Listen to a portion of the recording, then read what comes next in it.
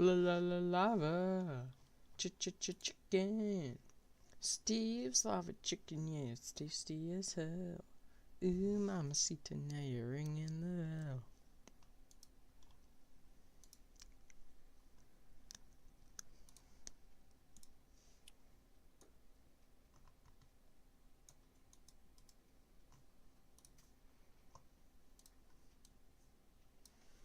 Ooh, super spicy, it's a lava attack.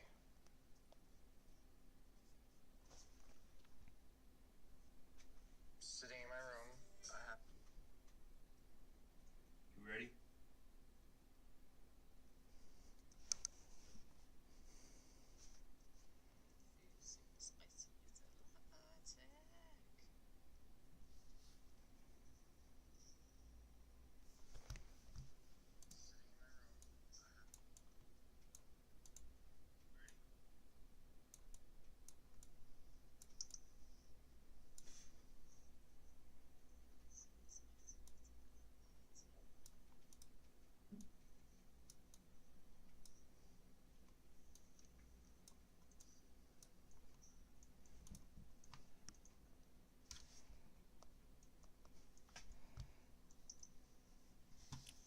La la la lava, chicken.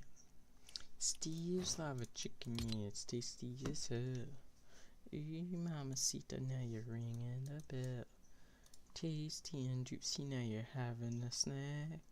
Ooh, super spicy, it's a lava attack.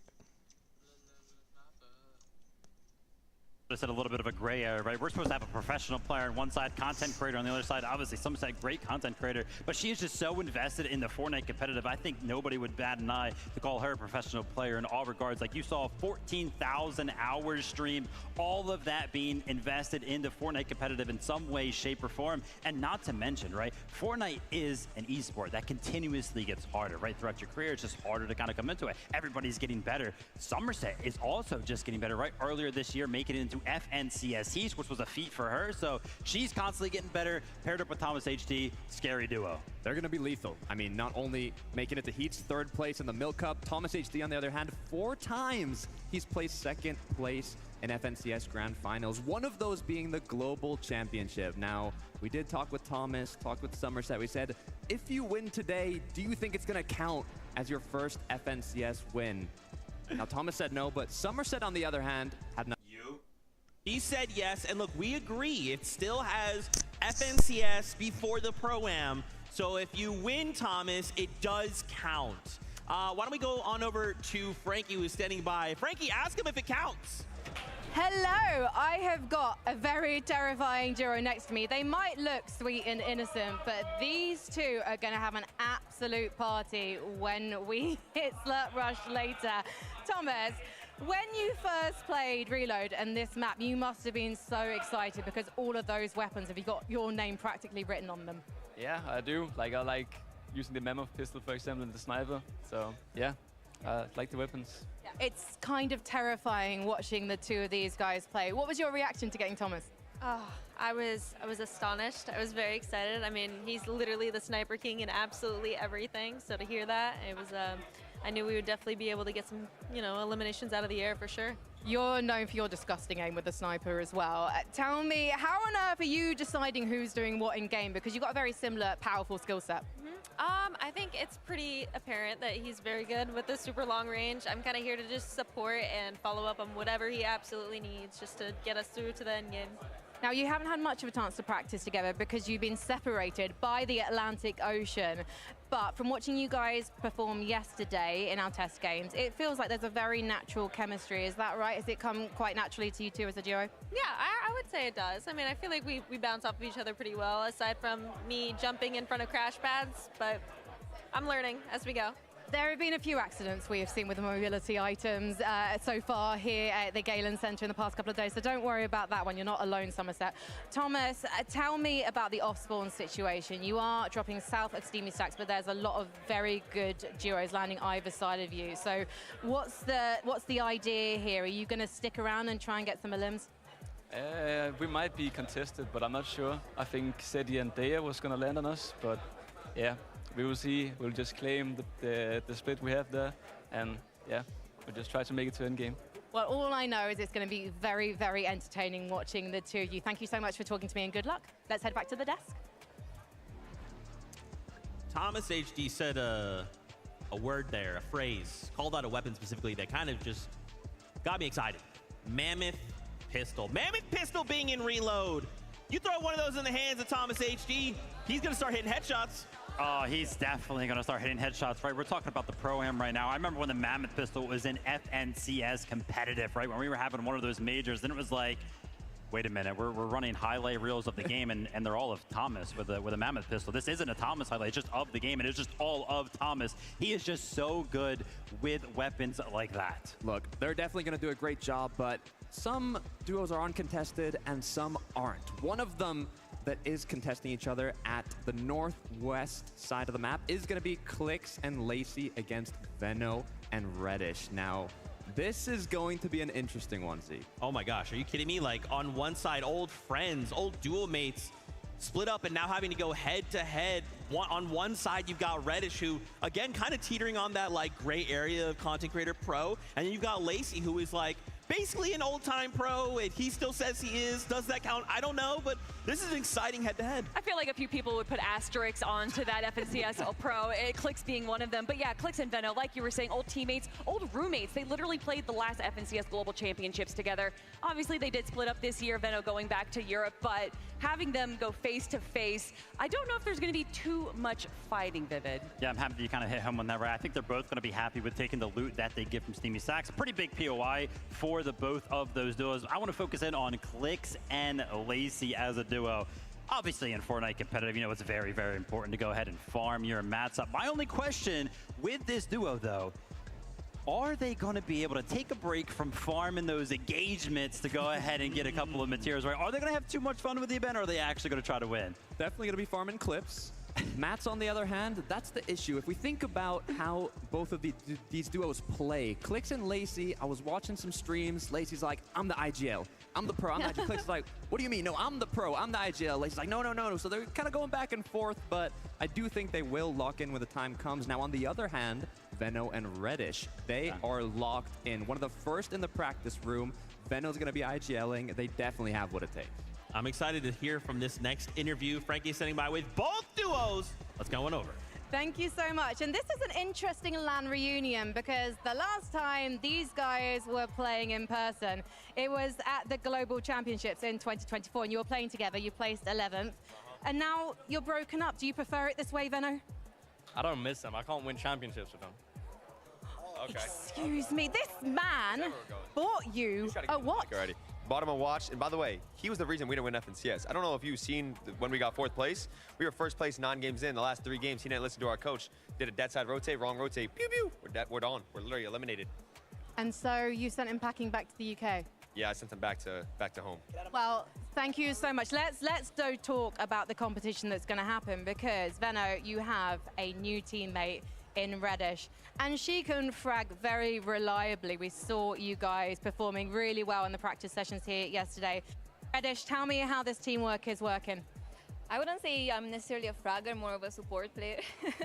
This guy killed Peter Bullet in a couple of games yesterday. I think we're ready, and I'm there to support him. We know that you've also won on LAN. There was a LAN at the end of last year in London that you picked up the W4. So have you taught Veno anything? If there's ever a zero build tournament, he knows to pick me up. That was a zero build cup, so. But you've been practicing those builds, I know. And Lacey, Have you been practicing those builds? Because I've heard you've jumped back into the game. It's like riding a bike, but is it really? It is. It's like riding a bike for me. You know, I was born with the talent. It's not really a skill I learned. I was born with it. But I've been VOD reviewing all last night. I was locked in, looking at the VOD, studying film, making sure that we're ready and strategize for today. And he is a former pro player, Click, so surely he's going to be leading you in game. Yeah, I mean, he's, you know, a former pro player. How much earnings do you have? $5,000. 5,000. I mean, you know, I have almost like what, 700. She has how? You have 40,000? I got like 40K. Also, I want to say, why's your voice so raspy, Lacey? You said what? Why's your voice so raspy? My voice raspy because last night we were VOD so reviewing hard. and I was screaming the comms. We were practicing comms last night. Yep. Shockwave on height, shockwave on height. He was doing all that. Yeah. Well, I wanted to ask you guys about the showdown at Steamy Stacks, but you guys have been talking at each other so long, we're just going to see what happens in the game. Let's head back to the desk. See, it's weird because they said they were VOD reviewing. Now, Lacey was definitely having a lot of fun. I don't think it was in Fortnite, though. Can confirm. Will that turn out well today? Will it not? I mean, he was looking awake, looking happy. I think they can do it. You know, listen, when the lights come on, the cameras turn on, this is still Lacey, right? This is still Clicks. This is all for show. This is the character they're letting out, but then the time comes, they're going to win it all. That's my prediction. Anyway, let's move on to the next Ospawn situation happening. We're seeing, and I actually want to come back to you for this, Tokata. We have Zemi and Cooper going up against Gone and Flakes. You've been super tapped into the Spanish community, so kind of give us the rundown of what you're seeing. Yeah, this is interesting because when you think of Cooper and Zemi, you look at a majority of the predictions that have been made for the Pro-Am, and Cooper, Zemi, their top three are just set at winning the whole event. Yeah. Now, Gone and Flakes, I think, went under the radar a little bit. Flakes actually just qualified to the major finals on Brazil. They are the duo representing Brazil here today, and he's put alongside a pro. I mean, I was talking to Gorilon, who's actually here doing a viewing party in Spanish. Shout out Gorilon, and he was saying this duo is going to play aggressive. Unlike you got Steamy Stacks, kind of an uncontested, both good in their own loot, but there's also been a surprise contestation on this side of the map. A lot of contestation going on over there. And I was actually talking to Cooper specifically yesterday. And I was like, yo, what's up, Cooper? How you doing, man? How you feeling? He was like, I'm feeling confident right now. And he wasn't talking about his own play. He was pointing over at Zem and he was like, dude, this guy, he's better than me in most of the end games that we just played through. All the cups, all the practice we're getting in. Sometimes he's dropping more eliminations than I am. So the confidence kind of going into this competition, very, very high for the duo. Yeah, and Cooper, you know, going all the way back to the 2023 Global Championships, a lot of people, for whatever reason, discredited that win. A lot of people saying that the 6 games there, you know, that was the easiest win for the FNCS. And then he has come back time and time again, making it to the grand finals, making it to the top 5 to say, it wasn't a fluke, I deserve this win, and he's here to come back once again for another FNCS title.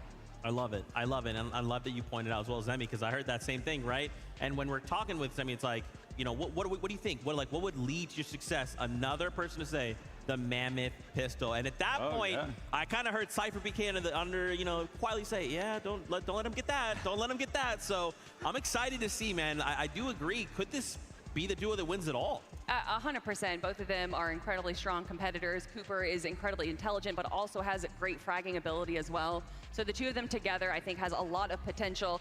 They are going to be contested, potentially triple contested by Faxity, but who knows if you can trust what Faxity says where he's going to be landing, Vivid. Yeah, it'll be crazy to see if they actually do end up fighting Ospawn. But again, you know, Cooper, Zemi entering that gray area, both of them kind of pros in their own regards. Okay, you know what time it is. We've got an interview lined up with both the duos once again. Yes, I'm so excited to have Cooper and Zemi and Flakes and Gone. We'll come to the Brazilian guys first, because yesterday I was having a chat with you and you were like, we're partners, we're brothers. And it feels like this competition might have even brought you closer together. Yes. I love to play with Gone. And here we have more synergy. And I want to see this again in Brazil, man. In our competition in Brazil. We are we are friends. Like we talk like a year. We're talking like for a year. We play a lot of tournaments together before the Pro-Am. We play a lot of duo. I don't think we play trios, but we play duo together, trying to call for Cash Cup duos. And maybe you can join my trio, man. We have chemistry. Bye, Swetan. I will put Gone on my team. Bye, Susu. Bye, Su. Bye, Jonas. Well, they have been rivals in the recent major finals because you actually made the major finals. But Flakes, you've been telling me that you're more of a support player. Yes, I qualified to grand finals in Brazil, but I'm like a support player, yes. I take heals for my team, mats, like a walking llama, and I help them to perform well. This is what I do. Well, let's head over to your rivals at Dirty Docks because you guys are going to be having off-spawn battles today. Zemi, you've been grinding the game, it turns out. 260 hours in Chapter 6, more than Flakes. That makes me feel like you're very, very keen to take this home for you. That's what I'm here for. I mean, as soon as I found that Cooper is my teammate, we started practicing every single day pretty much. Every single tournament there's been upcoming to this tournament, we've played it. We're very confident, and I couldn't ask for a better teammate. Cooper is incredible at the game, and he's also down to put in the hours and practice, and it's been good so far. You are playing with the global champion. Cooper, come here. Let me know, what's it been like training with Zemi? How does he compare with the likes of your former teammates? It's been really good. I think he picks up things really quickly as he competes at a high level with zero builds. So it's been a lot easy to adapt to, and overall he's been a great teammate, and I'm stoked for today. White, this has been a little bit too nice, okay? We need to turn up the heat, and we need to find out who is going to be the dons of the Dirty Docks today. So, Zemi, why are you taking it today? Listen, we're gonna take it because, again, I think we have slightly more practice than you guys. You guys are a great team, but we've had more practice, man, and I think it just comes down to the preparation. Best of luck, though. So he's had the practice, but you guys, what have you got? Bro, chemistry, yes, we play out for a lot of time together gone. We have the Desenrolo. Yes, the Desenrolo from Brazil, the Brazilian Desenrolo. They understand after the tournament.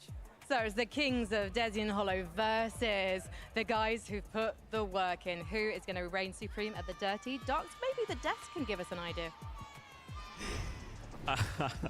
I love that Frankie's like, all right, guys, fighting words. And Zemi's like, yeah, we're going to win. Everything's cool. Everything's nice.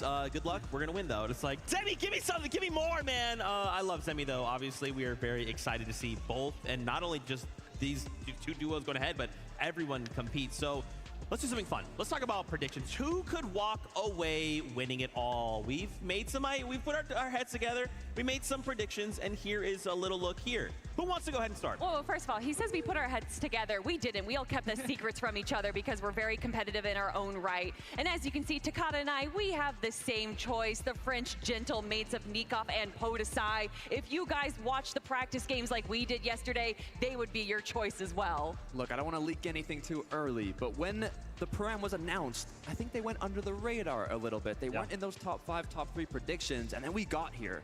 We were seeing how much practice they were putting in, how well both of these players were performing, and everyone's like, wait, hold on a second. What's going on here? This duo is looking insane, and I do think that they have what it takes to come out on top today. And we joke about Lacey and Stable Ronaldo being these ex-FNCS pros. I mean, Podesai Nikov has been playing since the World Cup. He has been a competitor for a long time. And although he may have not been competing for the last few years, understanding what takes priority in a competitive mindset is so valuable. I can't lie, that duo kind of made me bat an eye, but me and my boy, Jacob PR, sticking to our NAC roots. We know who dominates over there in the majors. It's going to be Peterbot paired up with Aussie Antics. You want to know something, Takata? This actually surprises me because earlier on you were like, oh my gosh, it's 1 point per elimination, only 10 points for the Victory Royale. Obviously very, very heavy when it comes down to the elimination-based format, right? Peterbot has had the most eliminations over the past 5 FNCSs on his region, and he has only been beaten actually globally 1 time, and that was by Vico. Constantly gets the most eliminations. We're in an elimination-based format. I've got Peterbot. Now, hold on. Here's the problem, though, Vivid, because Peterbot is Peterbot, but as we saw in the practice games yesterday, if he goes down, there's a lot of duos close by, like Monger, who says, oh, I happen to have a Mammoth. You're still in the air. That's a free point from me. I got something for you, Zeke. It don't matter. It's Pete. Hey, he got me. He got me. But my prediction is Clix and Lacey because it's Clix and Lacey. They are going to win. Now, of course, I know what you guys want. You guys want to meet some of these players. You want to see these duos in person. So why don't we go ahead and bring out the first 4.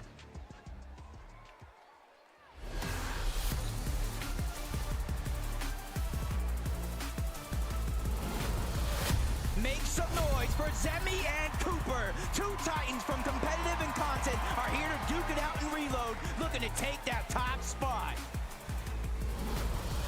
Let's hear it for Reddish and Benno. Friendly faces, but not so friendly in game, and with an unmatched competitive drive, they're ready to take it home.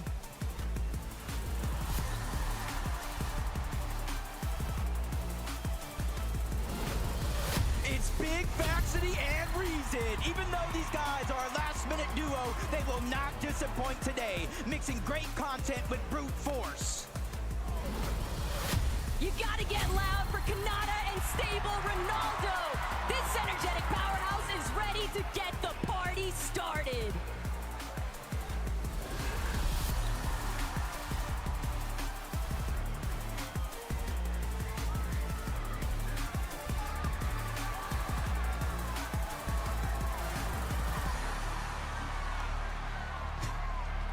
That was just the first 4, and we are already going absolutely crazy.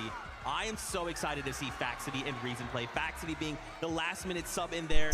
Just so excited to see him compete on this stage. He's been running around. He's been talking to people, giving insights, you know, trying to learn and grow. And I feel like he is so focused right now. And you pair him up with someone like Reason? Yeah, no, I mean, Big Faxity, you know, a lot of people look to him as, you know, viewing party, a little bit of content, very close with a lot of the players, but he is also pretty dang good at Fortnite. Yeah, I mean, a lot of his content actually revolves on being involved, being in calls with other pro players, so he's constantly in those conversations, right? Not to mention also doing all of those zone wars. Shout out to Faxity, right? Such a big career. He's got a lot of momentum going on in the content craze. You saw him throw up the X, rep the set, recently joined X set. Oh yeah, I love supporting my fellow NA West players. You mentioned the Zone Wars, also very good friends with Reason. The synergy is gonna be at an all-time high with this duo.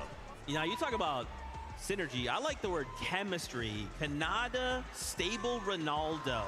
This is the other duo that's competing for the loudest duo. They're not at competing. The Pro-Am. No, they win. They already won. I think through the player lounge, we've seen that they have already won that. I mean, honestly, when this duo was announced, I was very excited, but also a little scared. Not for the rest of the competition, but for the audience members. It is going to get very loud from this duo. It's been mentioned already that coming back to the game, and we were talking to Lazy, it's just like riding a bike. I think the person who's jumped back on that bike the best has actually been Ronaldo. His mechs look very, very clean.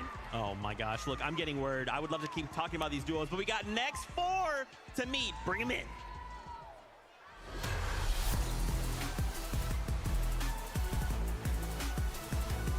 It's Cypher and Moxie. The LA takeover has begun, and they're not looking to go home empty-handed. Show us what you got. Ladies and gentlemen, it's Mongrel and Allier, Britain's finest, some might say, with tons of experience in the bag. They're ready to put others in the bin.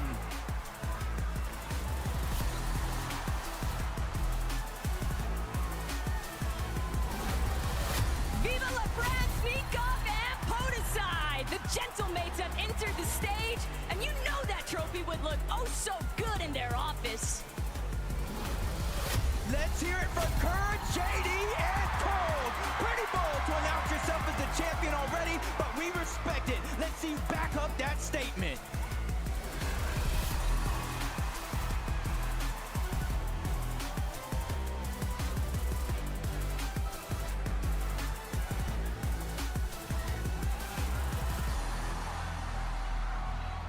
Oh man, and a quick shout out there to our friends over at Make-A-Wish. We had some very special friends come out and kind of get to feel the crowd, feel the vibe in those few moments. We wanted to highlight here Nikoff and Podicide. I mean, guys, this is the duo that pretty unanimously everyone seems to believe these are the guys. These are the ones that are going to win it all. I mean, yeah, we already briefly talked about them just a few minutes ago. Absolutely incredible competitors. You know, ex-FNCS Pro joined by a current FNCS Pro is quite the dynamic duo. Yeah, I mean, always being involved in the viewing parties, knows what's going on with Fortnite competitive, staying in tune, grinding in the shadows, paired up with Bodasai, Nikov. They're looking scary. We do have the Global Championships in France later this year, so you know, maybe they want to switch a little sneak peek of what we might see. All right, all right. We also had a chance there. You heard the crowd go crazy. Cypher, PK, and Moxie coming together. I mean, I feel like the stadium, they've chosen their winners. Oh yeah, I mean, landing over an East Slurpee Swamp right there, they have a great position, but also Cypher PK, even though he is a content creator, he is an incredible competitor. And then of course, Moxie, winner of the Milk Cup, one of the best female Fortnite pros in the world. Yeah, a lot of potential here for this duo. Talked to Cypher, he was like, yeah, I love my duo. We got the same game plan. We're jumping in, feeling confident. I love it. And again, shout outs to Make-A-Wish, Luca, Tyler. Thanks for hanging out, but it's time. Let's meet our next 4. Ozzy, come on. Get about Ozzy. Give it up for Lachlan and Mr. Savage. The boys are ready to hit the ground running and combine maximum content with pure skill. It's showtime. Everybody say hello to Regs and Nate Hill. They've got LAN events, they've got experience, and they're making for some fierce competition.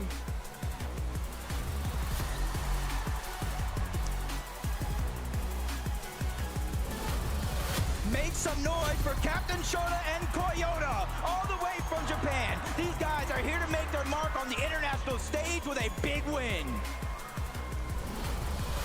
Next up, it's Booga and Typical Gamer, a World Cup title paired up with world-class content. TG's this is rigged. the perfect recipe for success.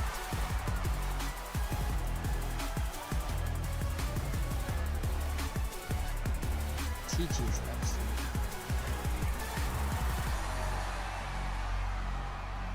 Whoa, TG, my fault, OG. I did not know you were absolutely yoked. Oh my gosh. Once again, the crowd have chosen their favorites. It's Typical Gamer, it's Booga. You can hear the crowd is electric right now. Man, what more could we say about these two OGs of the Fortnite scene? Look, I almost got shaken off the stage. When Booga and Typical Gamer TG's walked out, I offense literally can almost really fell come on, off bro. with how excited the crowd got. But that's at no surprise when you pair up the most followed creator in the Fortnite space alongside the World Cup Solos winner. It's what to expect. You know, the reload game mode throws a bunch of old items, old weapons that we've seen in Fortnite competitive before. And if any's going to be good adapting to any sort of meta, any of those items, it's going to be Booga, the guy with the most experience. And I mean, you look at Typical Gamer, he was competing in NA West FNCS, and he was able to make it through the qualifier. He is also in one of those gray areas, like you like to say, Vivid. Okay, what about Shota, Koyota coming in from Japan, man? I mean, listen, they've got the rock, paper, scissors on lock. The question is, who's throwing paper? Look, I'm going to ask you a question, Zeke. I was actually taking a peek in the player lounge. Koyota was 1v1ing Peterbot in creative. What do you think won? It's gotta be Pete, man. Koyota actually won 5-3 in 1v1s creative against Peterbot. So he's got the mechanical skill on deck.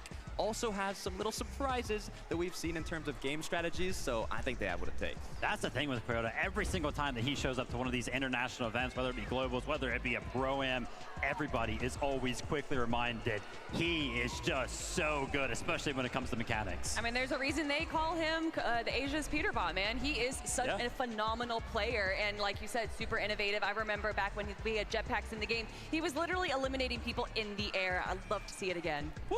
Let's hope there's jetpacks in reload, but for now, let's meet our next four duos. Ozzy.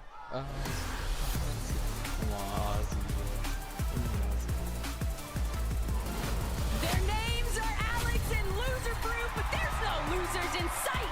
It's time to represent Power and Oceania. Give it up for Daya and Seti, both land winners with a bunch of experience, ready to give it their all in the FNCS Pro-Am tonight. Good luck. Ozzy, bro. We need Ozzy. Locked and loaded, Thomas and Somerset. This lobby better watch out, because with these two around, first is the only thing on their mind. It's Aussie Antics and Peterbot. We're in for some action with these guys today. Can they live up to the expectations from the community? Time to find out.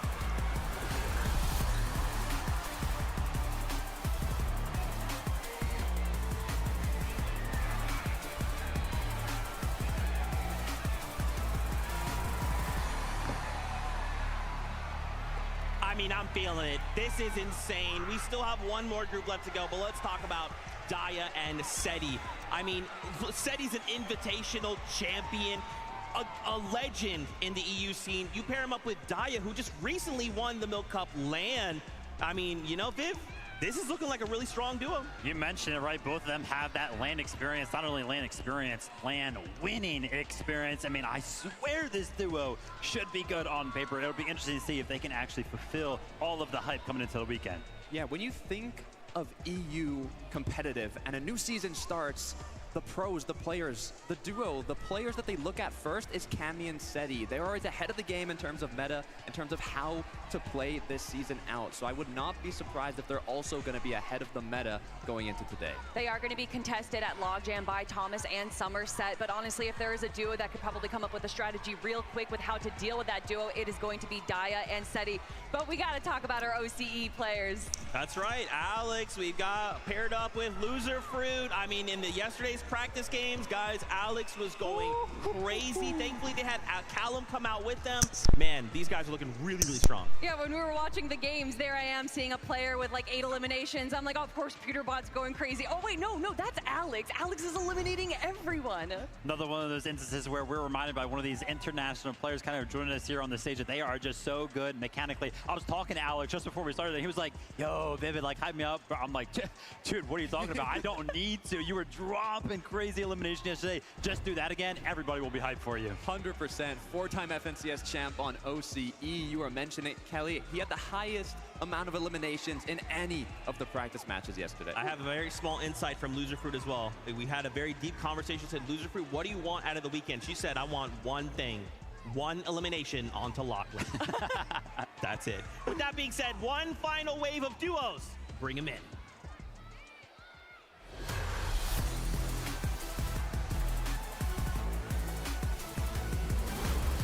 Get loud for Queasy and Nick at 30. These guys will never back down and look to have an amazing day. I can guarantee to see them on high ground. Flakes and God has entered the building, everybody. Things are really heating up, and Brazil is coming in hot for today's competition.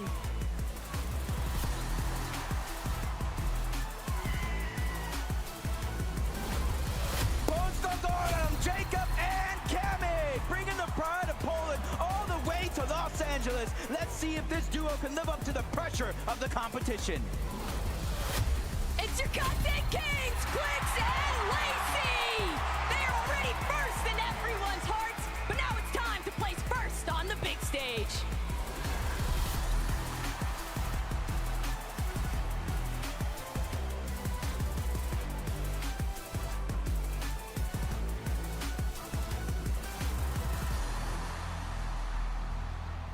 The hype is real. The players are now taking the stage, and we are getting ready for our first game. We wanted to talk about here for a moment Cammy and Jacob. So not that long ago, we kind of talked about Seti, right?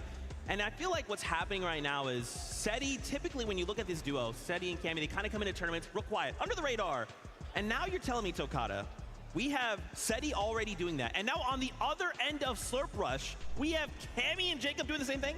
That's the interesting part, right? They are literally on the complete opposite side of the map. Now it's a full Polish duo, and when we think of strategy, we think of meta. I know they have something hidden up their sleeves. I always see them practicing. They are always locked in, and I'm excited to see kind of what that secret's gonna be. A couple of our duos competing today, obviously they're flying under the radar. It's no surprise that Cammy and Jacob are one of those duos, but I think they're comfortable being like that, right? Cammy and Seti kind of like to do that when they're playing those FNCS majors, so no surprise that we're not really hearing a lot about this duo right now. You're talking about teams flying under the radar. A team not flying under the radar is Nick A30 and Queasy. I mean, what a combo. You can already hear the cheering again. Nick A30 is such an incredible personality for Fortnite, joined by Queasy, one of the best IGLs, Takata. What's interesting about Nick A30 is before Fortnite, he was actually studying to become a doctor. So now paired up with the GOAT IGL, he is gonna have all the resources needed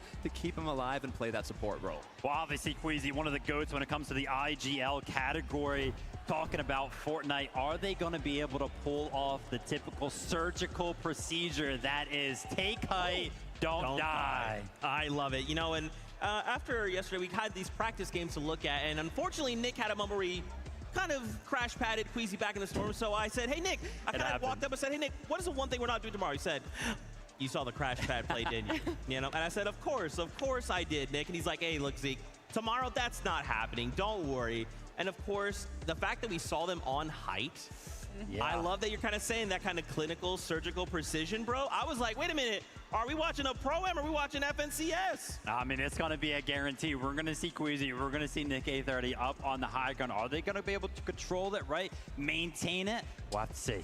That's the difficult part, right? It did get taken from them in last moments, but it was because of a questionable crash pad play. So, you know, they had moments to practice. It was good. It was a practice game. Today is the real deal.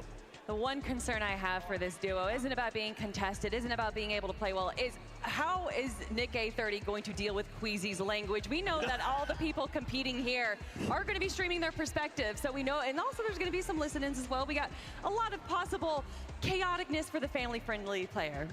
Yeah, absolutely. And you're going to kind of talk about, you know, chaos, right? That's what Reload's all about. If we're taking a look at some of the items that we might expect some of our competitors to go ahead and pick up today, mobility being one of the most important things whenever we talk about Fortnite competitive. There's actually so much mobility in a Reload, right? We got the shockwaves, obviously those breaking builds. Those are going to cause some chaos. We got the grapplers. You can make so many, you know, crazy plays with that, avoid fall damage, you know, jump on the high ground with that pretty easily. The crash pads that we were kind of talking about, they send you so far. When we're talking about a smaller map, it feels like they send you halfway across the map. And also thinking about strategies. There's a lot of mobility, but also, look, I don't want to leak it for the players, right? But seeing the practice games, if you're uncontested, we saw some duos just send the pro player somewhere else, let them battle it out. The creator farmed up the mats, got all the loot, got everything they needed to play out the later parts of the match. And hey, if the pro gets eliminated, you just reload back in, take all that loot. So I'm curious to see if we see that come to play. I mean, yeah, that was a strategy that we saw in Major 2, right? With the new reboot purchasing that you can do. That is definitely a competitive level strategy. And that's what we need right now. A lot of these players prepping, getting ready. It has been all about the scrimming and the VOD reviewing for these duos. Who has been able to put in the most practice? How have they synergized as duos? Because this is it. This is the Pro-Am, right?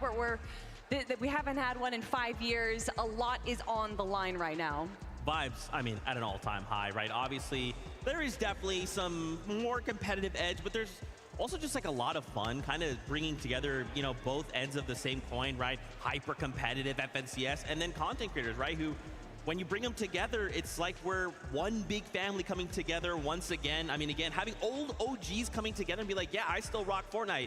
Yeah, you want a 1v1? Oh, I just dumped you? That's crazy. Yeah, I heard you guys talking, saying that there's already people before the show even started being like, we need another one next year, and the games hadn't even started yet. Yeah, it's crazy stuff. As we were kind of going down the line right there and showing some of our duos get locked in, start to, you know, talk some strategy with each other, I saw Thomas HD and Somerset kind of pop in, and that made me, you know, remember a conversation that I had with Somerset just earlier on today, and I think it's very, very important because this is something that we can talk about when it comes to every single duo. I was like, hey, Summer, you know, how you feeling? She was like, surprisingly, I'm not nervous at all. I think that's like really, really big because, you know, from her perspective, it's like, oh yeah, you know, she's used to being nervous when it comes to competitive events. She's finally kind of hit her stride where the nerves are finally going away and she's going to be able to lock into the competition. Yeah, confidence is key, especially when eliminations, I mean, we talked about it, 10 elims is the equivalent of a victory royale. So if you're able to just farm a good amount of elims at the start of the match, you have a very good shot of getting first place. Now, what I'm thinking about as well, we've had a bit of drop spot changes, but maybe we've had a little bit of drop spot baits, right? I know Mongrel Ali said they were landing on Peterbot and Aussie Antics. Will they actually do that now that it's game time? Reason Facts Vidi said they're landing on Cooper's Emmy and Gone and Flakes. That's like 3 of the most powerful duos in the same POI. I don't know if it's really going to happen. I mean, did you see Aussie Antics video of Ali A watching Peterbot build? I don't know if they're going to be dropping, and if they are, they're going to be doing it very carefully. But like you guys are saying, it's all about the vibes. We've had so much fun. There's just been so much content going out. We also have a lot of co-streamers up in the audience right now. There's people representing so many different regions. This is what Fortnite is all about. Yeah, 100%. Very, very excited to kind of jump into the action. Gosh, Zeke, you know, I got a question for you, Zeke. You know, obviously you kind of punched in your ticket, Clicks and Lacey yesterday, you know, Lacey after his extensive VOD review session last night. How you feeling about your pick? I wasn't aware of the VOD review session personally, but listen, this is still Clicks, this is still Lacey, you know. Clicks is looking really good, right? Again, we had kind of 3 practice games yesterday we got to watch. We got to kind of clue in, see how things are kind of going. Clicks, to him, it looks like I'm just watching Major 2, right? It looks like I'm just watching the same Clicks I just got done watching.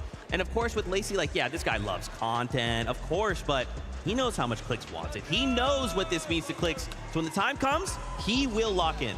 We all know the ongoing joke of the 4th place curse from Clix. Unfortunately, getting 4th place again with Veno back last year. And then this year, getting 3rd place in Major 1. Major 2, he gets 2nd place. We were already talking about if Thomas HD wins, would this officially be his first FNCS title? Well, what about that question for Clix? Yeah, I mean, a lot of people are kind of, I've seen it on socials a lot. Clix is actually in his prime right now. And definitely those placements, they're kind of backing it up.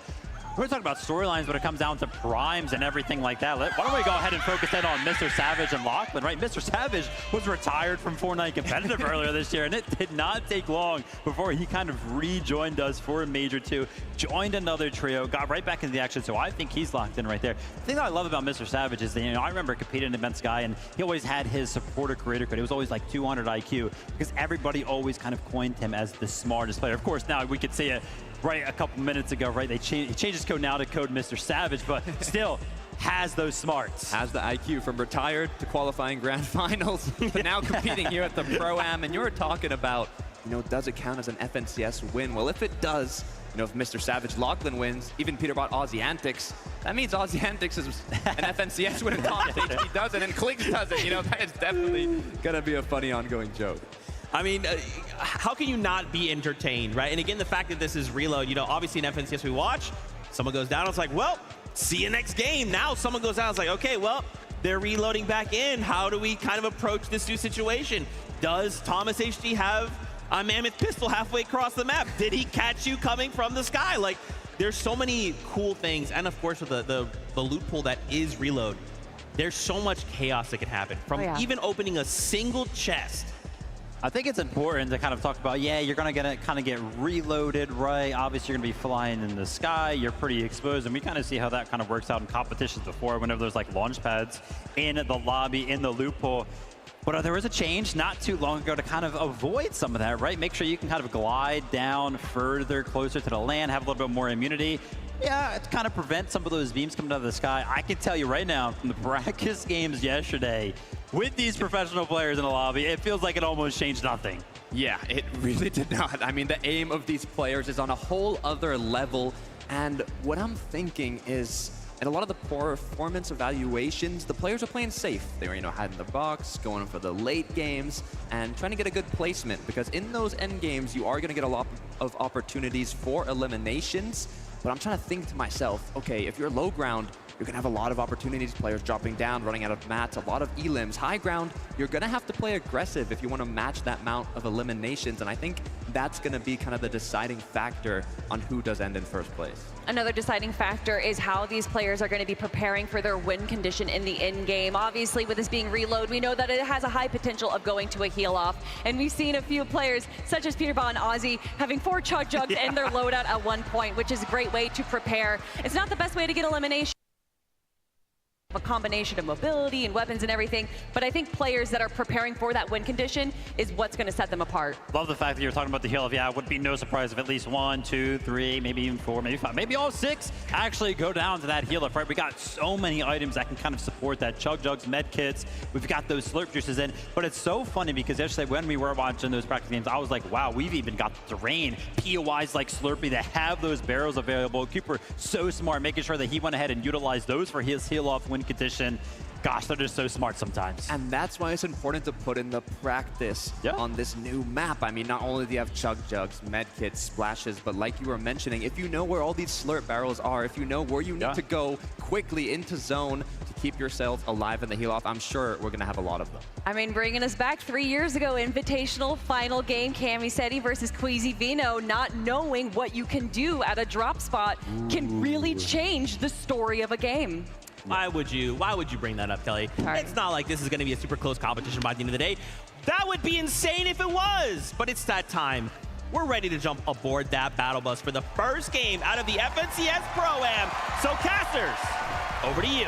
is definitely time. You guys are talking so much about those practice games, Taco, and they are out the window because the nerves have to have settled now. The battle bus is going to launch, the players are going to drop in, and everything that you practice, some are going to be put to the test. But so many of these creators, so many of these pros, they're just so familiar with what it's like to have all eyes on them. And so with that, I think the expectation kind of settles more into the fact that I just don't want to be last. Yeah, that's one of the biggest things is, you know, everybody gets a little bit of that prize pool. It gets increasingly more, $50,000 for that first place, but it's almost like exactly what you said. No one wants to get last. Everybody wants to hoist that trophy, and it kind of leads to my prediction of Peterbot and Ozzy antics, right? Huge fan of Ozzy. Everybody's got in the world probably a fan of Peterbot, but it was actually at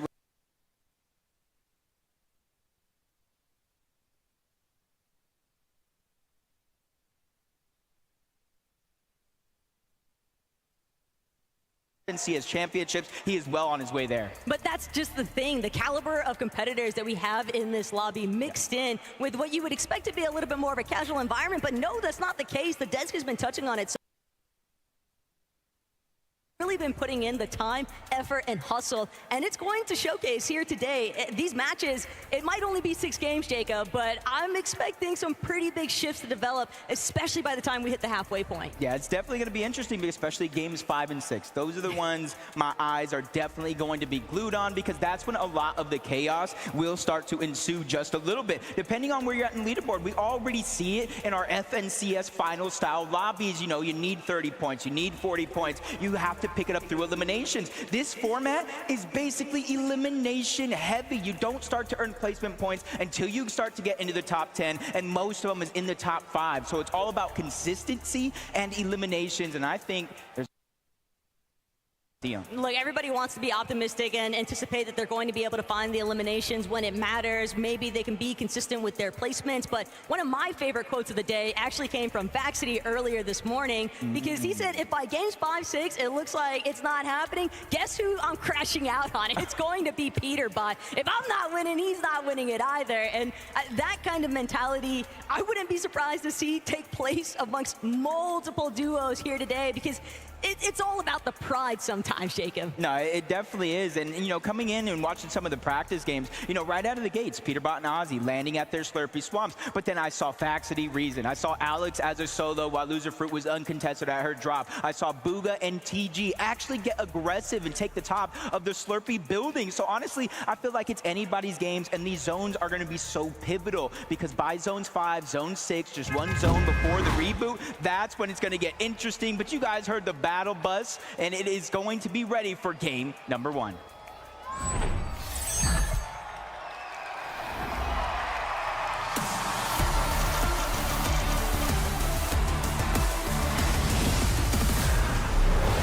This is what we have all been waiting for. 1 day and 6 matches to determine who our 2025 FNCS Pro-Am Champ team is going to be.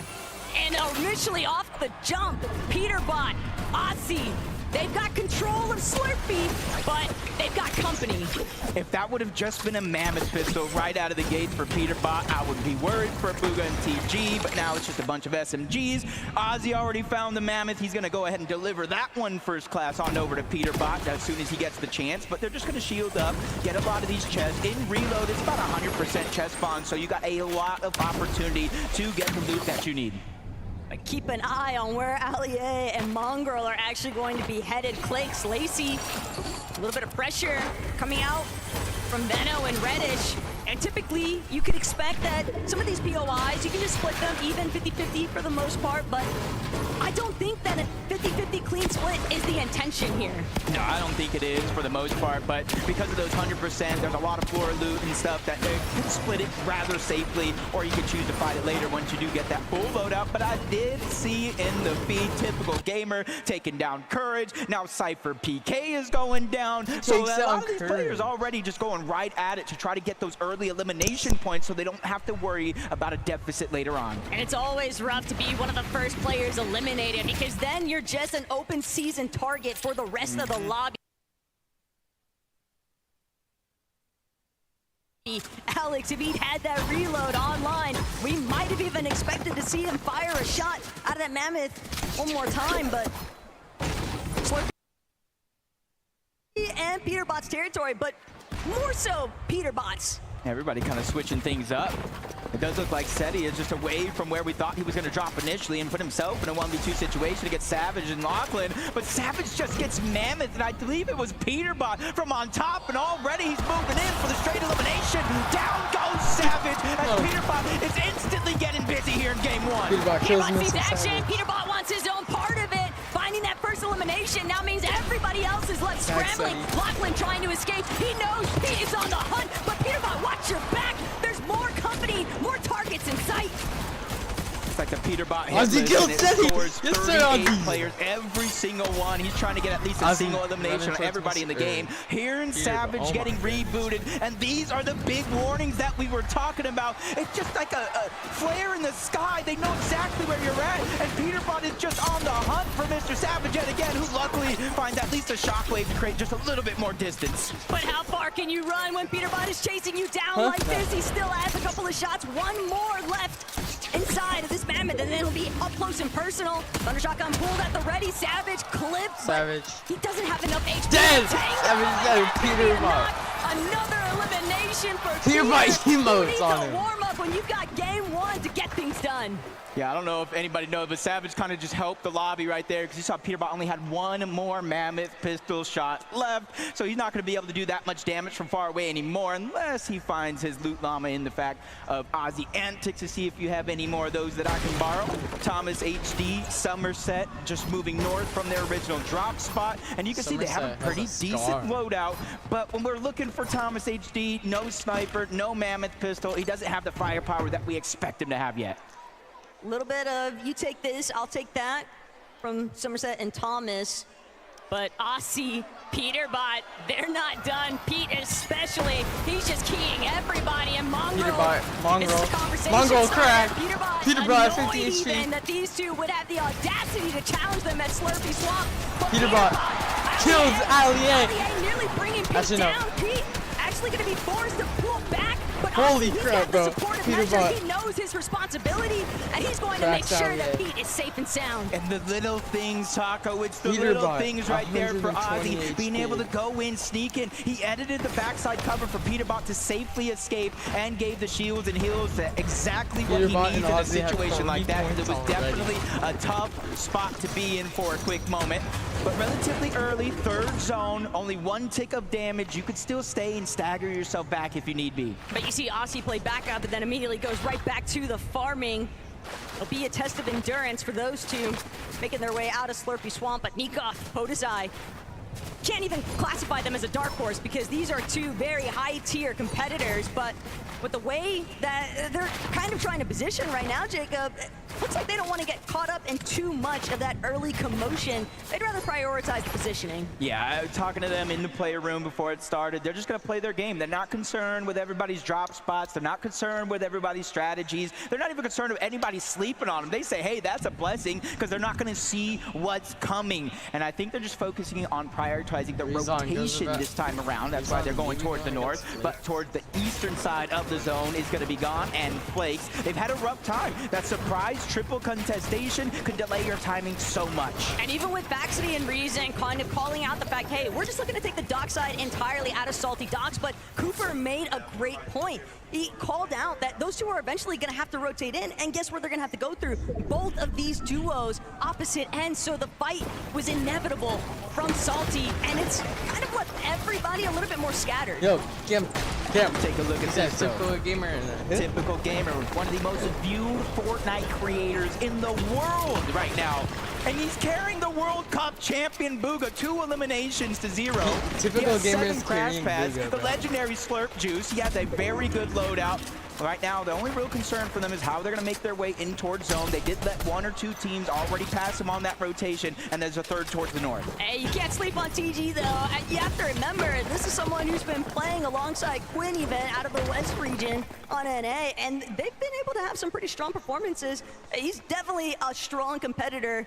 I'm excited to see how they continue to cook in this lobby, but Kanata, Ronaldo, they already got a little bit clipped, a little bit tagged up from Typical Gamer and Booga, so they are very much aware they might be getting pressed here soon. Booga gets tagged. Mammoth pistol is going to be in Kanata's hands. Stay Ronaldo, kind of that clean-up loadout. The Stinger, Kanata can land a good amount of damage with that Mammoth pistol.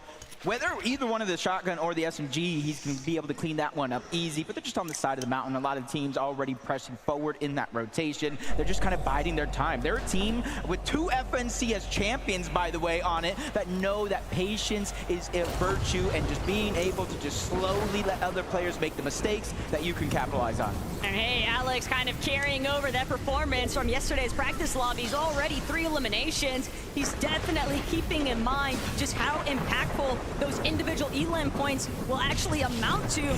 And he's got Gone and Flakes in his sights. Poor Nate Hill doesn't even get a chance to respond. Threw up an attempt to defend himself, but Alex just way too quick on the trigger.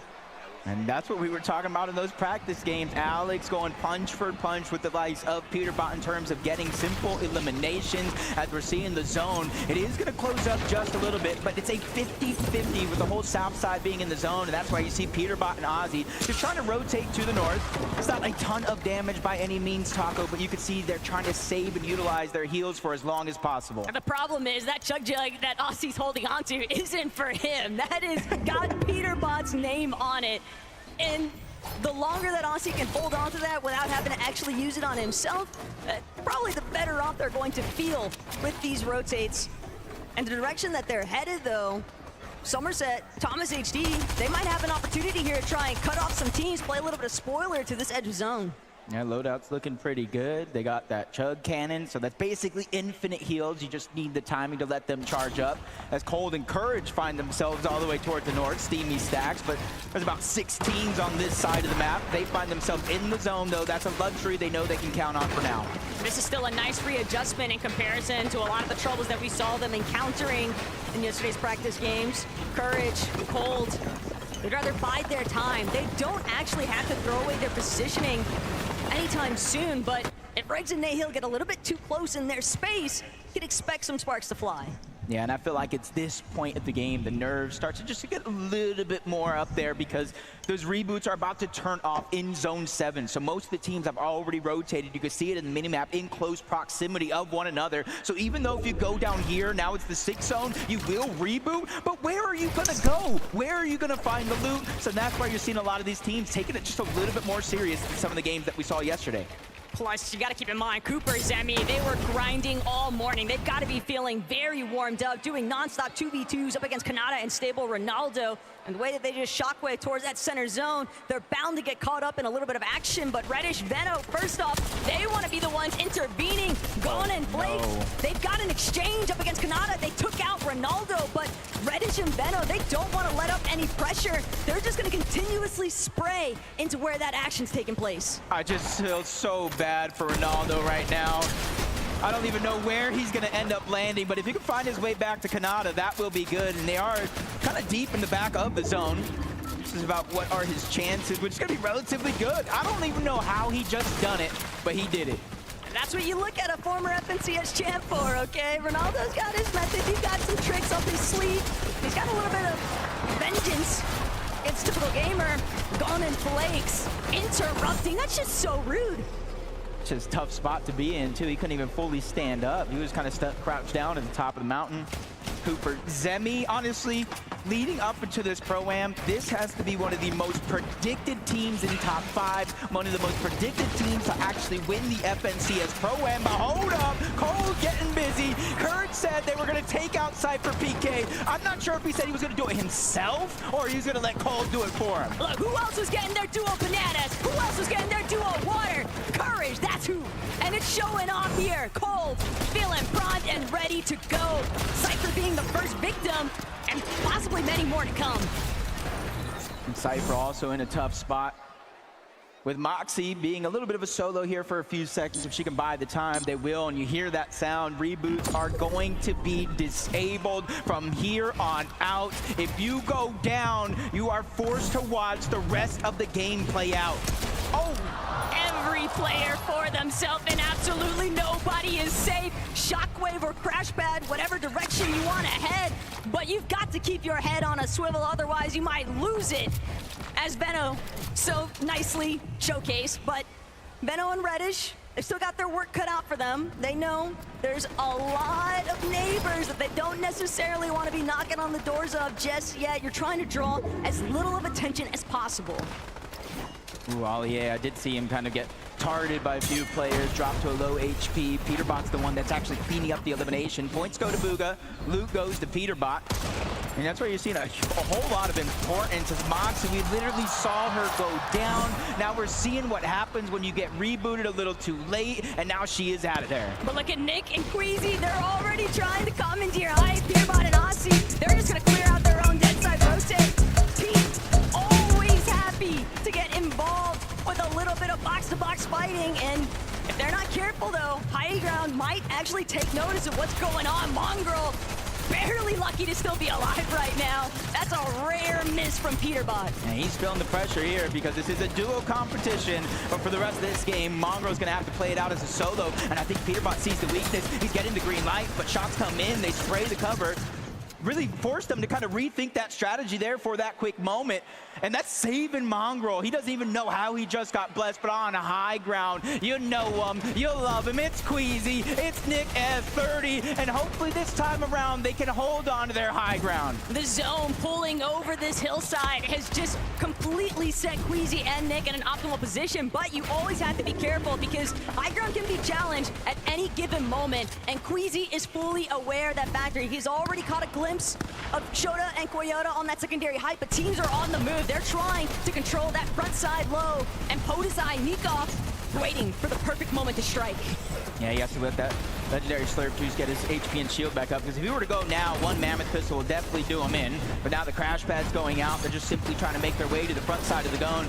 Clicks and Lacey, same thing as Cold finds himself with another elimination. That's one each for Courage and Cold. He promised one banana means one elimination, and he kept that promise right here. Oh, that potassium helping counteract those back cramps. Courage, he's coming alive. Somebody throw out the time machine for this man. But Nick, Queasy, still up on the high ground, still trying to prevent anybody in these lower layers. And Reddish Venom caught up in a little bit more of the mix-up than what they were hoping for. But it's Vaxity who's on the back heel. Vaxity gonna be forced to just shockwave away. Cold though, he just lost Courage, but it doesn't matter because Koyota is down for the count. It's a different level of flexibility when you're playing as a solo. No, you not have to be careful anymore as Ozzy gets caught out as well. Cold just taking names and checking them off that list one at a time, but there's no siphon. He needs the HP, and he found Peterbot's Chug Jug. That's all that Cold needed. He just wanted all of the material, all of the opportunities that Ozzy was able to provide off that body loop. But Nick, Queasy, they're still intact. They're still fully in control of this high ground. Clicks and Lacey might be hoping to try and counteract this, but from the secondary height position, they still got to deal with these teams on low. Queasy and Nick, they're not letting up either. Alex doing what he can to fend for himself on the backside, but Nikov, Podesai immediately shockwaving towards the front side low. They're waiting. They're hoping that somebody is going to run into one of their pre-edits. There are 15 teams still alive. Placement points have not touched this lobby just yet. It's all eliminations all the way as Cold is looking for another one. Savage, weak as can be on the other side. Lachlan's there as well. Shockwave from Kanata causing a little bit of destruction and confusion as Cold is simply on the hunt.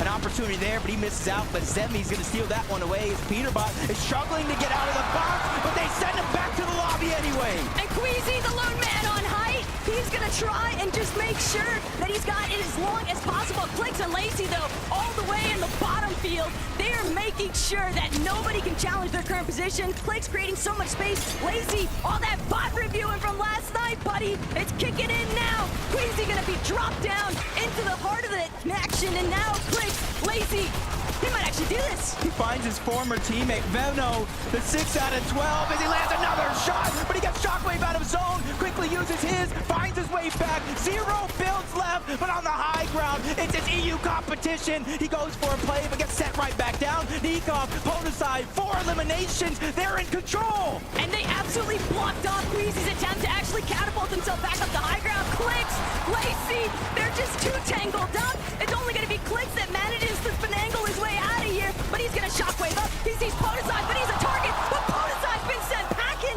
It's only Nikov, the other half of the Gentlemates, to keep this one alive. There's There's one duo left in this game, and it's Cooper and Zemi. Everybody else is solos as Queasy's trying to go for the heal off. The Chug Jug backside of the zone. He barely gets it off in time, but Cooper and Zemi, they have the Chug Cannon. Infinite heals as long as they have the time. Queasy drops down from above, but it's only a short stint. He doesn't want to go ahead and stay there for too long as Nikov goes down. 2v1 situation. If anybody can do it, it has to be Queasy. But Queasy's just outnumbered. Cooper and Zemi are gonna strike first victory royale, and this is the moment they want to keep that momentum building. They won the last game of the practice games yesterday. They held on to that momentum. They held on to that confidence, and they fired off here in game one. Let's go and see how they're feeling with Frankie. All right, guys. Congratulations. Gale and Center, give it up for your Victory Royale winners. Cooper, you knew that he had it in him. He's been practicing for this moment, but did you think straight out the gate you'd be picking up the first Victory Royale? 100%. I mean, we're going to win this whole thing. I'm with the best teammate here. I'm feeling super confident. IGLing feels good. I'm feeling great.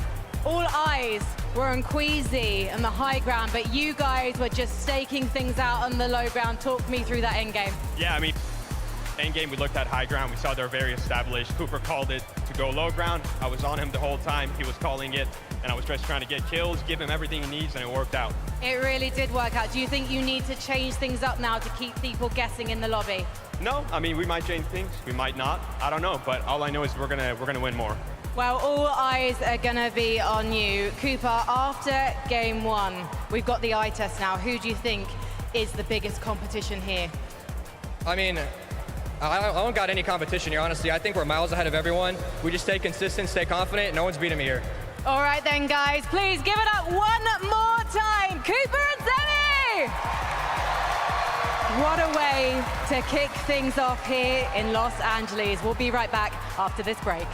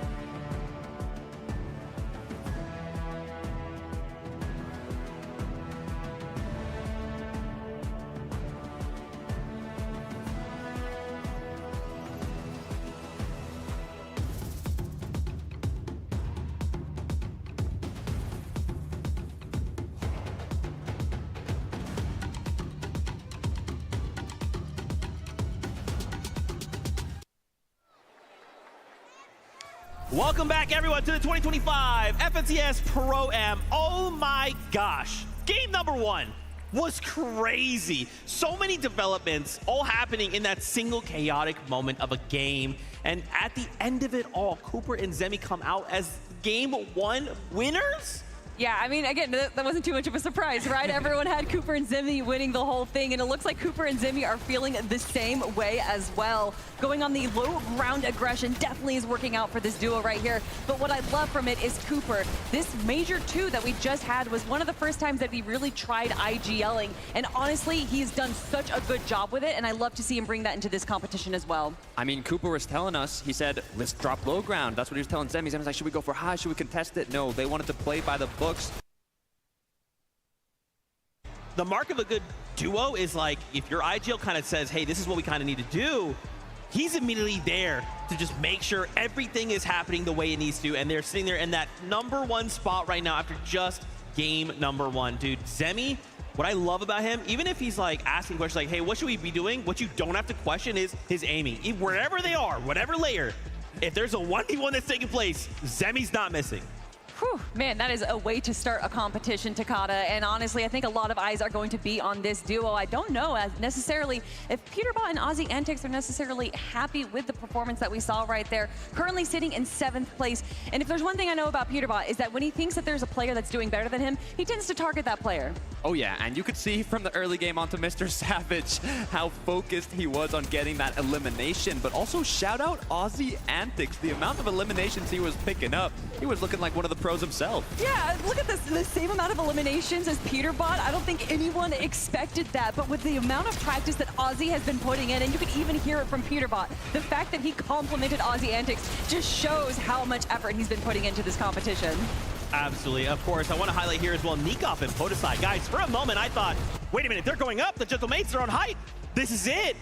And it looked really, really good. Obviously, Clicks played spoiler to that. We'll get to that in a second. But to see them on that high ground, especially in those late moments of the zone, guys, this feels like an FNCS. Now, really quickly, we have a listen in here with Peterbot, so let's take a look. Kept thinking, like... Alright, remember land under.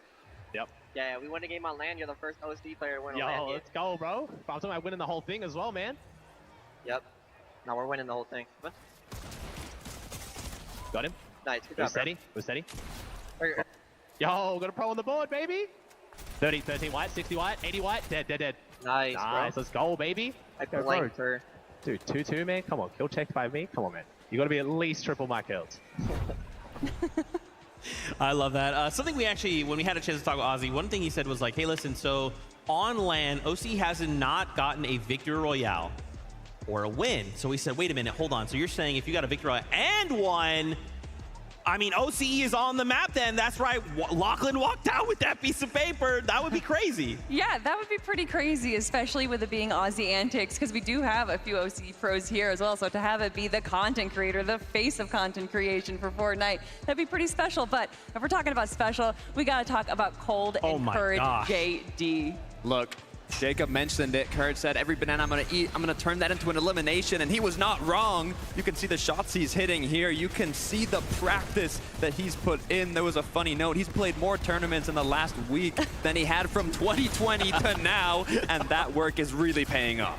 This game, though, was all about Cold. His solo clutch that we saw exactly right here, where he was staying in the backup zone, kind of staying on this like low to kind of second low ground, which is allowing him to grab all these eliminations from all the players that are focusing forward, going for those elims themselves. Honestly, Cold is punishing the rest of the lobby for playing well, and that is what separates these first tier and second tier players, is being able to kind of understand where you're at a deficit and then use that to your advantage. I'm loving it. I'm loving it. All they got to do now is maintain that consistency. Good amount of eliminations, get yourself to the late game, and just keep on going. I want to keep on going to more games. Let's jump back on that battle bus for game number 2.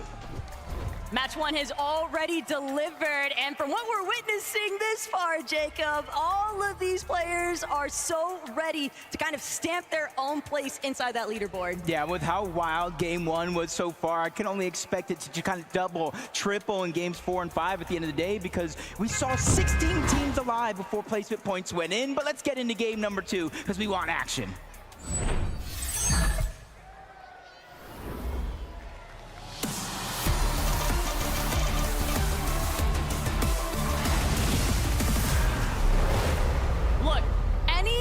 1v1 jitters that might have existed, it's got to go out the window. Everybody just needs to absolutely lock in, because it doesn't matter if you're a pro, it doesn't matter if you're a creator. Everybody has equal opportunity to find those eliminations with the way that things are getting so chaotic in these end games. Sometimes you just got to start to take a little bit more control over your own destiny, whether that's getting eliminations, pushing up for more positioning, because we saw it. Zone 5, that's when a lot of the teams started position, but Peterbot finds himself at Dirty Dots. Ozzy finds himself down. They probably spotted him out, but Bugha and Typical Gamer as a solo. Peterbot thought he was going to be safe to get rebooted if he went down, but Ozzy going down changes things up completely, because guess where he just got rebooted?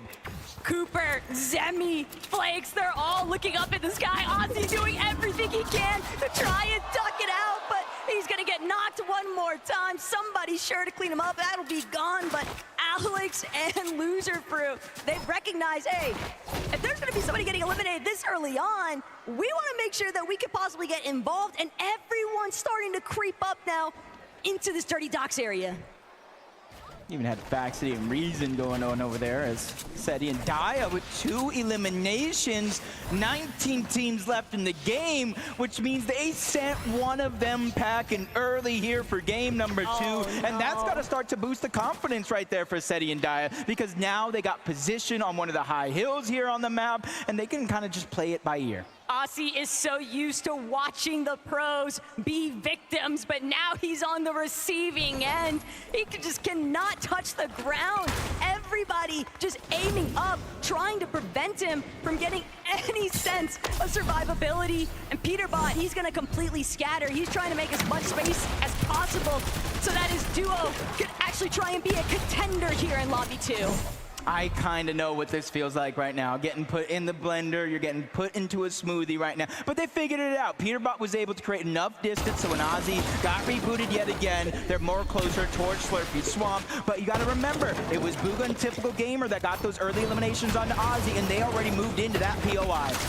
Ooh, Alex getting mixed up here with Nate Hill, but Nate Hill, that's going to be a fast elimination. Regs now just looking to pull back. She needs to disengage. Defense is the best offense at times, and Regs knows Alex not trying to let up the pressure anytime soon. With Nate dropping back into the lobby, if he's not careful, he could get eliminated one more time. Alex nearly picking off Nate on the landing, and he'll get the job done, finish what he started. And Nate just gonna have to sit and hope that Regs is gonna be able to play a little bit more defense for him so he can actually touch down.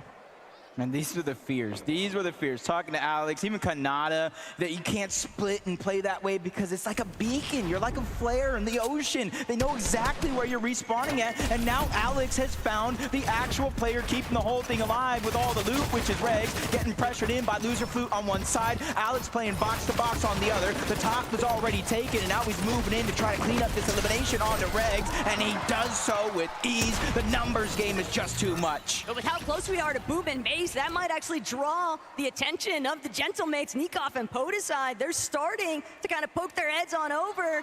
They've got a good idea that maybe there's a survivor trying to scramble into their area.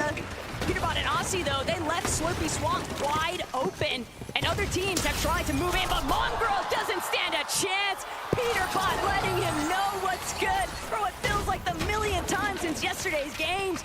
And Peterbot, 2 eliminations already. He is just reminding everybody why you do not challenge him. I feel like that's a symbol of Fortnite. Out with the old Mongrel, in with the new Peterbot. Because Peterbot's got to be like the new toy right there. 5 FNCSs. He sees Mongrel once again. A little bit of missed opportunities there from Peterbot. Something that you don't see very often, but at least it lets us know that he is human. But it's just crazy to think about the fact that Aussie and Peterbot could land at Dirty Docks, and yet no other duo was able to take full advantage of moving into an optimal position at Slurpee Swamp to even try and cut them off. Sure, you've got Bugha and Typical Gamer a little ways ahead of them, but even that is a fight that Peterbot is more than open to taking on head first. Yeah, confidence at an all-time high here. And we saw this elimination on the Mongrel. We let him know what's up right afterwards. Ozzy just kind of playing that safe game. Something that Ozzy just playing his role pretty well, and he's not just getting that big head, that ego, and being invited to a competition like this. He said, hey, I'm just going to do what I need to do for my teammate, and we'll see what happens. Koyota and Captain Shota, though, they're just going to keep things moving. They don't want to get stuck between multiple teams. They're trying to prioritize just making it into that initial edge of zone. But Koyota is such a prominent fragger. Everybody knows what he is capable of. And I think that's why they're just going to look to hedge their bets on taking this fight with Allier and Mongrel. Allier a little bit too split from his duo. He doesn't stand a chance. Koyota, just a menace to be reckoned with. That'll be his first elimination. And I'm sure that he's bound to continue looking up into the sky for more. So some of those things you don't see coming with the crash pads and the shockwaves. You think you're safe, but no team is nearby. And a blink of an eye, Allier gets jumped on, put back on respawn. And that's the same pain Mongrel's been feeling. So for this game number 2, Allier and Mongrel have been having such a tough time as Koyota farms another elimination onto Allier. Even if they're not getting the siphon mats, the minis that comes with getting the elimination, it's the points that really matter. We all knew that follow-up was inevitable from Koyota and Shota, but even more importantly still, we've got a little bit of a listen in with a couple of our fan favorites, Peterbot and Aussie. With Mongrel. On you? Yeah, yep. Yeah, I'm gonna go kill Allier. Yeah, yep, nice. That Yeah, yep, I'm just getting the sled truck and then I'll help you, okay? Nice, very good. Farm out Good here, stuff, good stuff. follow Mongrel. Yep, yeah. Nice, very good stuff, mate. So now we know what the starting point was like between those two teams. Peterbot just calls the target, Aussie, all too ready to follow up. If they were just a couple of seconds sooner on getting that elimination onto Mongrel, that would have been another team down and out of the game, but their strategy is not working so well because it's actually Zemi who steals away the elimination, Alex getting all of that loot. As they're trying to base up over here just south of Boomin Base. You see a couple of teams outside of the zone, a couple more inside of the zone, and you're seeing it's Podesai and Nikov, the ones that actually land off in this position, that are trying to take most use of it. But we just saw Alex with 6 eliminations, 6 points already, Jacob, and yet there's only been one duo fully eliminated from this lobby.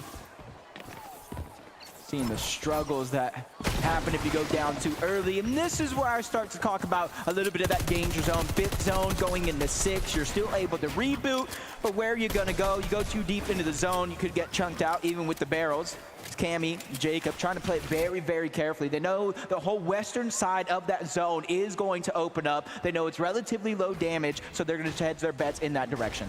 But with all that early commotion at Dirty Docks, glad to see Faxity and Reason are still kicking in this one.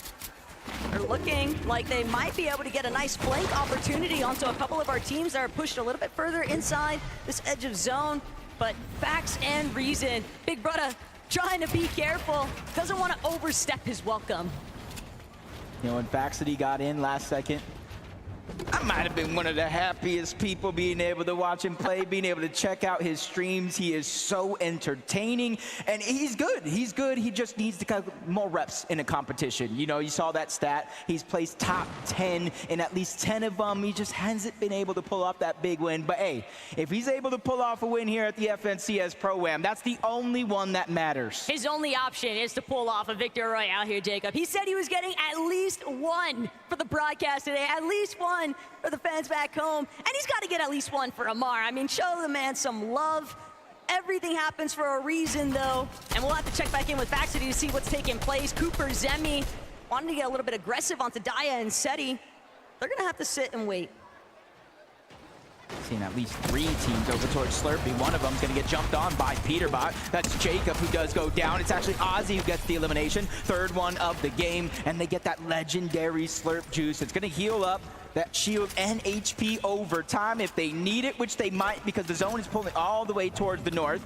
I'm not sure who that second team is just outside of Slurpee Swamp with them. It's going to be Flakes and Gone. They need to be careful because Peterbot and Ozzy are warming up and getting more and more dangerous as time goes on. Oh, but Cammy, he's running out of mobility options and he is being chased out. Jacob already looking grim as far as his HP can take him, though. And he'll buy a little bit more time here, but Gone and Flakes They're not looking to let things settle. The rest of the lobby also taking notice of this team that's under duress, and Jacob will be forced to duck underneath that bridge, try to reunite with Cammy. Gone in flakes, gonna tarp their way through. They've got enough hard mats to make it happen, but you don't want to burn all of your material too early on. Yep, it's flakes and gone, but let's go ahead and take a listen in for Thomas, HD, and Somerset and how they're playing through this endgame. 1.5, 55. I think we're just gonna have to be a little aggressive. Wait, there's a guy. That was the guy from before. Yeah, there's a team buff. I like that. I like that. Everybody knows Thomas HD, probably the IGL from the team, but Somerset just letting her opinion be known. We might have to play a little bit aggressive, giving up that information. And if I'm Thomas HD and my teammate says, look, we got to start getting aggressive to close the gap, I would be with it, especially if I got a Mammoth. Thomas was just so nonchalant about that elimination, too. It's like he had no other expectations but for it to go his way as Alex finds yet another knock, potentially having been stolen away from him, though. But no, it is credited. Nate Hill will one more time be added to the tally count here for Alex and Loserfruit. Oceano showing up big right now. And Loserfruit herself, she said it, all I want is to place higher than Locky. And with the way that Alex is firing off on all cylinders right now, he might be able to make it happen. A power grudge match, and honestly, Alex with those 7 eliminations as that one gets taken away by Cold and possibly Faxity as well. I think this might be the most eliminations we've actually been able to see. I know it's only been 1.5 games so far, but with reboots turned off, that's where the pressure is really going to be felt. Nate Hill, Regs separated a little bit too far for their own liking, especially since they're both going to feel a little bit of that max pull. Regs is going to go down to Thomas HD. One more elimination point for them, and now that leaves Nate Hill by himself. Cold's bound to have spotted out that body loot, though, that Regs just popped off directly underneath their current position. Courage, a little bit pressed here for the loadout, but he's at least got 150 in that chug jug. They can still work with this. They would definitely like a refresh because every elimination point, we're gonna need to see some of these teams start going big like other individuals already have. Yeah, this might be one of them. You see, he does have that exotic SMG. Every time he reloads, he does get that 0-point dash effect a little bit. Doesn't last a long time, but hey, in an endgame this chaotic, it's the little difference makers that really count. As Jacob and Cam are just trying to go ahead and cement their position. They know it's not a far rotation to zone, but how dangerous this lobby is. They blink and things could turn sideways. Instead of going through, Moxie, Cypher going up and over, and Stable, Ronaldo, Kanata are trying to get denied entry. Everybody just preventing Ronaldo and Kanata from moving even 1 inch closer. They're going to be forced to actually pull back, try and drop as much wall coverage as possible, but it's Peterbot and Aussie that are refusing to let Kanata and Ronaldo get any closer. They want full control of this low ground position, and they've got it. They've made Kanata and Ronaldo use so much of their builds. Ronaldo doesn't really have a whole lot left to work with. They're going to need to find an elimination for a refresh. Yep, and this is a good opportunity here. Of course, they want a shockwave to the front, but at least they're able to get a little bit of a point of view where their competition is at. As soon as they make their way there, box up, let a lot of the zone start to open up. But 2 of 2 games so far. Queasy and Nick F30 going for that early high ground, 8 zone. There's still a couple more, so hopefully it works out this time. But it's the Queasy Classic. Get high, don't die. He said Nick was moving earlier while they were doing their warm-ups this morning. And Nick, he knows sole responsibility. Just apply pressure to whatever angle that Queasy doesn't have full tabs on. They just want to prevent anybody from moving up with them. Got to be careful for those shockwaves. Any team down below could shockwave up. Try to hit a little bit of surprise attack. Ozzy went down not too long ago, which leaves Peterbot by himself. And I said the same thing about Cold. It's a different feeling when you're Peterbot as a solo. He doesn't have to play to help Ozzy. He doesn't have to play to help a duo. He can just play as a solo without a worry, but it comes crashing down for Nick at 30 as Gone and Flakes look up and send them packing. And Queasy, he doesn't have any mobility. He's going to be forced to actually commit to those lower layers unless he can find a refresh. But the punishment is steep. Peterbot catches Flake completely off guard. Gone now going to be forced to work as a solo from this current zone, and Gone, he's got the high ground. He's trying to stop Thomas in his tracks, but Gone, how much longer can you realistically buy time with this loadout? Peterbot behind him does have that shockwave. He can make his presence known in the blink of an eye, so Gone has to be careful. A lot of our solos just trying to look bigger than they actually are. Clicks is even going for the high ground. Peterbot finds his his way in. The legendary slurp juice that he got from Ozzy paying off big. Anybody else, you wouldn't even bat an eye, but for Peterbot, he's used to working in this kind of operation. The solo scenario is what he can actually pop off in best, but Lacey, Clix, they're a duo compadre unit. They don't have to worry about anybody else because they're taking advantage, just spraying all these teams to the low ground. They have the Chug Jug, they have the Slurp down below. Peterbot is trying to hold on to his position, spraying to the backside of the zone. That's Faxity that's feeling a little bit of pressure as they get Shockwave up and off. Clix, Lacey do not have high ground anymore. In fact, they're going up against Sneak Off for it. First down going to be cleaned up. Clix is firing on all cylinders. And Clix better because that Shockwave sent Lacey the wrong direction, but it doesn't matter. Clix, he finds Alex. That's a huge shutdown to Loser Brute's team. And even with Clix losing Lacey, he looks like he's got things fully under control in the high ground. He has to be careful though. He has no real way down in terms of safety. No shockwaves, no crash pads, but he's making sure nobody can look up, so it will not be a worry, especially with the zone floating on over to the side of that mountain. Another solo is going to be Peterbot, and he's running out of his Chug Jug, and he's running out fast. That zone was looking awfully devious, but the way that it's pulling back over this elevation is actually going to be a huge benefit to Clix. He's got these pre-existing builds. All he has to do is keep the pressure at an all-time high. Peterbot might be forced to drop here in a moment, though, but who's he going to drop into? Could it be Cooper? Could it be Kanata? No, instead, layer transition back towards that secondary height. Veno sent to the abyss off that shockwave, and Daya, she'll meet her end, though. Now, every single person left alive in this game is a solo in this competition, and Seti's just trying to work his way through. All he has is the bare minimum, the Siphon Match, but if you look up, no, that's not an Angel, that's Clix, and he has more legendary slurp juices that he knows what to do with. This is a Clix game.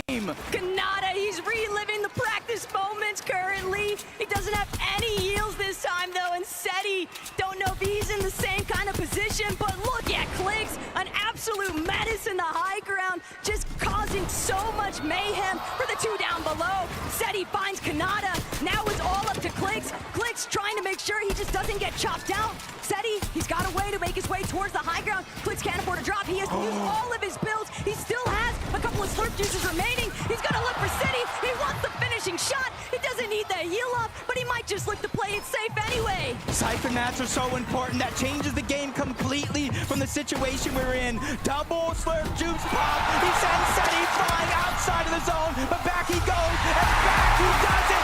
Clix and Lacey win game number 2.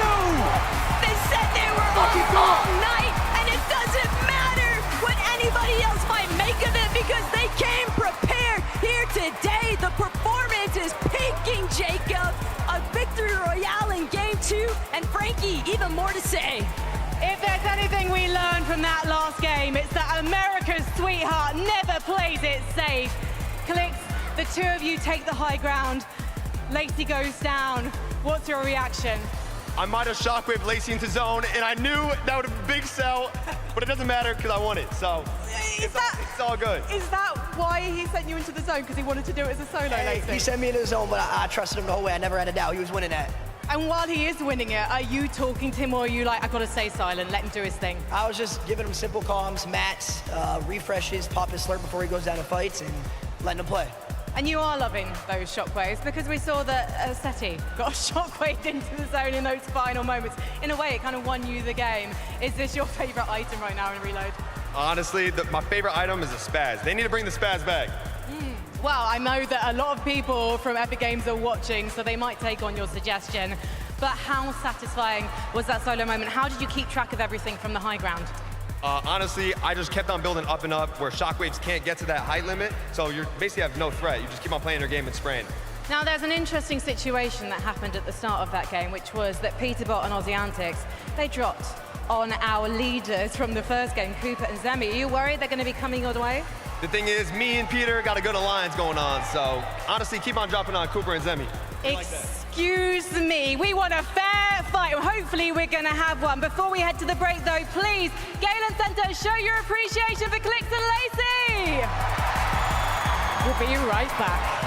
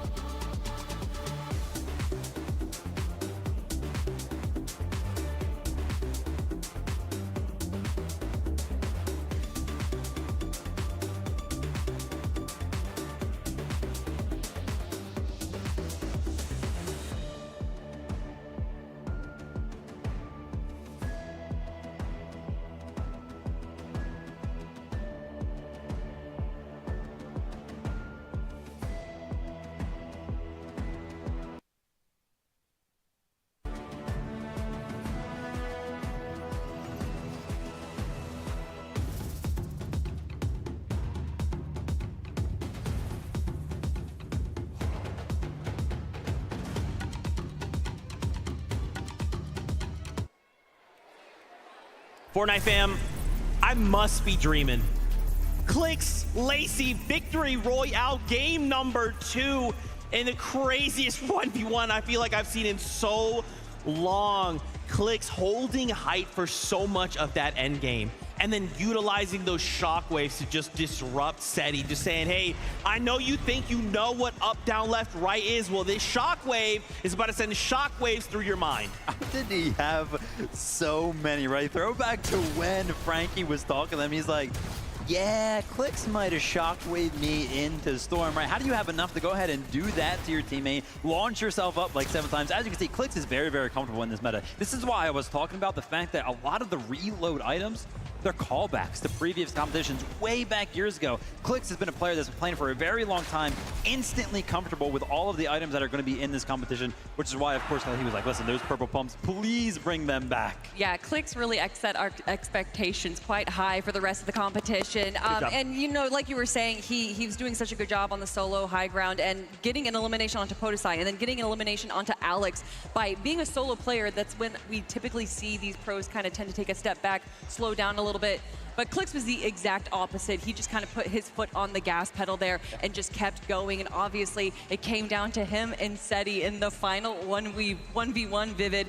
And it got kind of close. Yeah, it did get kind of close. SETI is like, please stop throwing shockwaves at me. He's like, how do you have so many, right? Like I was mentioning, Clicks just kept going up and up and up. Not to mention, Clicks, when he dropped all the way down to the low ground and initially lost the high ground, he had no mats. He had nothing to work with.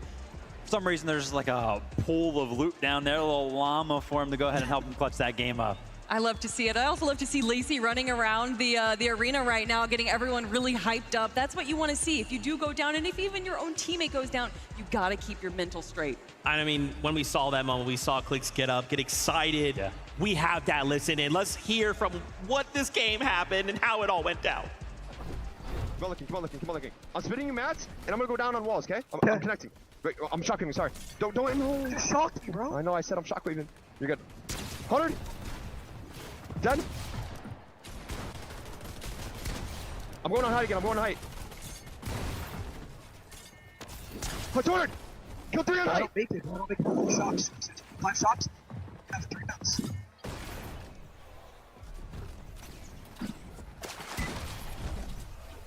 Let's go! Let's go! To be fair, Zeke, Clicks did come that he was shockwaving. You know, we all know how chaotic Fortnite games can get. Technically, he did comment. We'll just let it slide because, you know, he got a victory royale. So at the end of the day, it's all good. And now they're currently holding that #1 spot, 27 points. It is looking so good, but look right behind them, right? Cooper and Zemi, they're still holding strong as well. Whoa, whoa, whoa, but right behind them, tied up 24 points there. I see SETI and Daya sneaking into 3rd place right there. You know, I was swore that that team was going to be good on paper. But yeah, Cooper and Zemi again, instantly getting contested towards the top of the leaderboard right there. That just shows how close these Fortnite competitions really are. Yeah, I mean, we talked about it after game #1, that once Peterbot gets eliminated by someone, once he gets down, he wants to go for that 1st place player. He wants to prove himself. And unfortunately, if you're going up against Cooper, it might be a little bit risky. And obviously, Aussie Antics being left alone there definitely spelled a little bit of a disaster. So I don't know if we're necessarily going to be seeing that strat again out of them. But Cooper, Zemi, 2 strong games in a row, Vivid. Yeah, I mean, super, super strong with them. Like you were mentioning, Kelly, the early contestation over at the Dirty Docks, things already getting spicy over there. Peterbot and Aussie landing over that way. I was like, whoa, whoa, whoa, what happened? How is Booga taking out Aussie and this and that happening? Everything's going crazy already. Yeah, you know, and still game 2. Zeke, we have so much more. There might be a possibility that we see Peterbot pull out the teeny strat and just land in a new spot every single game. I would love that. And the only other thing I want to see out of these games that I've seen too much of is my boy Ali A getting bullied, okay? Leave Ali A alone. Let him play his game for once.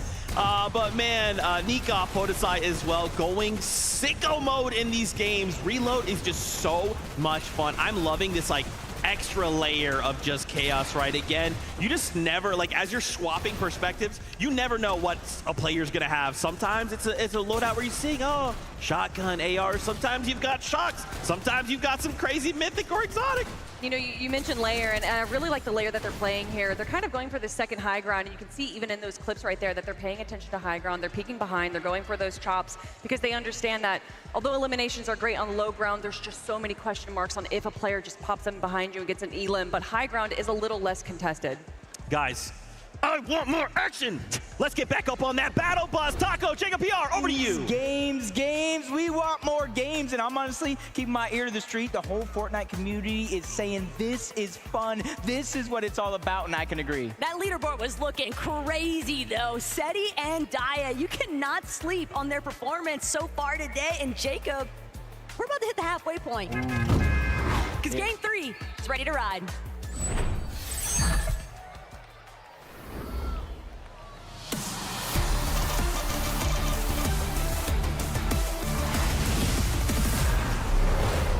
This is it, like you're saying, the halfway point, and you saw that leaderboard.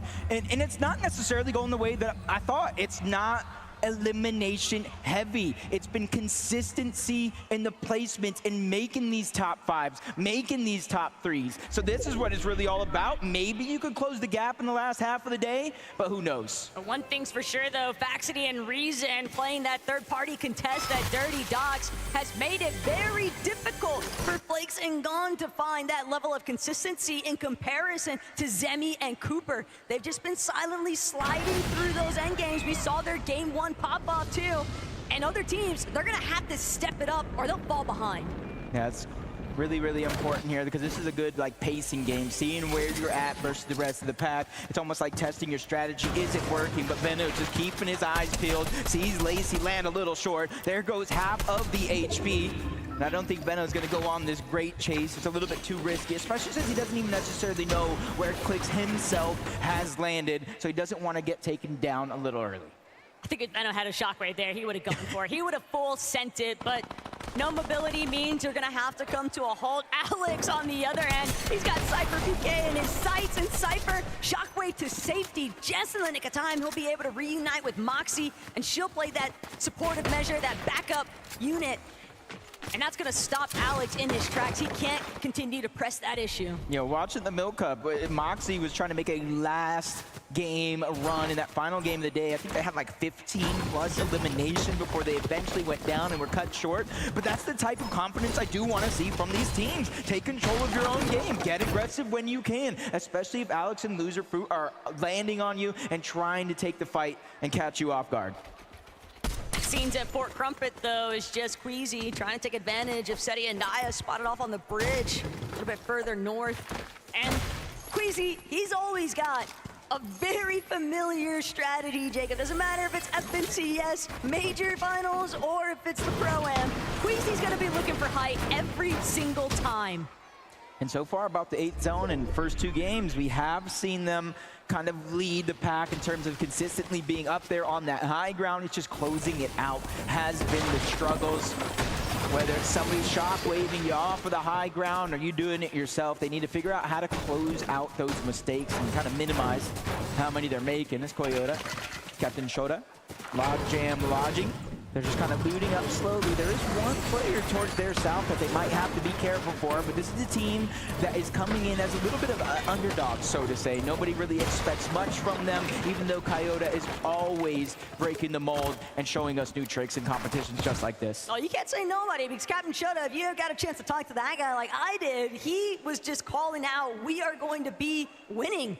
It's going to take a little bit of a pop-off now to play catch-up, but Alex stopped mid-air by Nate Hill. You want to go for a blue battle? Nate Hill coming out on top of that exchange. Loser Fruit, all she wants to do now is just wait that full 10 seconds. She's just hoping that Alex is able to actually touch ground, though. Oh my. I was saying Nate Hill got a good upgrade because he didn't have a shotgun before, but now Regs has the mythic mini gun in reload. That is going to shred if they can keep it towards the end game. Fresh off the respawn, it's Loser Fruit this time around though versus Nate Hill. This is a good amount of loot if they're able to take down Loser Fruit, but I hear the crash pad and there is so much distance being made by Loser Fruit with that heads up play. But Nate, he's got to be real careful. You don't want to get over ambitious. You don't want to draw too much attention. Alex hiding, waiting to see if he can get an angle and opening any kind of way to find this knock of revenge onto Nate Hill. But Nate immediately causing that elimination take place onto Loser Fruit now means that Alex will be forced to just continue hiding. He gets a little bit of the zone. It's just unfortunate where Nate Hill and Regs are currently positioned at. He can't really rotate to either the left or that right side. So he literally has to wait until they disengage off that position before he can do anything. Deep into Dirty Docs, Faxity, Reason, a late entrant not only to a competition like this, but a late contest on this side of the map, and it looks like they're leading the fight. Reason does have the breacher, so he can break through these builds relatively easy, but they're shock waving to try to find safety, and Reason is going in onto Gon. They realize this is a 2v1. It's now or never, but a big shot from Gon is going to slow things down. And Flakes, he's got to come play a little bit of supportive measure. He knows that Gon just got a huge crack onto Reason's shield, but Faxity, Reason, now split angle approach. Gon gonna crank all the way to the high ground, just crash pad to safety. He does have a chug jug, and with Flakes nearby, Flakes is gonna be the one to actually cut off that line of sight there for Reason and Faxity. But this fight at Dirty Docks, it's inevitable, Jacob, because there's only one way to actually make it towards the edge of zone. Faxity and Reason, we're going to have to approach one of the two other teams landing in that POI, and it just happens to be the Brazilians every time. Yeah, and it's just now turning unfortunate for both of them instead of just Faxity and Reason. The zone is pulling further and further to the east, so there's so many more teams that they're going to have to find a way to make their way through, including Peterbot and Ozzy, who just got their first elimination. And onto Fuga nonetheless. Peterbot just so dastardly. The moment that he sees anybody, he's so down to just key them immediately. That's brimming with confidence. I think first place was about 27 points. That was Clicks and Lacey. Second place, only 3 points away. 3 eliminations separating as of now. But you can see that two teams still over here. 1 damage per tick in the zone. There's a lot of chug barrels, a lot that you can go ahead and recuperate the HP, the bandages as well. So it's not too much of a worry that they're staying here, but look at all the resources that they're using. Reason is almost out of those small bullets. You see him just 5 shots left in the shotgun. Luckily, Faxity is there to finish off that elimination and give him the loot he so desperately needs. That was a great snipe by Faxity, making sure to cut off that escape angle. But at the same time, Jacob, they spent so much time. This was such a steep investment, fighting for so long at Dirty Docks, and they're not exactly better off for it. Loser Fruit gonna add to the count, though. 1 more elimination for Faxity and Reason to take advantage of. But they are still out in no man's land compared to where other teams are already positioning inside of the zone. And with the amount of time spent, they might as well just continue to play exclusively for eliminations. Yeah, especially since, you know, if you're in full control, you have all the loot, and you hear those players just getting rebooted over and over and over. You know that solo player is staying by, and you can just continue to farm just like they're doing so far. Cold and Courage rotating through Slurpee Swamp. They have to be careful. Seti and Daya right above them. Mongrel and Ollie A just close to the zone. And there's still one more team as well. All of them have a little bit of priority over them on this rotation for now. A lot of bodies, though, at Slurpee Swamp, and we all know Peterbot does not like anybody in his territory. Might only be a matter of time before he looks to start clearing out some of those teams and playing a little bit more aggressive, but peeking back in with our Game 2 winners, Lacey and Clicks. If they can continue to replicate the level of success they found in the last lobby, Jacob, they might start to run away with this one. They have that calm, cool, collected demeanor. They have the chemistry, best friends, some would say, as Ozzy's on the other side, putting pressure down from above. Peterbot's to have a crash landing, trying to make his way up with that shockwave. Meanwhile, that full duo that they were going up against quickly made their way on out. You said it yourself, Taco. Slurpee Swamp, that belongs to one man and one man only, or boy, that would be Peterbot. and he's just really wreaking havoc all around the lobby. And you're seeing he's going to pack a punch in his loadout. It's not just the Thunder Shotgun and the Mammoth. He's making sure that he has the SMG as well. That way he can just end a fight in the blink of an eye. But with the way that Peterbot and Aussie essentially just reclaimed Slurpee Swamp, they forced every single one of those other teams that were trying to take advantage of some of the heals surrounding Slurpee completely away. He's not allowing anybody else to utilize those resources. It's only Peterbot and Aussies to take advantage of. Ronaldo, Kanata, they're one of those teams a little bit stuck on the outskirts of Slurpee, but they got a decent little loot pile next to them. See, I knew this was the only team with 2 FNCS championships, but with a Chapter 2 Season 1 win, Ronaldo is the only creator with an FNCS champion. Hey, that's got to give a little bit of confidence for someone like Ronaldo. I know we were kind of watching him practice in the rooms. His mechanics are there.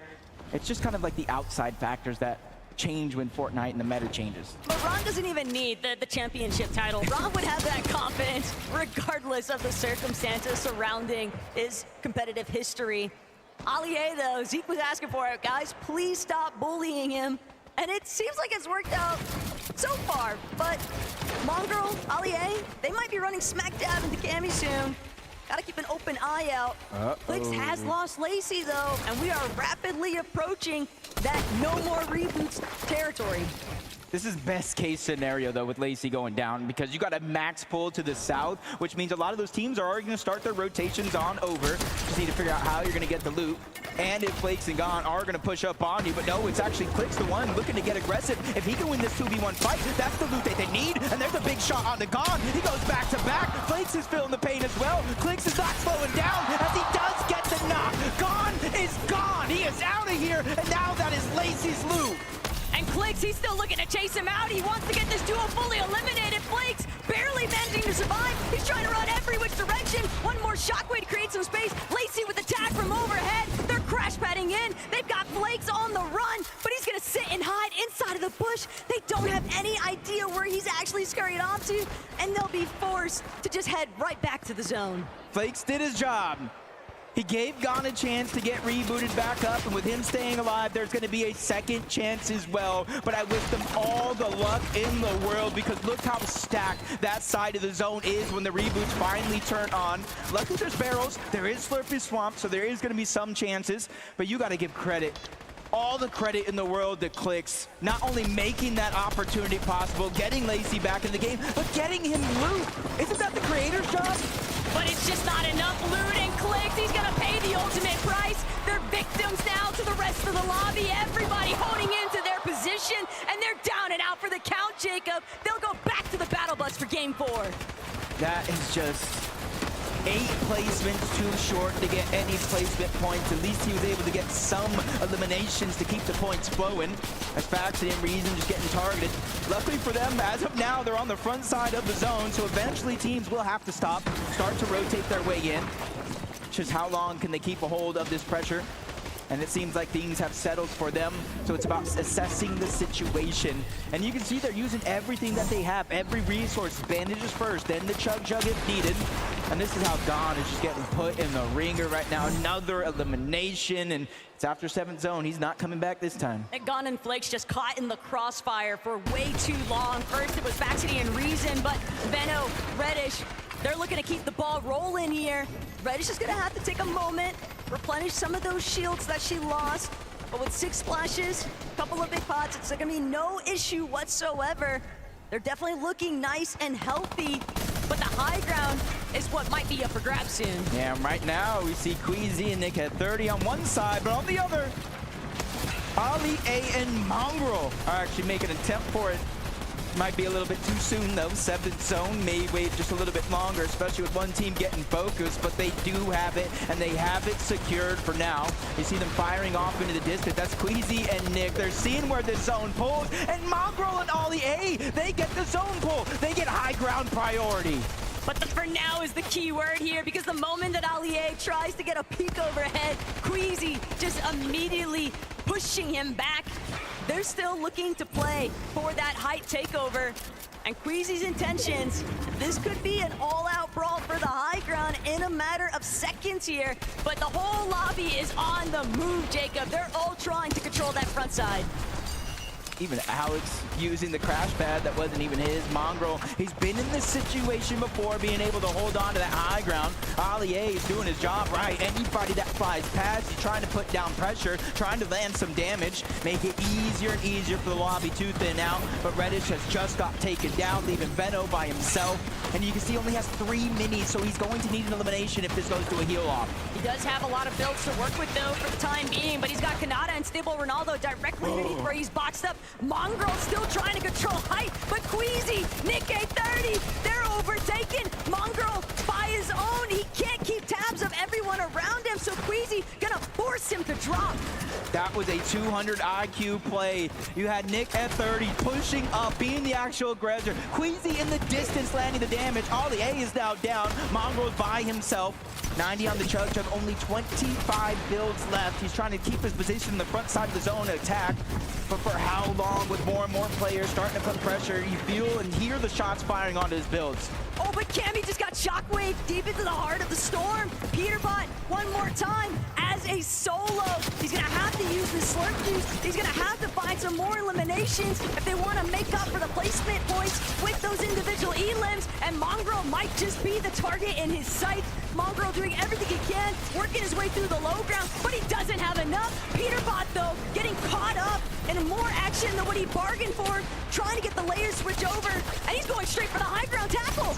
Might not take it all. He missed that opportunity. Goes straight down to the low ground. Thanks to that elimination on him, Mongrel. He does have some Chug left. Veno's doing the same thing, getting aggressive, forcing players lower and lower on his current position. Queasy and Nick, third time could be the charm. We've seen him on high ground. Let's see him close it out. But Kanata, Ronaldo, they just been skirting by. Peterbot with a 4th elimination now onto Nate Hill. And it could be disastrous for Savage. He's trying to see if he can make his way forward, but Peterbot actually going to be the one caught off guard. Rex from behind, just taking him out. A menace to the lobby, no roar, but Rex paying the ultimate price. She's also been eliminated. Thomas bringing down Mr. Savage, and it's all by himself that he's got to keep this one alive. Oh no, Shockwave just a little bit too far into zone. Only 10 on the Chug, so that's essentially going to be a non-factor. Down below, one of the few duos left in this game, Ronaldo and Kanata. They are the ones on the hunt. They are the ones causing complete chaos down below, especially for any team that crosses path, and the Gentle Mates have just been separated. Nikov is down as Ronaldo picks up his 3rd elimination. But Ronaldo, he's running slim as far as the builds are going, and Seti, he might have to drop. Seti might have to get involved, getting a couple of tags.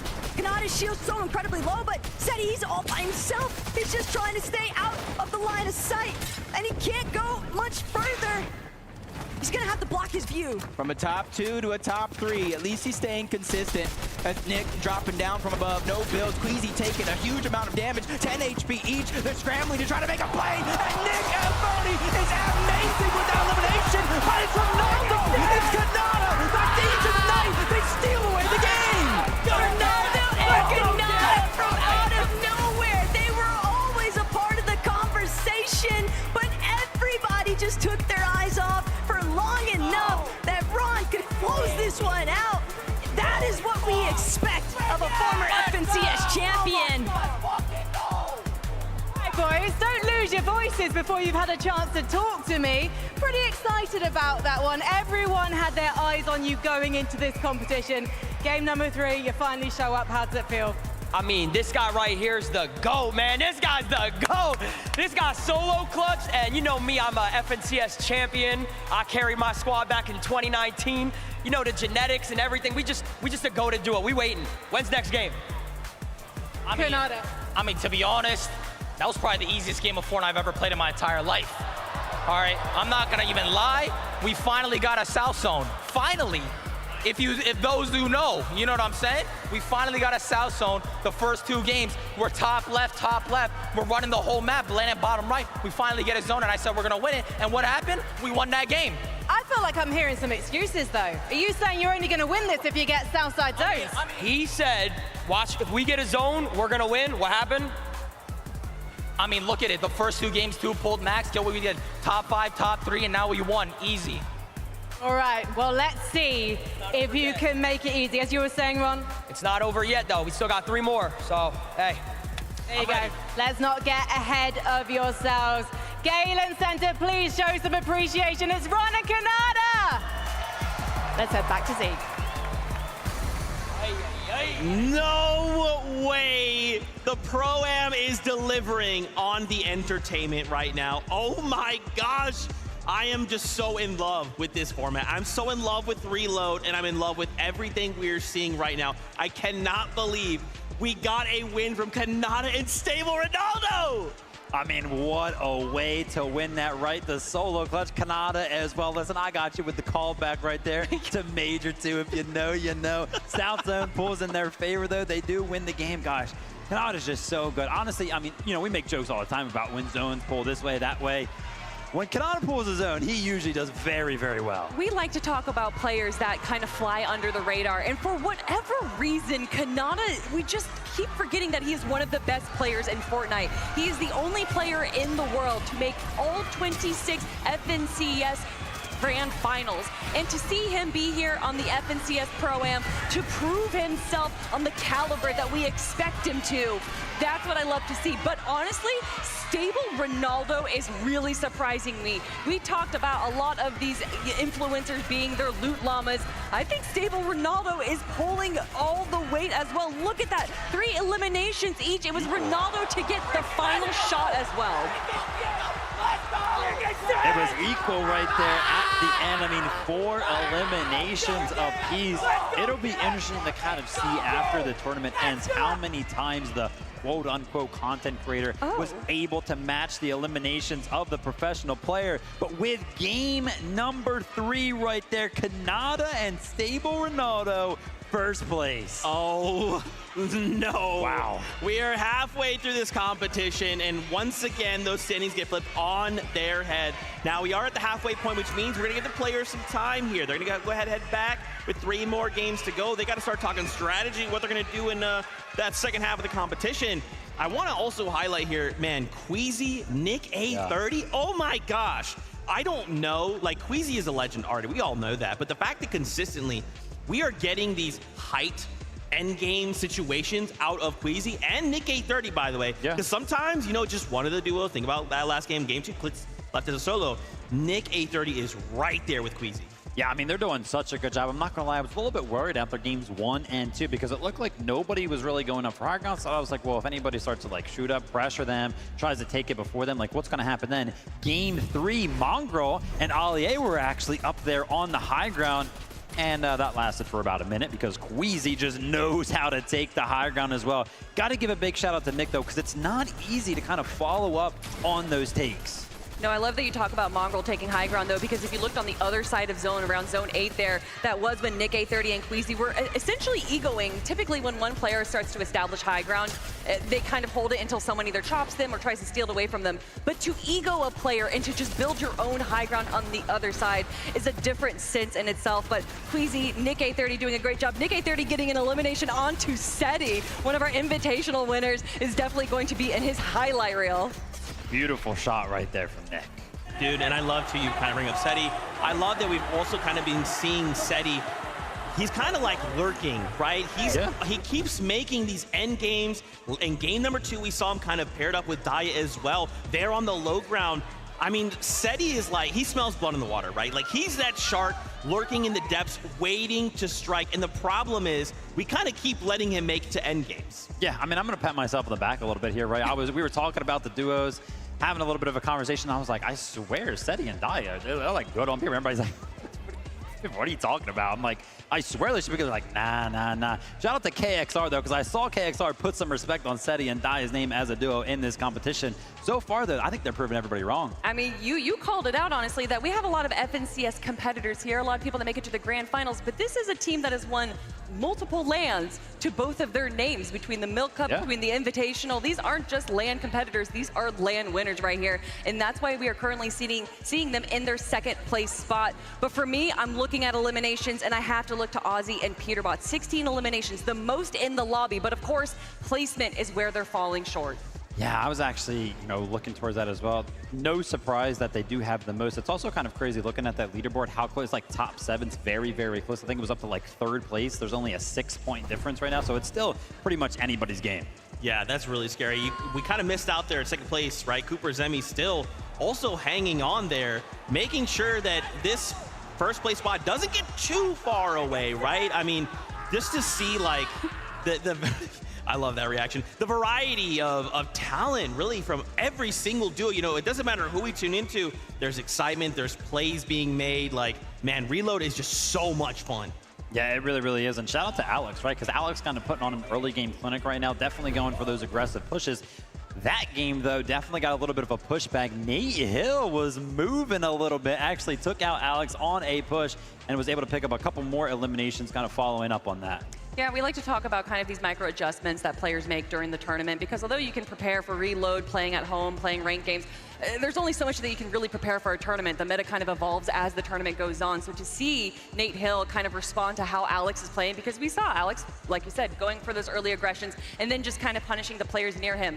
Making those small adjustments like what we saw from Nate Hill is what allows you to stay at the top of the leaderboard. I'm curious, right? Now that we have kind of this halftime, we're kind of going to give these players time to think and kind of take a step back and collect themselves. I'm wondering what they will bring for the second half of the competition. For now, though, we will go to a little break. When we return, more action here from the FNCS Pro-Am.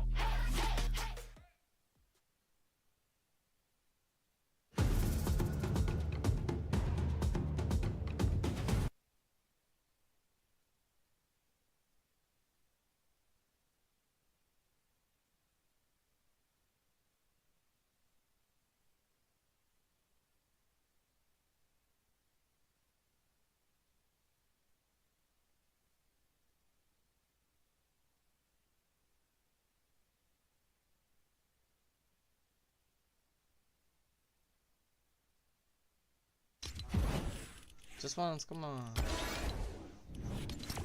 Alright, fine. But it's COD.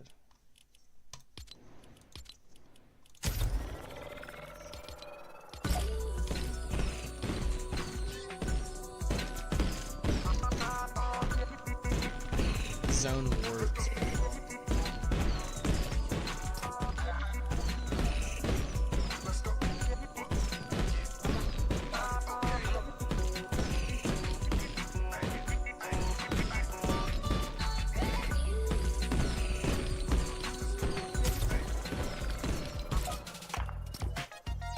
Fish against Bird. Who do you think's gonna win? Why? You think Fish is gonna win? But don't Bird sweep down and kill Fish?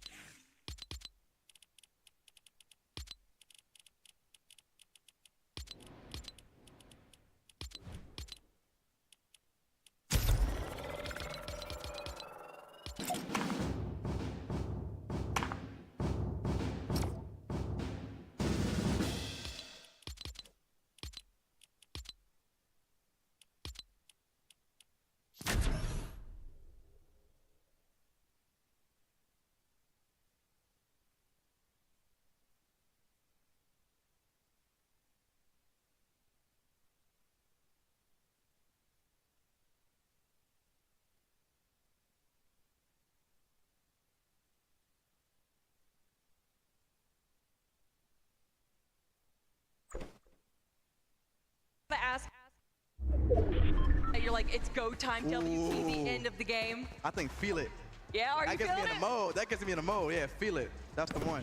Dude, I love that. What inspires you, man? I mean, obviously you're like kind of a prolific musician. You know, you're coming in. Obviously, Fortnite loves you a lot. So, what inspires you? Right now, there's a lot of movies, television, and just life experiences, bro. Especially the games. You know what I'm saying? You know what I'm saying? All right. Talk to me a little bit about the watch party you got going on there, because I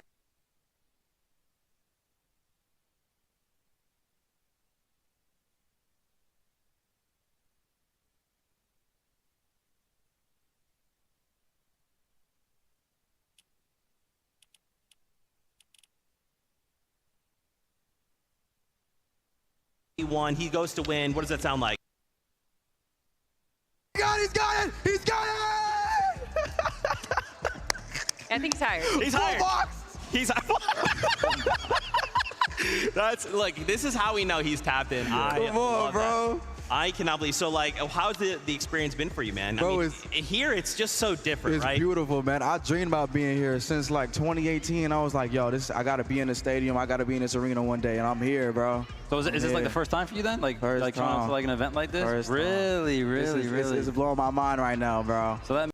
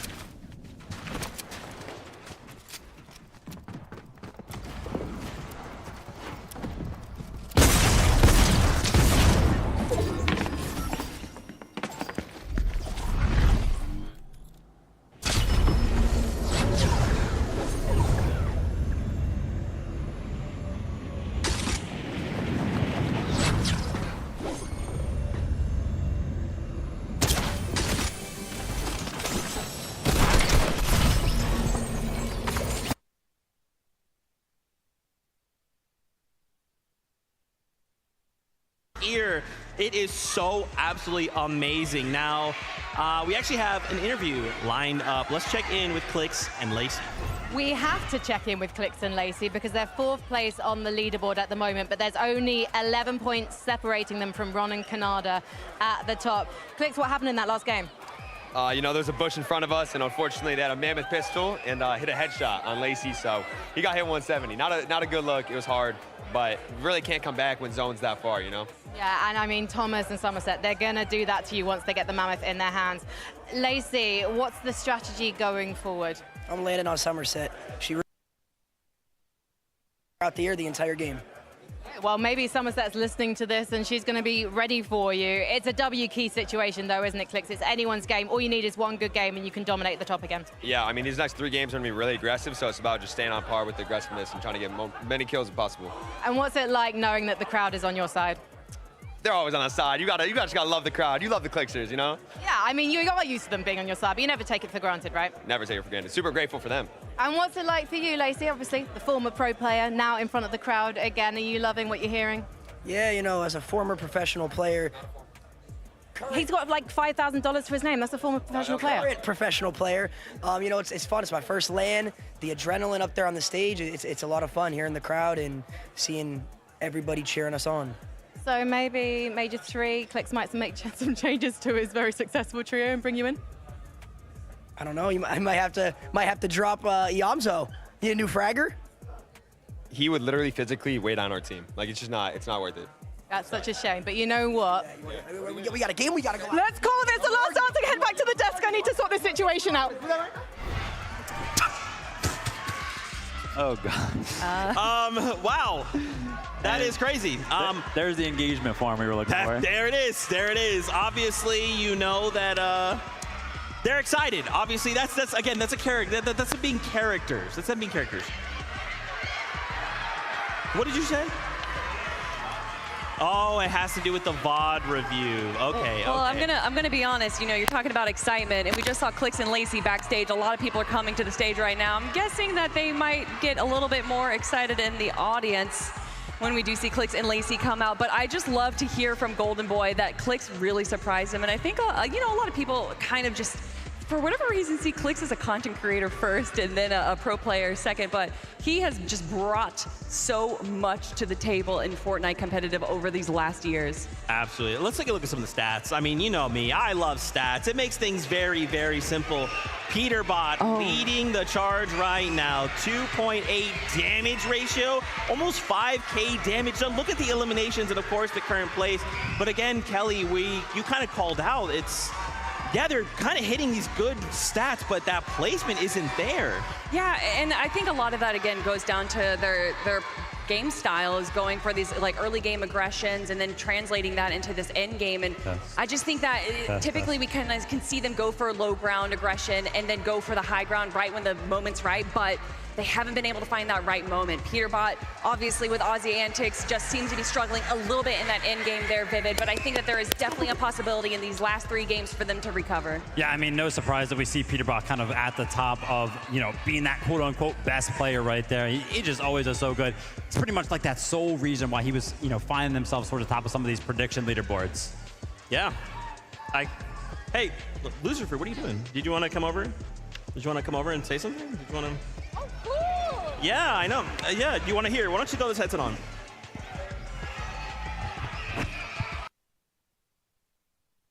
I'm now casting him in. Okay. We welcome you. Thank you, Lucifer, for joining us. We're doing good. He's doing so well. Yeah, he's doing good, right? Popping off with the. I think he has the most elims alongside Peterbot. Yeah, he does. Right? Yeah, tie. Hey, Yeah. all right, let's go. So what did you guys talk about during the little bit of a break there? About, you know, continuing to get the most elims. You know what I'm saying? Nice. Like placement's cool, winning is cool, but like elims are fun though. Is there a player that you're looking to eliminate in particular, though? Me personally? Yes. Somerset. She's wearing my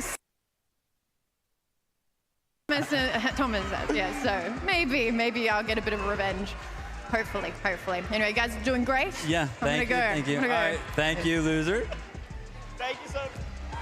Oh my gosh, I can't believe Loser Fruit just came up to the stage. Oh my gosh, can you guys tell we are having so much fun right now? Oh my goodness. Let's take a look at the standings one last time before we jump back into the game. What a day. David and now Loser Fruit. We're so cool. Anyway, again, reminder at the top, Kanata, Saber Ronaldo, after game number 3, again, shocked us all. Just a crazy game. And now I got to ask, Viv, what do we think is going to change for the next 3 games? I don't know. Is anything going to change, right? We've only seen one duo kind of willing to change up in the early game, Peterbot and Aussie, right? Switching up their drop spot. Maybe they're kind of going to do something like that again. We just heard from Loserfruit that they're kind of expecting to continue to kind of go for the most eliminations. I'd love to see Veno and Reddish kind of enter the conversation, right? 11th place. Haven't seen a lot from them. Yeah, we've seen Veno in the end game as a solo a few times, so being able to just kind of have Reddish there probably, you know, as an opportunity to be a support would really change up their end game there. But for me, what I think we're going to see in game 1, we saw a lot of shockwaves. We saw a lot of shockwaves in the end game, and then games 2 and 3, it was a little bit less. I think in these next few games, these end games, especially with the mobility items, are going to be shaking up that high ground a lot. I'm curious, will Loserfruit get the elimination onto Lachlan? The single desire she seeks, the single elimination, will we make that happen? Speaking of course, of other conversations, could we see Thomas HT and Somerset get a victory royale? I mean, Loserfruit's talking her up. I mean, will we? I think we definitely can. I think Thomas HD and Somerset, we saw Somerset on the leaderboard there for creators when it comes to damage done, so they're obviously playing pretty well. I would be curious to kind of see the leaderboard for damage done amongst the pros, because I would be not surprised if Thomas HD kind of found himself there. So, I mean, they're doing good in that department. They just got to kind of find themselves to the end game, kind of stick together as a duo. Yeah, definitely going for that kind of early game aggression stat instead. But you know, Zeke, I just want some more Fortnite. That's what I'm here for, and I think that's what everyone else is here for as well. I think you guys want more games of Fortnite, right? Are you guys ready? Casters, take us in the game. Look, we've had enough of a break. The players have all had an opportunity now to revisit some of those first 3 lobby strategies, Jacob, and the revisions have got to come through heavy because some of these teams outside that top 10 leaderboard, you know they're going to be looking to overtake. Yeah, no, during that break, I got a chance to chat not only with some of those players, but with some of the spectators as well, and it's been in agreement. This has to be one of the most fun tournaments that we have seen in a long, long time. The action for the first 3 games were absolutely impeccable, and I expect it to heat up even more because even Cypher PK in one of those interviews said our game plan probably get more aggressive. It's definitely a sea of Dream and Merge and Xset out there. So Clicks, Lacey, they've got to continue trying to deliver some Victory Royale, see if they can hold on to that first place position. But we've got Game 4 on lock and ready to go.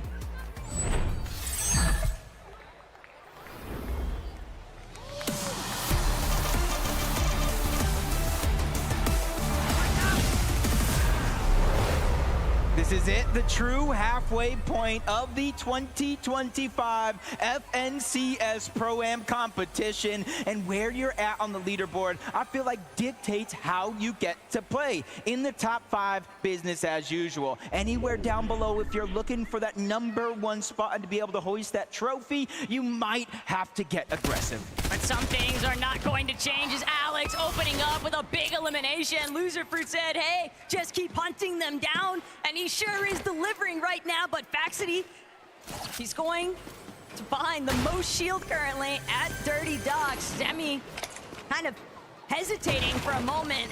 Didn't want to take that mammoth pistol shot. Didn't feel like he was going to be able to actually close that gap. Cooper might actually be looking to take the charge though onto Fax. It's kind of taking their time, feeling things out. They don't want to go ahead and make any decisions that they're going to regret later on. You've got to imagine you take that shot, you annoy them, something you do to Peterbot, and then he kind of hunts you down the rest of that game. Is Alex able to get that first elimination and kind of reunite side of the map? The dust has settled just a little bit until somebody makes a mistake. Gun and Flakes just seem like they can't catch a break though. If it's not Faxity and Reason, if it's not Zemi and Cooper, now they got to worry about Oshi with Alex and Loserfruit. And another team that the desk kind of called out, hey, we'd like to see them enter a big part of the conversation for today's competition. Peterbot though, completely taken down. Out of nowhere, typical gamer and Booga. They just got enough close and personal. They're tired of waiting for the action to come to them. Oh, and that is a big loss. Not just the point that they give on over, but the Chug Jug and the legendary Slurp going on over to Typical Gamer. And it's Typical Gamer himself, boxed up Peterbot. Oh, you know Pete's mad. You know Pete's not gonna let that slide. Booga, Typical Gamer, y'all better watch your backs, because if Pete gets onto the playing floor, it's going to be disastrous. But Mr. Savage, absolute catastrophe for him too. Toyota, Captain Shota, they're opening up big swings here. One elimination onto Savage now means that the exposure is so detrimental here if Savage doesn't get a chance to actually touch base. Yeah, especially since he just rebooted right in front. They know Lachlan is going to be nearby. Focusing on that one, Alex does go down. Great shot by Moxie. It is going to be a trade, but Alex getting taken down by the Storm. Cypher PK being the hero, making sure that they get the revive. They don't want to waste any time sending Moxie onto the reboot, and they do get to keep their loot. A great heads-up play by Cypher PK closing in on that. It's exactly what they needed. Alex, on the other hand, probably wishing that this exchange wouldn't have been so even. Good backup, though, from Cypher. At the same time, Captain Shota, Toyota, they found Savage yet again, and they want more, but Savage and Lachlan, they're on the run. It's Lacey. Actually, no, cancel that. Lockie.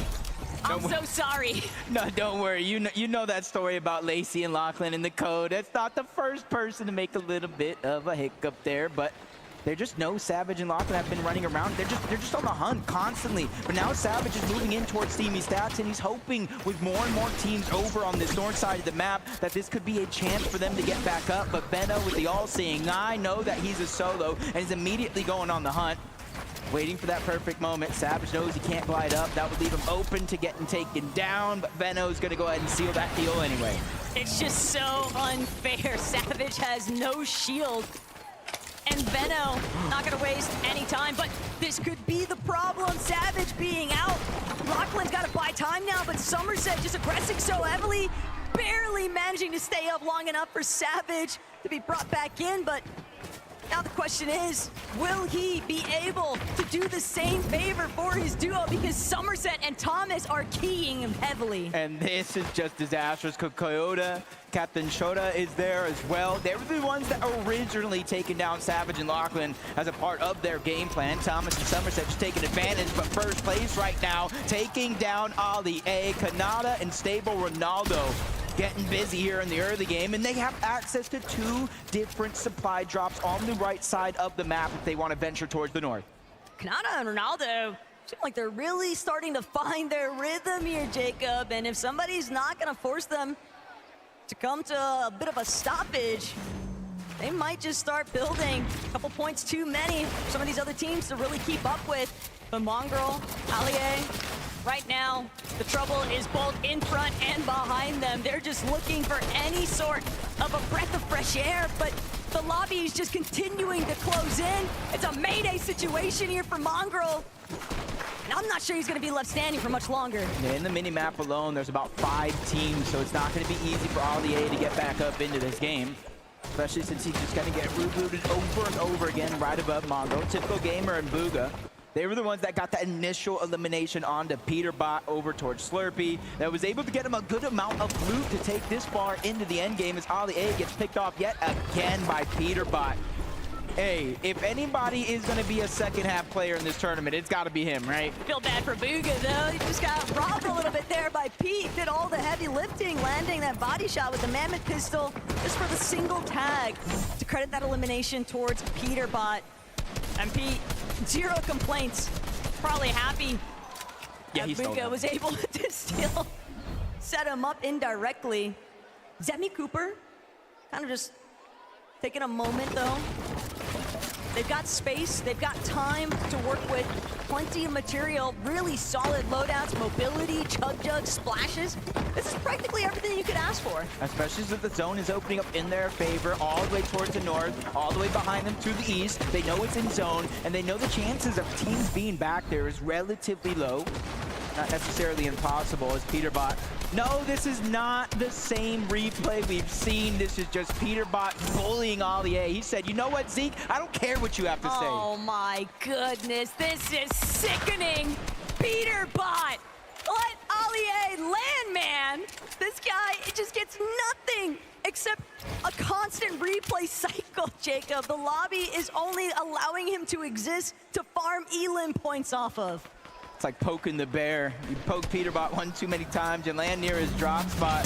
Look at everybody shooting at Peterbot again! He has 5 eliminations. I believe 4 of them are just farming Ollie A out of the sky. I feel so bad, but it really just means that Mongrel down below, even though he doesn't want to have to push up, I feel like he almost has to do something to cause a distraction. This is not very wholesome for Ollie A, man. This is brutal work by the lobby. Peterbot and Aussie.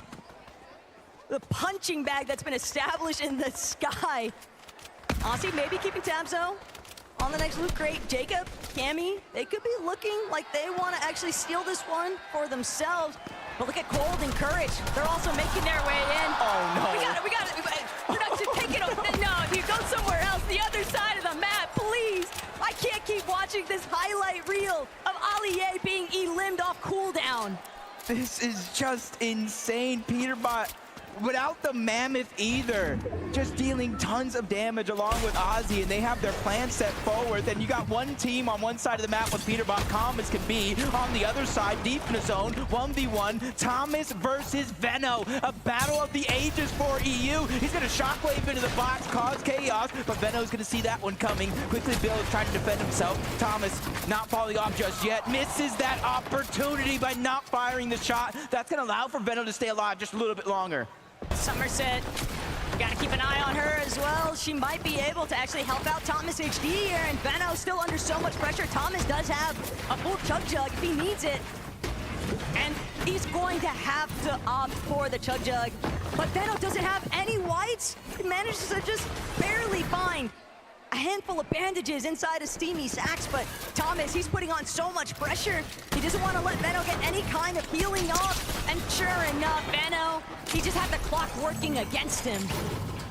Yeah, eventually Thomas knew he has to pop the bandage or fight back, and if he fights back, he's going down either way. Luckily for Veno though, Reddish is going to be there on the outskirts, not necessarily getting contested yet. For Coyote, Captain Shota, they're going to be on top of the Steamy Stacks. They know they can use that to rotate forward, save the shockwaves, the grapples, and the crash pads for later, but they're just waiting to hunt this team down. Wait, I don't know if Thomas is aware of the fact that those two are even up on top of Steamy Stacks. Luckily, though, they're going to make their departure before they decide to introduce themselves to Somerset and Thomas. Still, trouble brewing on the horizon here for Shota and Coyote. A couple of shots being sent their way, a few strays. Peterbot, no Aussie in sight, but Peterbot's applying so much pressure onto Flakes and Gone, and there's another team just ahead of the other side of those walls. But Peterbot is a solo. Aussie gonna manage to tag team, but it's Aussie and Ollie A just fighting for their lives to try and land here. That's A-okay.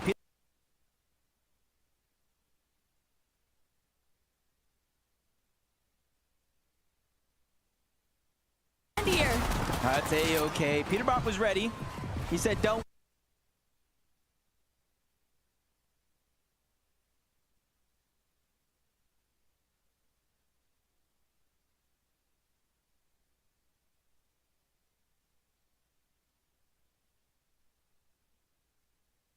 Bruh, I literally have 0 builds, so. Here. Max full zone, bro. People staying out of this, man.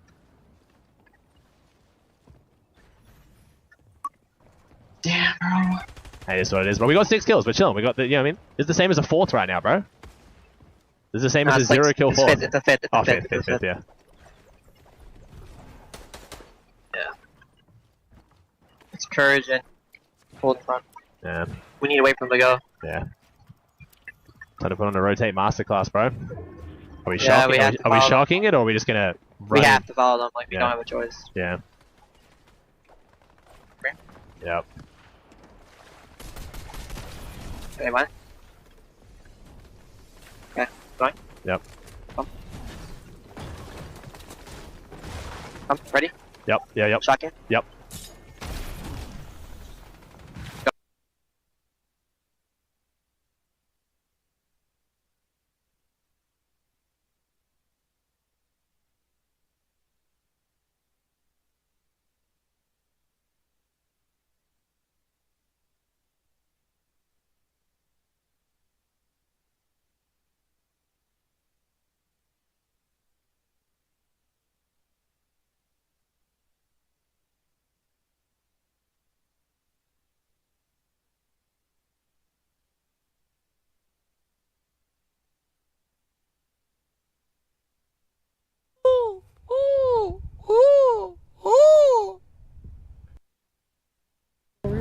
get a picture? Yeah. Can you take it though? Can you take it? No. Like you. No. Look, I gotta show you something on your phone.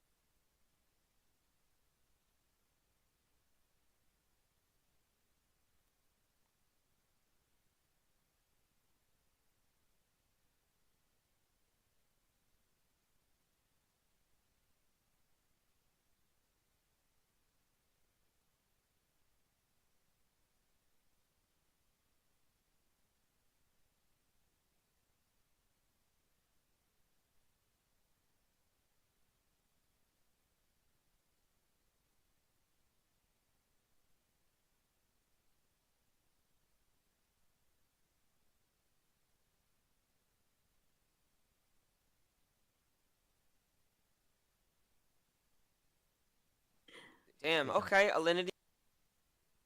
Yeah, I'm not gonna I'm his attorney. You speak to me. I speak for Ron. What I'm not gonna lie, you probably should go.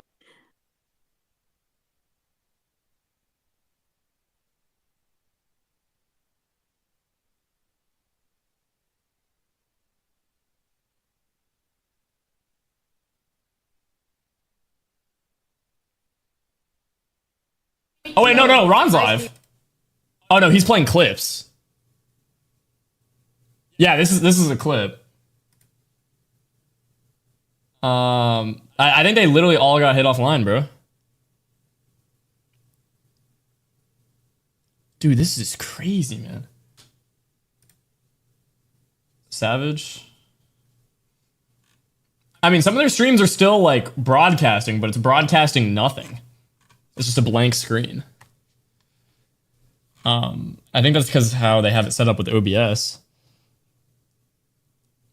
They're restarting the broadcast. Should I pull back up the Fortnite broadcast? But yeah, chat. Dude, oh my god, we have 9,600 viewers on the YouTube stream right now. 1,000.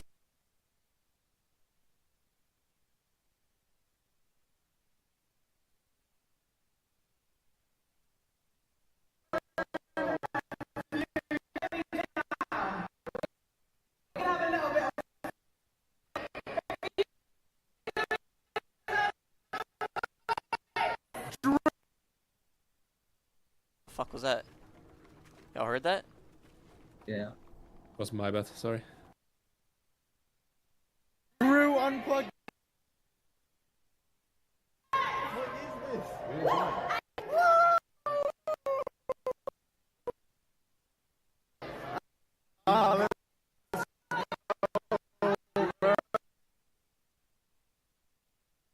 Just like that, bro. It was more to stay.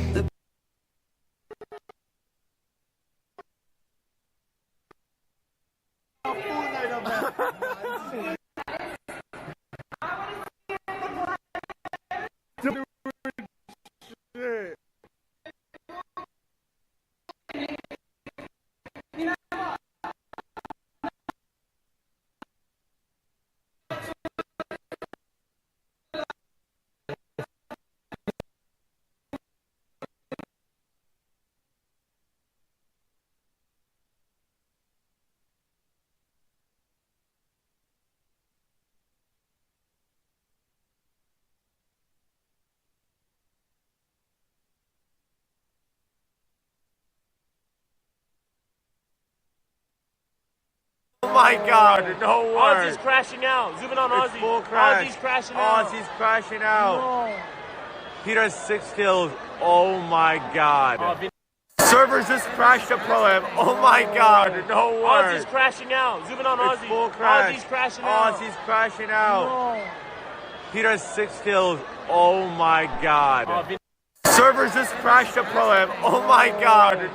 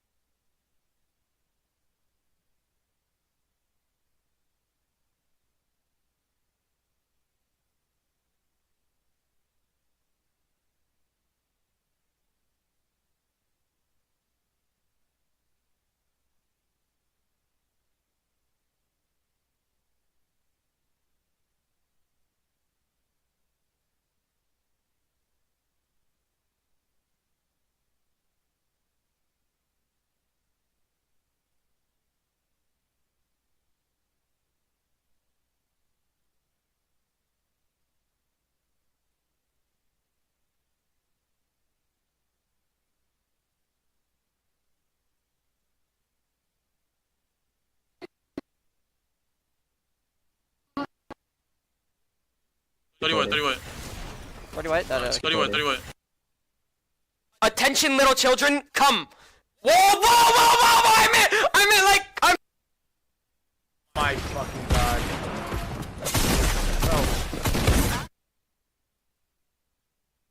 Attention,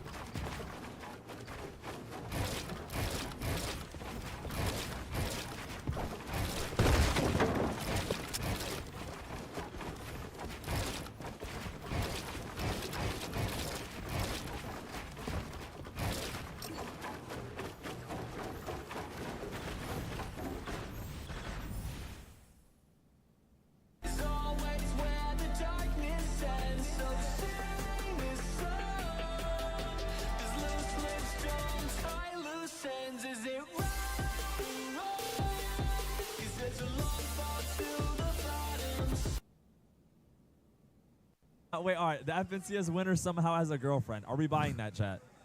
Chat, are we buying that an FNCS winner has a girlfriend? They're all saying no. Not that many people are talking. Shitty ass rich fool. Okay, that's fucked up. That's fucked up.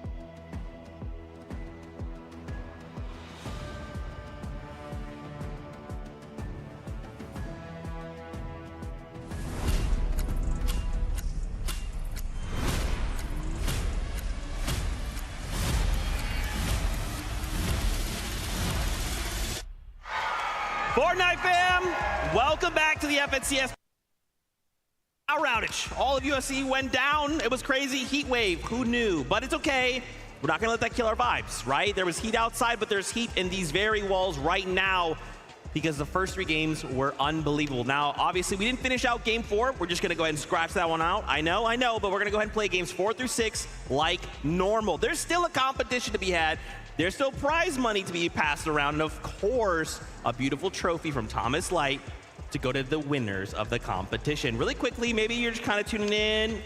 Thank you for tuning in with us. We're excited to see you. Why don't we take a look at our standings? Kind of remind ourselves where we left things before all the craziness went down. Canada, Stable Ronaldo got themselves a victory royale and suddenly find themselves at the top of the leaderboard. Yeah, you know, they were talking about these south zones, these elusive south zones since Major 2. So hopefully in games 4 through 6, we get some more south zones for them. But honestly, I think even without that this is a duo that could easily make their way into the end game, regardless of where those zone pulls. I mean, look at the amount of eliminations that they're able to hold, being only just 1 elimination short of Aussie Antics and Peterbot.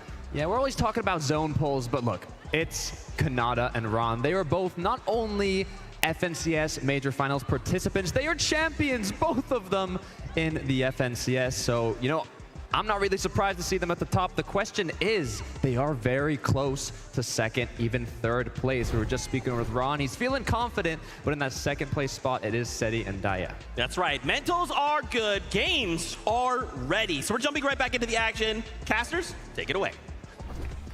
We all know that Allier had some shooters maybe on that USC campus, okay? What was taking place in game 4 hopefully is not a reoccurring theme here, but Mongrel, Allier, they've got an opportunity now to try and run it back with a new strategy for game 4, Jacob. Yeah, and I just kind of hope throughout that break, you know, they have that mental toughness. They stayed focused. They had their eye on the prize the entire time because there were some push-ups going down. I feel for Cypher's arms. I feel for Nick and Courage's arms. I don't know how they're going to hit a shot after that. Nah, Nick, it's another day at the office. That man is built for doing push-ups, okay? You don't start a push-up competition without feeling confident that you're going to bring it home. Respect though to Cypher. He tried his best. I feel like Courage might have been an intervening factor, but we got game 4 ready to go. Let's run it back.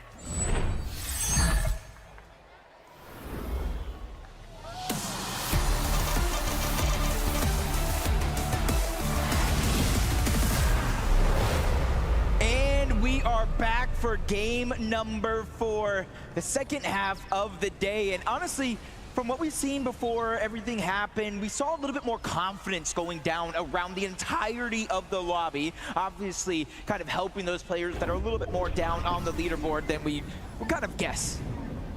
Steamy stack, so Vano, Reddish, they're gonna be the first ones to touch ground, and Vano immediately trying to pan to a separate direction, trying to see if there's anybody that he can look to take out. Reddish, slightly different mentality, wants to just prioritize that loop path. I just saw it in the feed too. It looks like Booga is getting his hands dirty this time, taking down Peterbot early. Mongrel getting taken down by Nikov, and you're just seeing a lot of these contested fights break out relatively early in some portions of the map. But for Zemi and Cooper, they are one of the few teams that have the most practice as an entire duo. They know how they want to play. They know how they want to approach the situations. So no matter what happens in and around their drop, I don't think they're going to get too antsy too soon. Going in Flakes. They've been having to deal with the brunt of the focus, though, at Dirty Docks. We kind of expected that there'd be a lot of motion happening once we saw Vaxity and Reason decide to last-minute contest on the day. But even with the heads up from last night, even with Reason announcing it to everyone, we are going to that Dirty Docks strip. It still made things so difficult for Gun and Flakes today because everyone has just taken notice of that action. That's kind of the thing, is everybody just kind of feeling each other out in the first couple of games and kind of realizing any strategies that kind of pointed out. Notice we've seen a lot of players solo dropping, letting their teammates keep them alive. It's about a 12-second respawn. You lose time on that respawn for knocks, eliminations, and full squad wipes. And hopefully they're able to kind of utilize it as Peterbot looking for a little bit of revenge, but it is going to be on Mongrel at the outside of the zone. Nice attempt by Mongrel trying to land the shot, even almost getting Peterbot boxed up, but he's just too quick and a little bit too fast that Mongrel's just going to have to slowly but surely try to back down and reassess the situation. Pretty much all of FP's control, though, belongs to Peterbot, and he just continues applying pressure steadily to Mongrel. Mongrel, though, a little bit of a bite back here. Big crack into Peterbot's shield, and Allier, he might actually have his revenge. Peterbot in a little bit of a pickle here, but Mongrel, he can't close in just fast enough. Allier really saying enough is enough. And now we got Ozzy versus Allier. The almost full piece coming out from Ozzy. He is feeling the confidence. He probably heard the calm from Peter saying, bro, you have to get this guy off me. And now he's dancing, doing a little two-step on one side. Ozzy getting aggressive. And that's the thing. They are down further on the leaderboard than anyone would have expected. They need aggression. They need eliminations. And now that Peterbot won his, he said, yo, look, Pete, there's another. It's not just that. Aussie pulling back. Peterbot likely telling Aussie, do not eliminate Allier. Mongrel's already been taken out. We can focus him instead. We know that he's weak. We know that he's low, but Peterbot, it might have been a distraction. A fake out, if you will. As Aussie continues to try and chase out Mongrel, Peterbot is still watching, lying in wait for Allier to expose himself. I'm just saying, this is the Ozzy I really wanted to see. It feels like he's feeling himself right now. Four shockwaves, breaks into the box, and he almost, oh, he does! Ozzy takes down Mongrel! Woo, this is what I came to see this weekend. Peterbot was gassing Ozzy. I'm considering it a compliment when Peterbot says he's not as bad as I thought he would be. And hey, Ozzy backing that statement up. He is popping off. The fact is, Mongrel is going to have some serious difficulties. He is being the punching bag now of match 4. Allier might have just passed the torch along to his teammate. He's just been hiding down underneath. Peterbot misses the shot, but now he has him full boxed up underneath. This is all over. As long as Peterbot can land the shots necessary, Allier is not able to get out as he lands continuing shots after another. 3 straight back to back to back. But at least Allier, you see the smile. He's a good sport for it. My heart hurts every time Allier gets eliminated at this point, Jacob. You gotta feel for them, but Mongrel's at least still alive. Aussie has opted to pull back. Slurpee still a little bit in zone, but this is the early game. There are still some recovery methods that could take place here. Don't want to count them out just yet, but it is going to be a very rough uphill battle for Allier and Mongrel to find their momentum. And at the end of the day, honestly, it doesn't matter how many times you go down, as long as you can go ahead and get elimination from yourself to keep it relatively close.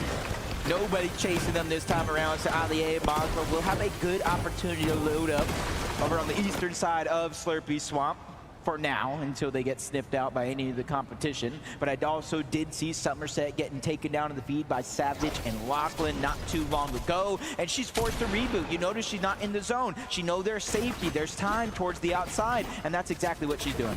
Keep an eye, though. Veno and Reddish could be in a little bit of trouble. They don't want to find themselves pincer between Courage, Cole, Thomas, Somerset, but Veno, he's exactly where he wants to be, tangoing with Seti. Gets that initial elimination and sends Seti packing. Literally just stole that wall away, didn't give Seti a chance to think about what he's going to do. But Lachlan, fresh rebooted back up. You see him, watching him like a hawk. Coyote is going to be able to, I was going to say get the knock, but it's Thomas HD who steals that one away onto Lachlan yet again. So for Coyote and Captain Chota, even though they're going to have to rotate on out, they have to figure out a way to kind of seal the deal on some of these eliminations and not let them slip through their fingers. And look, I understand that you're going to keep being brought back into this match so long as your duo is alive, but for Lachlan, for Mongrel Allier, we're looking at some of these teams that have just been struggling non-stop because they're not really getting an opportunity to farm anything up, Jacob. They're just trying to avoid being some of the first teams eliminated. It's Coyote, Shota now applying so much more pressure onto where Savage and Lockie are actually at.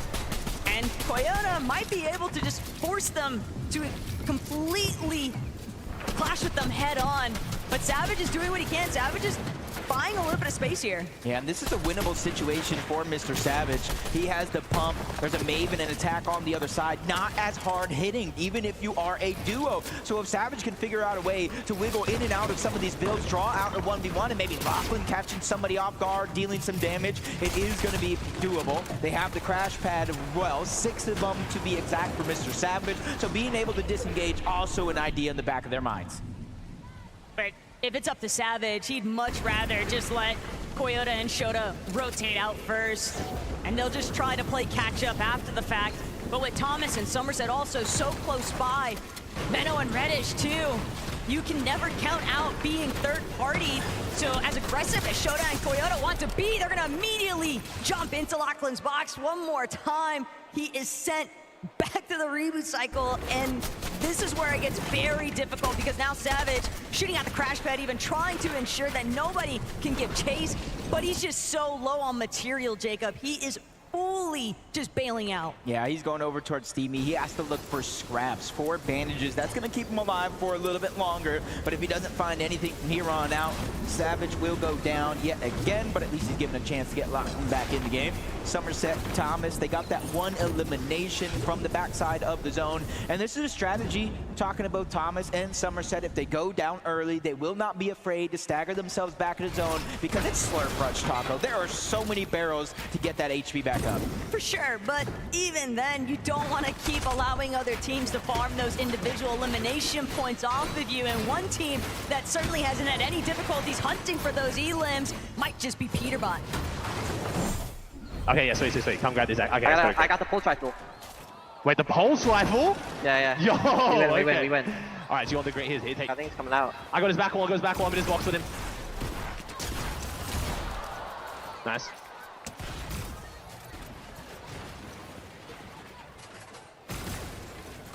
I saw someone rat on me, but that's chilling. Nice, good stuff, bro. You want to come over and help you? No, it was only. Yikes. I kind of fear for the rest of the lobby. Mongo getting taken down twice, but the mythic pulse rifle in Peterbot's hands, you could deal so much damage by scoping in just like this from far away, or the hip fire spray kind of works similar to an SMG, so he is looted and booted, ready to go. A couple of eliminations onto Mongrel, nice, sure enough, but Peterbot, he literally just said, we win. That is how confident he feels having this weapon at his disposal, Jacob, and the rest of the lobby, understanding the impact he might have, they're not going to try to stick around Slurpy Swamp much longer. They're all just trying to immediately rotate around it, but Thomas, the highlight reel is back with this mammoth pistol. They've been trailing behind Coyote and Captain Shota for so long, and now Shota, Coyote paying the price. I really believed in Thomas hitting that last shot at the last second. I thought it was going to be possible, but those are the dangers that face around the entire lobby. If you kind of just get caught off guard for a second, the Mammoth Pistol, especially a headshot, can change the game around in the blink of an eye. Zemi and Cooper, they have such a good loadout, at least in the former global championship tandem Cooper. Zemi's there, and Zemi, no stranger to third-party style events. He has some big wins under his belt as well. Saw for a moment there, caught a glimpse, Peterbot Aussie just looking to take an elevated peak position over Slurpee. They've got a pretty good idea of where some of the other teams are trying to rotate through. Queasy, Nick, a little bit more towards that front side of zone. Burnley, Box, just on a slightly hill position. And Kanata, Ronaldo, they're just waiting for the traffic to come their way. They'll be more than prepared to look for those eliminations, but they want to prioritize the positioning. You see Captain Shota just getting taken down yet again. Peterbot's the one that's going to clean up the elimination, but I believe the point actually does go over to Cooper and Zemi. And this is zone 6, 10 seconds left. Reboots will disable. So anybody that is eliminated now on respawn will have a chance to get back into the game. But Taco, as of now, reboots are disabled. And that might just be worst case scenario here for Shota. He's trying to swing around. Unfortunately for him, a little bit of indirect assistance from the lobby. Peterbot punished, loses half of his shield while trying to take those pot shots at Shota. And that is a big saving grace. But it might not make a difference for some of these other duos looking to rotate around Slurpee. Booga, typical gamer. Gotta be wary of what's lurking above. Hey, Peterbot just continuing where he left off, just farming elim after elim after elim. Zone pulling towards the northwest or northeastern side of Slurpee Swamp here. Kind of back home for Peterbot and Ozzy, but for Seti and Daya, they have a decent rotation. They can one-hop it to the front side of the zone. They can sacrifice the HP if they want to try to take some high ground. But for now, they're just trying to take it slow and steady. 7th zone, 5 more to go. You don't want to bite out more than you can chew at any moment. And look, it doesn't need to be flashy. For Seti and Daya, they found a lot of success with consistency by just playing to their team's strengths. Both of these players are competent. They've got a decent amount of LAN experience and just in-game competitive knowledge, and they're letting it be put on full display here currently. Savage and Lachlan, they've been working a little bit chalked since that early start, but Shota just cannot escape Peterbot's vision.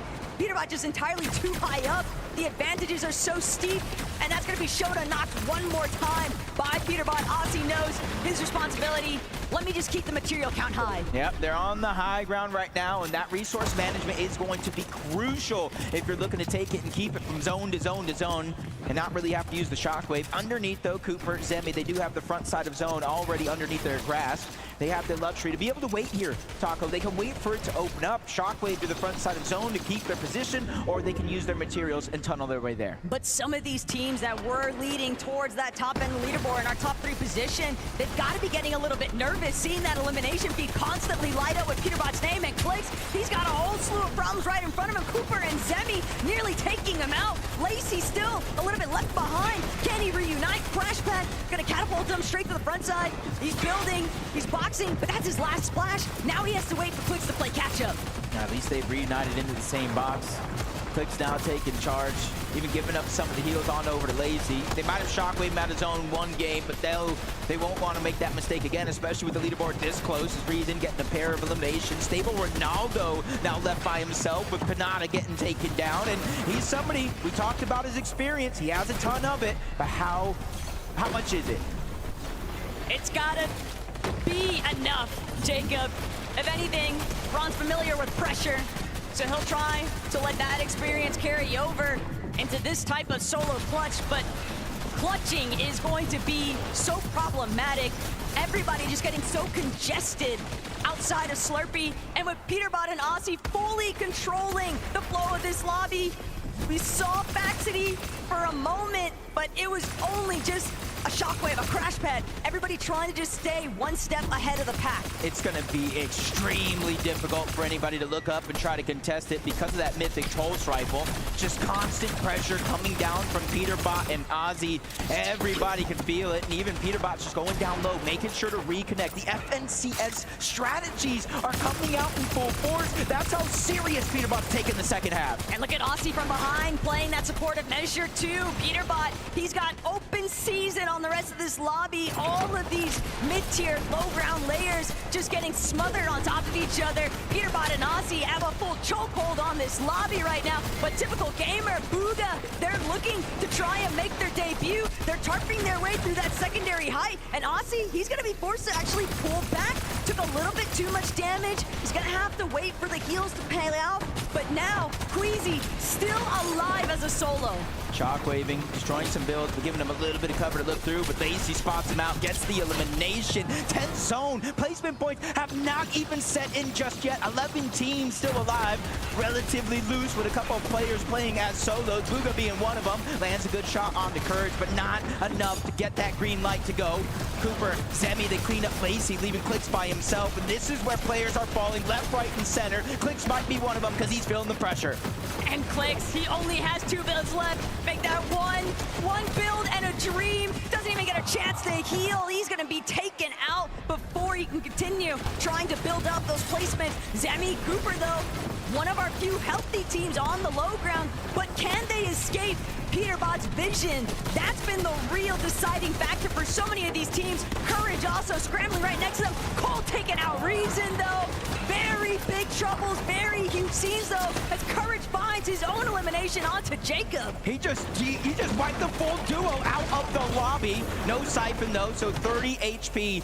The necessary time for that Chug Chug to pop is now. Peterbot slowly but surely dropping down. They realize this one is all but over in their favor. 2 Shockwaves, half a Chug Chug as well. More loot being passed up, but now they're contested. Flakes and Gone, they're going up, but Peterbot's going out. He has the last grappler. He makes his way back to the zone. This is why he is king. But Peterbot, he's got to get his way back towards where the zone is actually at. He doesn't want to find himself outside of it. Still has a Shockwave. He takes out Gone. That's going to be the massive refresh. All of these builds, Shockwaving up. One more tick could do it, but Peterbot barely managing to stay alive. He's on the high ground, and Aussie still right behind him. Aussie's going to play Disruptor on low. You don't know who he is until you realize that is Fragger Aussie on the low ground, causing chaos. Peterbot's chopping down Cooper, sending him all the way down low to that low ground. And now that's his chance to put down pressure. Only 3 teams remain, and only one of them is a strong duo because Courage has just gone down. Cooper has no choice but to try to make a play. Everybody left alive is going to be solos. Cooper versus Cold in the backside of the zone as he takes down Courage. But Cold, he's right there in the mind of Peterbot. Cooper trying to do what he can. Peterbot doesn't have a whole lot of HP to work with. He'll at least have the opportunity, though, from the high ground to play off these small shield potions. Cooper goes up, but Cooper gets knocked down! Peterbot with the clutch! We all know what he's capable of, and he is just continuing to deliver! Both of these guys are playing in synchronization to make things happen when it matters most. Aussie dropping to the low ground, Peterbot doing everything else. They waited to the second half, but they shown up and shown up big. Right, Frankie? Well, they did show up big, and you know what? We know, Peterbot, you're the FNCS GO, but please give it up for King Kangaroo! I mean, I think for most of that end game, I was just trying to stay alive. I mean, you just let the best do what he does. I didn't really do much, but that was the whole plan. You got two eliminations to your name. You were alive in that end game. How much difference did Aussie make to your game, Peter? I mean, he stayed alive very long. I mean, he did his job. You sound surprised. No, I'm not surprised. And we aren't either, because Aussie, stand up for me, please. Listen, I always look short, even standing next to you. So tell me, earlier I was speaking to the two of you, and it sounds like Pete's letting you IGL a bit. I don't know about that. I think he just let me make one decision. We're doing well. He's listening to my input. It's great. I mean, he's the greatest, but he still takes my advice. It's nice. And your advice was to drop on Cooper and Zemi in game 2. Okay, that sounds a bit bad. He wanted to go somewhere. I thought maybe that could be a play, but I love Cooper and Zemi, but... It was your idea. It was my idea. I don't know why you credit it to Aussie, but I just want to ask you one more question. You got your first victory royale in the bag now, Peterbot. Does this mean the next 2 are yours as well? I said we're going to win the last 3 games to Aussie, so... All right, well, you heard the man. Let's see if he can make his prediction a reality after the break. Peterbot, let's see everyone!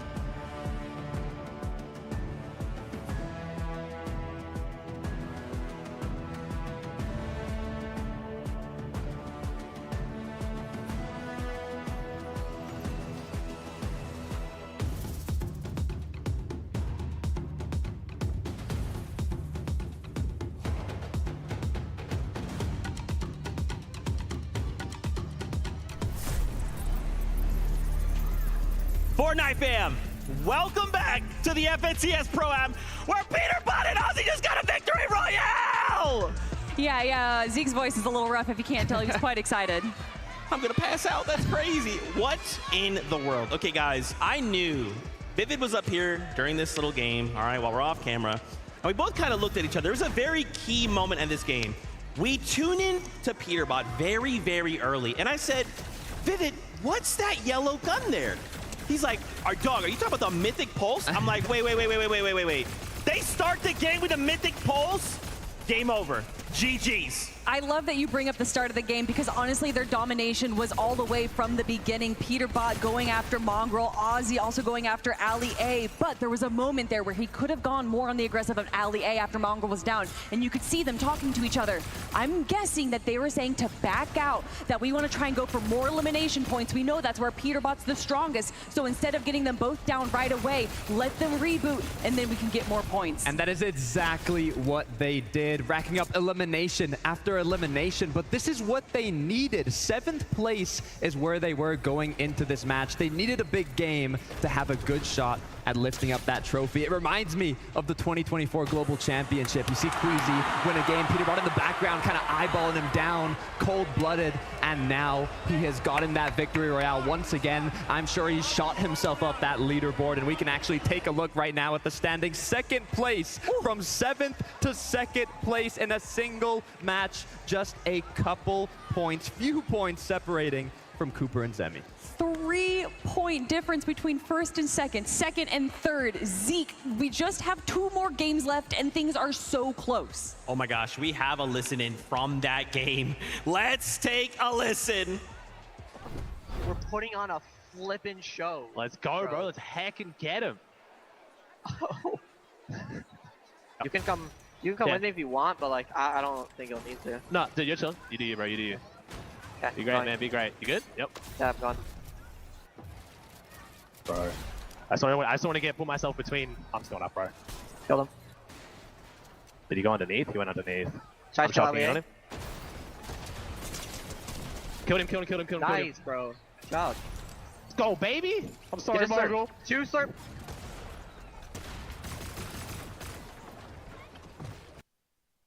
Die, but also go for Oh my god, something I'm good.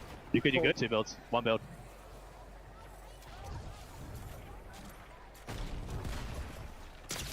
Bro, you're crazy. Let's go, bro. Oh my god, insane, bro. I just cannot believe in that moment when the shockwave back up to high ground. He's literally getting eaten alive by the storm, and he should have gone down. I'm talking milliseconds there before he just finds his way just barely outside his zone and then goes on to win that game, Kelly. Also, is Ozzy Antics better than Mongrel and Mr. Savage? He did eliminate Mr. Savage in the practice matches yesterday, and now he eliminates Mongrel today on show day. But look, Cooper and Zemi, we have to talk about them. They took home the win on the first match, and now getting 2nd place in the hands of Peterbot. I'm telling you, it's a repeat of the Global Championship. Pete did not want to let that one slide, but Cooper and Zemi have been playing incredibly consistent, and it's exactly what they need to do to maintain themselves in the 1st place spot. To be in a final 3 teams and to literally be a solo player against Peterbot and Ozzy and Cold and Courage and to still have your composure, that is why Cooper is a global champion. And to get 2nd place as well, to get these eliminations, just leading them to victory. And although it is a 2nd place, if you are going to be in this solo situation, this is a best case scenario. Any other player gets hit by that shockwave, but it had to be Peterbot. It had to be Peterbot, and it took Cooper half a millisecond to get eliminated. This is going to be interesting. Guys, I don't know if you remember this. Hold on, that's right. So Cooper's a global champion, yes, and he won when it was a 1-day format. So could we see history repeat itself? I think that is definitely a likely possibility, especially looking at the stats there from Cooper. An average placement of 3.8 out of 20 teams is a pretty dang good placement. definitely good odds. We do have 2 more matches to be played out, so you know all they have to do is keep it up. But look how close it is. You said it, 3 points from first to second, and right behind them, we can't put them out yet. Seti and Daya in 3rd place with 41 points. This is still anybody's game. Where are they? Like, what is going on? We're never seeing them, and yet they're in 3rd place? No, we see them. We see Seti a lot in the end game as well, and obviously Daya being an incredible competitor. We do see them, honestly, frequently in the end game, so it doesn't surprise me too much to see them in 3rd place. I think what we should have seen is their names a lot earlier in the people's predictions. A lot of people just kind of overlooked them, and obviously they're not going to be overlooking them now. They are so stealth mode right now. I mean, this is crazy. Also, Cold encouraged JD in that last game. Courage said, half break? All right, I'm waking myself back up. And in case you guys didn't see, he was out here doing push-ups not that long ago and then goes on to put on a performance like this. Okay. I think he needs to do push-ups more often in between games. I think that might honestly get the juices going because he was doing such a good job there following Cold T to T, box to box, doing such a good job running that low ground, getting so many eliminations and kind of just pushing everyone else out of the way. I'm actually loving this so much from Courage. I want to repeat what we said before, but Courage literally played more tournaments this past week than he had from 2020 to now, and he is keeping up with Cold. He is staying together with his teammate. The chemistry is looking amazing, and I am honestly incredibly impressed with how they've been performing. Look, Courage is an OG, all right? This guy has been around competitive play for a very, very long time. And I can just, you know, we definitely appreciate that he's been putting in that work, and it shows. Like, obviously, when the camera comes on, he's gonna be Courage, right? Loud, funny, gonna make you, you know, laugh every single time. But when that bus launches and he jumps out, it's serious time. No, I mean, we saw it from even 2 weeks ago. He immediately started practicing as soon as we saw, I think he got a little nervous when he saw that Cold, you know, the reigning Major 2 champ, was announced. And he wanted to bring the energy that we're seeing right now to all of you to prove to not just himself, but to everyone that, yes, I might have been the 2nd place Fortnite first Pro-Am, but I'm here again, and I haven't dropped anything. It's what you love to see from the 2018 Pro-Am 2nd place, now once again here in 2025. He talked about eating 12 bananas. He talked about the push-ups. Maybe it's these routines that are helping him out, but all we know is we've got 2 games left, and they've got to make it happen. Dude, I don't even know how this ends, right? Again, with moment to moment, this could change. This could be mad chaotic. I mean, I'm still, you know, where is Clix and Lacey, right? We kind of saw that last game. Lacey did kind of get picked off, kind of got cornered there for a situation, but Clix is still being Clix, right? This is still looking like Major 2 Clix. You could not put anybody out of the competition. We saw what Peterbot and Ozzy just did. They went from 7th to 2nd place, almost first in a single match. They're still in the top 10. All they need is 1 good game again, and they are more than capable of getting it. Yeah, still being in 7th place right now. I mean, if you look at the points, they're about 18 points below, which is obviously a big chunk, but we know that Clix can really lock in. We've seen Clix go for those W key games, so I definitely think there's a possibility of them to jump up the leaderboard, just get a few more elims and points, and set themselves up in the top. I'm curious, do we think that with 2 games left to go, I mean, clearly the competition is fierce. Do we just say, that's it? Everyone swap up your drop spots. We're going for the 1st place. We're landing on them. We want to win. Let's take them out. And then suddenly we're feeling like that invitational once again. I mean, if everyone changes up their drop spots, then no one changes up their drop spots, right? I don't know if that just kind of makes everything. I'm up for it. I'm up for it. Okay, Alex kicked it off, kind of splitting up with where Loser Fruit was dropping. So maybe, you know, in the last game, I don't know if this next one, but maybe the last match of the day, we'll see something interesting. How have you guys been enjoying this? I mean, this is just so chaotic. What's crazy too is like no 2 games have felt like the same. And sometimes in the FNCS you forget that, right? It's like, oh, high ground win. Okay, high ground win. Oh, low ground win. You know, and it's similar, but this is just like, you look over and you're like, okay, I guess Peterbot just has a mythic pulse. I don't know. I mean, we keep talking about these practice games, and what we saw was a lot of heal-off potential. And I think a lot of these players initially in games 1 and 2 had a lot of heals going into the end game, but I think they're starting to realize that this is more, I don't think we've actually seen a heal-off just yet. It's been way more aggro. I honestly thought there was going to be more heal-offs, especially looking at the practice games from yesterday. It's what I thought might happen, but we haven't seen that. Even Cooper and Zemi in the first match were saying, Cooper said, you know what, we don't even need to go high. Let's just drop low. We'll get more eliminations. We'll get more opportunities, and it's working out for them so far. Cooper and Zemi, man, they are just so good right now. I also did want to highlight in that last game, we got to finally see Thomas HD and Somerset.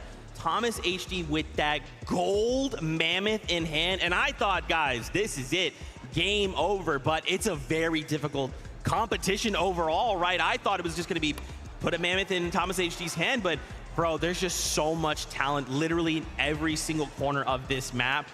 With 2 games left to go, anything can happen. 100%. I mean, Peterbot Alex were tied for the most eliminations. 3rd place, it was Thomas HD with that mammoth in hand. We saw him hitting his shots, getting those eliminations. Now, unfortunately, they didn't make it as far into the end game as they would have liked, but hey, you still got 2 matches left. You can still make it happen. Yeah, that one shot onto Shota and then almost eliminating Koyota as well was absolutely phenomenal. And that's what we expected out of Thomas HD, especially with the mammoth. You know that Vivid was very excited when he saw that in Thomas HD's hands. But like you said, they're so good at the early and mid game, but being able to kind of control this end game, which is so much more chaotic than the normal FNCS, which is affecting both of them, honestly. Thomas HD and Somerset are more used to that standard mode, but I'm used to some more Fortnite. Yes, let's go. Game number 5 is ready. So casters, back over to you. Thank you so much. And with 2 games left, one of the biggest things I've noticed while looking at that leaderboard, this isn't as elimination heavy as we thought it was going to be. It's come down to straight consistency throughout these 4 games. You say that, but when Peterbot and us here in the lobby, especially Peterbot, eliminations might actually be the real recipe for success, but we got game 5 ready to go.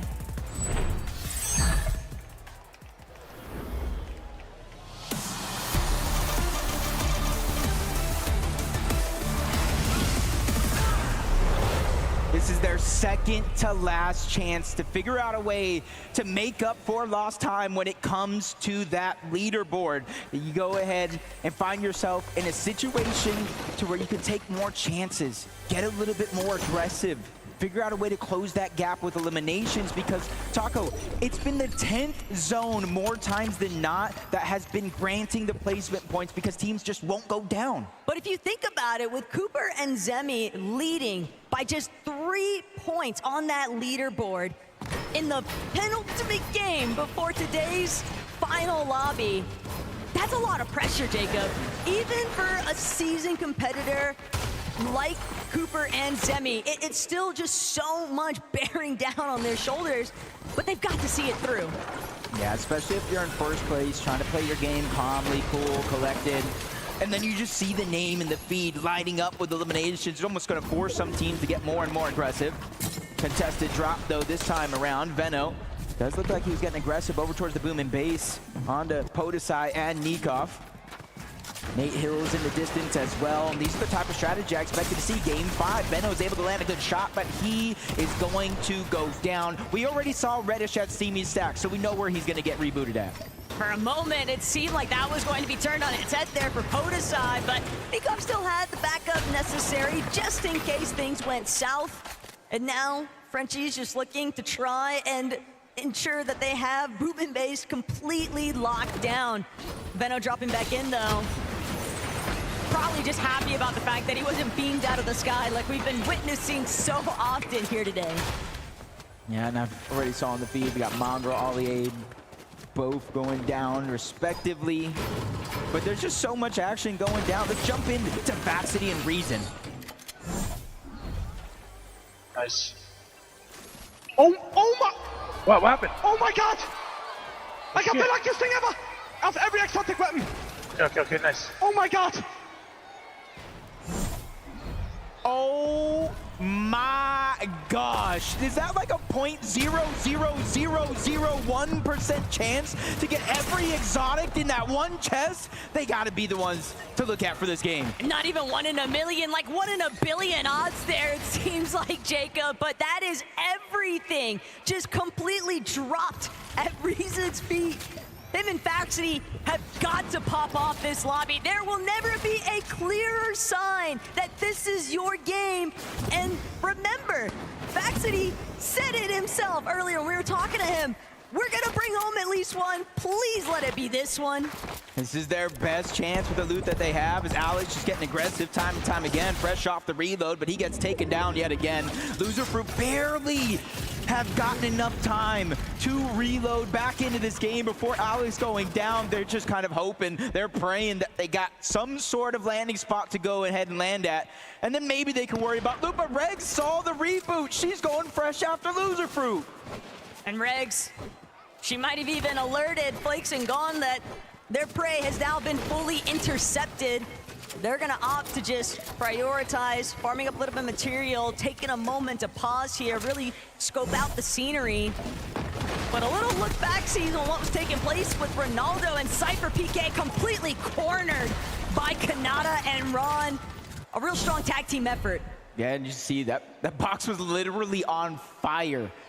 There was no way for Cypher to really escape besides going at him, and almost looks like he got farmed again by Ozzy this time around. Moxie's trying to stay alive, get these reboots, but this is the last place on this entire island I would want to try to stay alive to get the reboots, because Cypher is getting the Ollie A treatment. But Cypher will manage to escape Peterbot for the time being.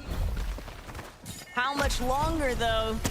Aussie just gonna continue the conversation instead, pick up where Pete left off. That's some heads-up awareness from his duo mate, and that's the kind of chemistry that we've been witnessing come out really strong for Aussie and Peterbot at times. And Jacob, 5th matchup, 3 points away. I cannot emphasize on it enough, because that is such an easy striking range.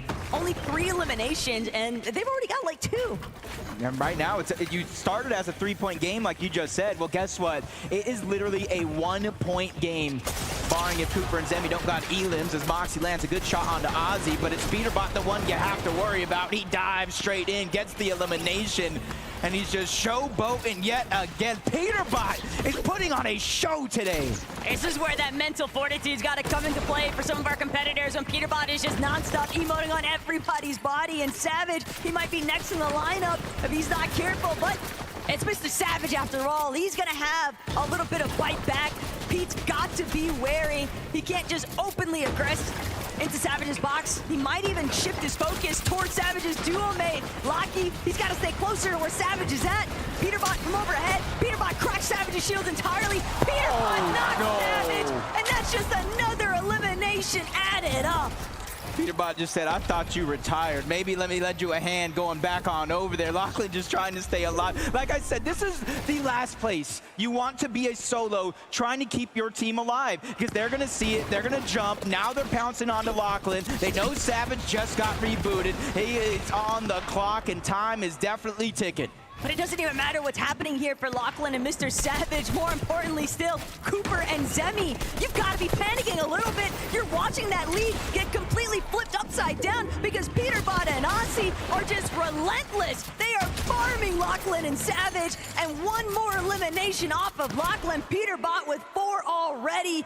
There's got to be some form of a disengage, but Savage, he'll meet his end. A full duo wipe. And that might actually be the best case scenario, though, for Zemi and Cooper. 100% best case scenario, because now there's nobody to farm out of the sky. And just like that, Peterbot and Ozzy have a 2-point lead over the competition and are not looking to slow down yet. Ozzy looking over, seeing that team building up on top of Slurpee Swamp into the distance. He said, yo, Pete. And he's just sharing up that information and letting him decide where they want to push next.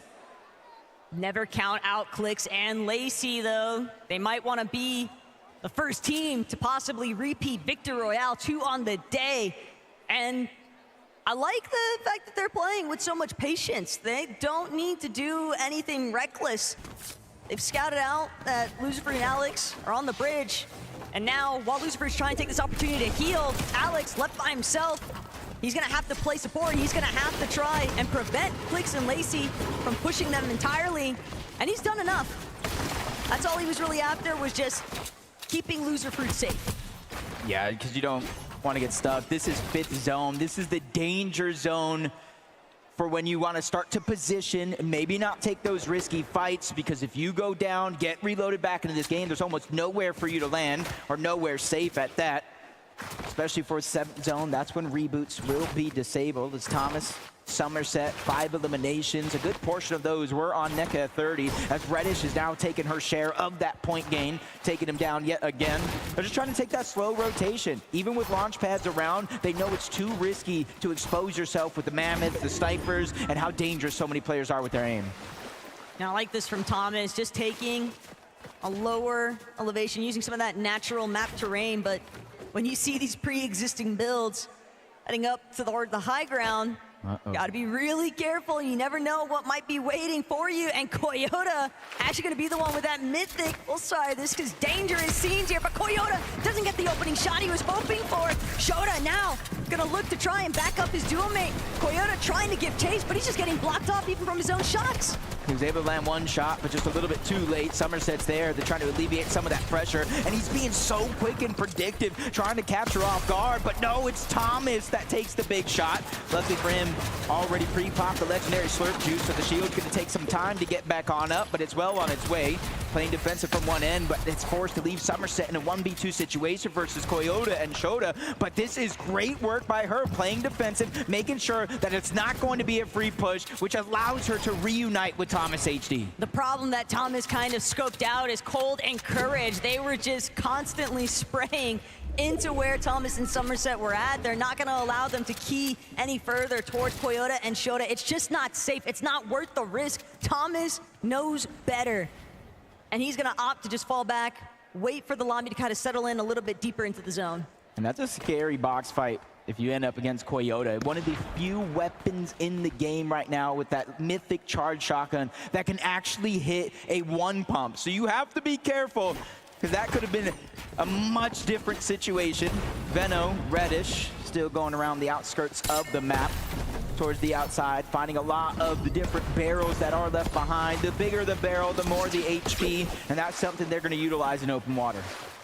This is very familiar scenes, though, for Veno. He loves his dead side rotations, and it's a good heads-up play. You want to stay away from where so much of the attention is being drawn more towards that center zone, and with the way that they're basing up on a little bit of elevation, they might even have a great opportunity to kind of just pick off some other late straggler rotating teams.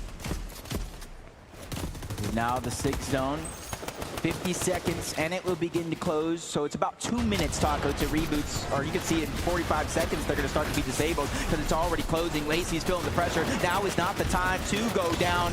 Ozzy's even pickaxing, trying to take control of these pieces. They know danger is looming around any one of these corners, and as soon as they drop down, they start to feel that feeling of safety, but it doesn't slow down. They're the focus of the lobby as of now. They're barely getting just the smallest opportunities to try and restore some of that shield, but Clicks, Lacey, they're just gonna shockwave out. They're gonna take their odds, just catapulting themselves further, but the lobby is not letting up. Clicks so incredibly low. Lacey cracked as well. Queasy on the other end of things, but Flakes, he sees the white ticks. He wants to keep barreling them with pressure, and Clicks, Lacey, they are just at their wits' end. They're practically out of material. If anybody else even spots out the fact that they're under so much heavy fire, they might just look to steal this one away from the rest of the lobby. I gotta admit, it was Reason and Faxity. They have that exotic red eye, which means there's explosive damage, destroying a lot of those builds, which kind of started that lobby focus in general. Bad luck for Clicks and Lacey, because now they just have very, very few materials. Reboots disabled. They're going to need an important elimination if they're looking to get back into this game. Kanata, Stable Ronaldo looking through these cones, trying to figure out when and where they have to rotate. They spot out Faxity and Reason. They don't even know the treasure trove they behold right above them. That's a good hold, though, by Faxity, not allowing those floors to get fully chopped out. Kanata and Ron, they're going to have to default to a different strategy, and that might just be crash padding forward, trying to make sure they stay closer towards that front side. So many of our teams, though, have just been kind of duking things out in the low ground here, Jacob. And Clicks, Lacey, they're going to have to be a part of that because they need a refresh, probably more than everybody else that's still left standing right now. Yep, 3 builds split between the 2 players. Hooper, Zemi already starting to rotate on over. There's a couple of chances here for Clicks and Lacey to start to get aggressive, but they're just waiting to catch somebody off guard. a nice maybe 200 damage, and it's Ozzy, the ones that looks like they're going to pounce on him first. Peterbot already made his way on out, and now he's going to be by himself because they go ahead and take down Ozzy and get the loot they desperately need to stay alive. But it's just not enough material. Lacey still has 0 builds to work with, and there are shots coming in from every direction. They're just playing a little bit too close towards that backside of zone. Teams know that this is an injured duo. They are not healthy enough to keep pressing forward. But Jacob, he's lost in the fray. Cammy gonna be the only one left standing now at that duo, and Thomas with that mammoth pistol trying to see if he can take somebody else's head off. This is where you really have to be careful and thoughtful of your shockwaves and your crash pads, because someone just like this is gonna deal so much damage just like that. Queasy just gets deleted out of the sky, and their chances for high ground go out the window because it looks like it's Thomas HD and Somerset's turn to claim it as their own. And Thomas all too happy to take over, but that's where things went south for Jacob. Just beam from the sky. No rotation is safe when you've got somebody like Thomas on high ground with that mammoth. But look at Baxity and Reason. Reason said he's feeling lucky, but he's gonna need more than luck to make his way up this hill face. Thomas, Somerset already beat him to the punch. Peterbot, no Aussie, but Peterbot, he's been here before, Jacob, and the last time we saw him, he managed to make it work. With only 2 shockwaves, though, all that's left, that's his primary rotation to make it from point A to point B. But he does have blue pump and the gold mammoth. 1 pump around any corner, just like that. Nick at 30 is going to go down.